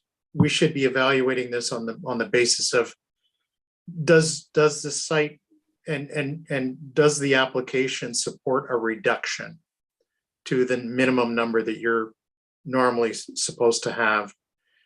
And I look at, like, Sean, if you don't mind, just for clarity's sake, in the staff report in D, the proposed variance is considered minor in nature. And I read it, and you may have picked up on how I read it. And I don't mean to influence here, but it says that the current stacking space requirement of 12 spaces is considered to be excessive and impractical given the site condition. I know you didn't, this isn't your report, but I'm having a struggle understanding what does that really mean? Is it the physical condition and layout that the site is, or is it just is it excessive because it's impractical? Like, what can you clarify that for me? You may not be able to, but do you see how I'm reading that? Sean, your mic is dead. Sorry, I'm sorry about that. I'm just reading it myself. Yeah, it's considered to be excessive. What's excessive about 12 spaces in a zoning bylaw? I think just in the opinion of the planner who had prepared the report, that was their opinion based on the nature of the uses, but I think it's, you know, fair to assume. It doesn't read based on the nature of the uses. It's based on, given the site condition, would take away a large amount of land from being developable. How does that have a bearing on a justification for reducing the number of 12 down to, in this case, 10? Yeah, through you, Mr. Chair, it's a fair point for sure. Okay. I don't, you know, I wondered if you maybe had a conversation, or if there was a conversation that you might recall before the report was penned, with the planner, but I can raise this with the planner for sure, and maybe try to get a little more insight as to what they were. I'd be interested to know it from a planning perspective. For sure. Yeah. Thank you, Steve. Thank you. Through you, Mr. Chair. To Peter, can I just confirm what I believe I just heard? Yeah, I believe you said that you looked at turning radiuses for emergency vehicles, but you hadn't confirmed the turning radius to get into that Starbucks. Did I hear that properly? When we talked about the auto turn, and has it been confirmed that turn can be made? That's correct. So we did review. We did have some simulations done for fire trucks and for garbage removal, which are typical requirements. And we did not really. I think when this submission was being made, it was just essentially do a review of the stacking number, the number of stacking spaces, and do a review of the parking supply to see how adequate both would be. And that was the focus of this particular variance. But we had done previously a bigger study, which was a traffic impact study, assessing the traffic volumes and stuff like that. And as part of that, we did review for the entire master plan, not necessarily just this. This is a newer plan, so we did not really look at, we haven't gotten to that point where we've really reviewed those. But I think the suggestion or the solution to this that I had in mind is that we, not thinking of this, we could have that U-turn done. It's just that perhaps that restraint we have there for the aisle itself might be moved a little bit further backward. And again, on sites like this, Mr. Chairman and the committee, we do expect a lot of movement and a lot of interaction between pedestrians and traffic. So there's going to be a lot of signage, and some of it is shown in there already as well. And obviously, traffic flow is just going to be really slow within the site. So looking at all of that together, I think safety would yes, there will be conflicts in terms of movements and all of that, but safety is based on the science and all of that will be proposed in this. And I think a lot of it is proposed already right now. I do see that. We won't really be expecting that there's so much of a safety concern on this side. But I do understand the concerns that you guys have with regards to the drive-throughs. Okay, and I just want to, through you, Mr. Chair. So I think we've got a real problem here then. Because sorry. Go ahead. Through you, Mr. Chair. Sorry, this will answer your question. Our architect actually does check the turning radii for the site plans. So it was done through the architect. They have a staffer that does that. So on through you, Mr. Chair, on this latest change that I'm hearing that occurred, there was a verification of this turn, because I'm hearing two, Through you, Mr. Chair, yes, but not through. So Peter is the traffic consultant. Our architect provided that. Okay, but and we're not. for others on the site too. Okay, but we're not seeing the evidence of that. I think to David's point. So, look, I think we got some problems because normally that's traffic, but it also is the validation that 10 stacking spots are actually possible here. Because if we're now talking about shortening, removing some further parking spots to make that a wider turn, it impacts your stacking and it impacts your parking spots. Look, I know it's late. We've been here for a while. I'm just going to sort of cut to the chase. I think there's more work to do on this file. I really do. So we can go forward and we can vote, or we can, either. I think there needs to be a deferral on this, either requested by the applicant or ourselves, or we can vote, but I think we. Through you, Mr. Chair, I'll request a deferral so we can look at the site plan and change any configurations that we can. So, okay, thank you for volunteering that. I really think that there are opportunities to improve what we're looking at. David, did you want to add anything here? Because I think Yeah, I everything. just wanted to add, as Steve was saying, I just sympathize. I have to come in to give it. I'll tell you that 10 you were talking about there. The car can turn. I'm 100% sure. But as Steve has said, it's not being demonstrated on the drawings we have. It's not showing. I can tell from experience it can turn there. They can adjust. But that's what we have on in front of us. It doesn't show. We have no proof. That's number one. The second thing is the constraints of the site at home, just the chair. You see, there's a retaining wall there at the back. Yeah. Yes. If you remove that retaining wall, if the site didn't have retaining wall, they would have some additional parking at the back there on the north side, on the east side as well as on the west side. So explaining the grading issue, the site of course has constraints, but you know we're not supposed to be telling you that.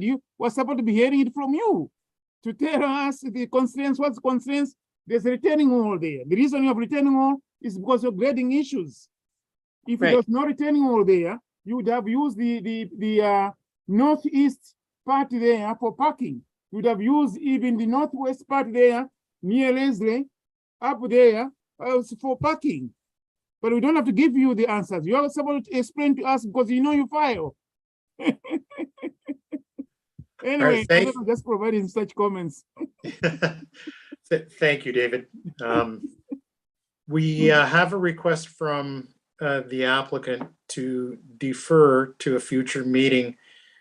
I'm going to look to the committee unless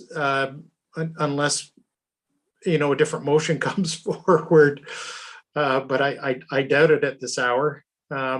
So Steve, I'll look to you then. You've got your hand up and it looks like you're ready to make a motion. Yeah, thank you. Thank you, Mr. Chair, and thank you to the applicant. I know it's late. I know you've hung through this, and I appreciate your willingness to defer this and work a little further on this. I would like to move through you, Mr. Chair, that we defer this application to a later meeting to be agreed upon between staff and the applicant in order to work on the issues communicated tonight. Thank you very much. I'll look to the committee for a seconder on that motion.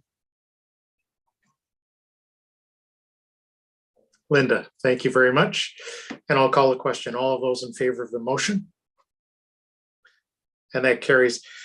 You know, Anna and Peter, I really do appreciate your comments. And I picked up immediately, Peter, on your willingness to look at some alternatives and to come in with, you know, some ideas on actually showing us that this would work. But I'm hoping that that by deferring it and hopefully taking our comments to heart, that we're really just interested, as, of course, in doing what's right for the community as a whole here and making your site function properly, generate the revenues that you're hoping that it has the potential to do, and work within a very dynamic and growing community there. So again, I'll also thank you for hanging in here with us all evening, and I look forward to this coming back to the committee if necessary. So with that, I will again thank you for being here and thank you kindly. Enjoy the next 15 minutes of what's left today, if not less. All right. Thank you kindly, everyone. Thank you. So again, moving forward in the agenda, I'll ask if there is any new business arising this evening. And seeing none, thank you for that. I'll look to the committee then for a motion to adjourn. David, thank you. All in favor? We are adjourned. Thank you very much, everybody.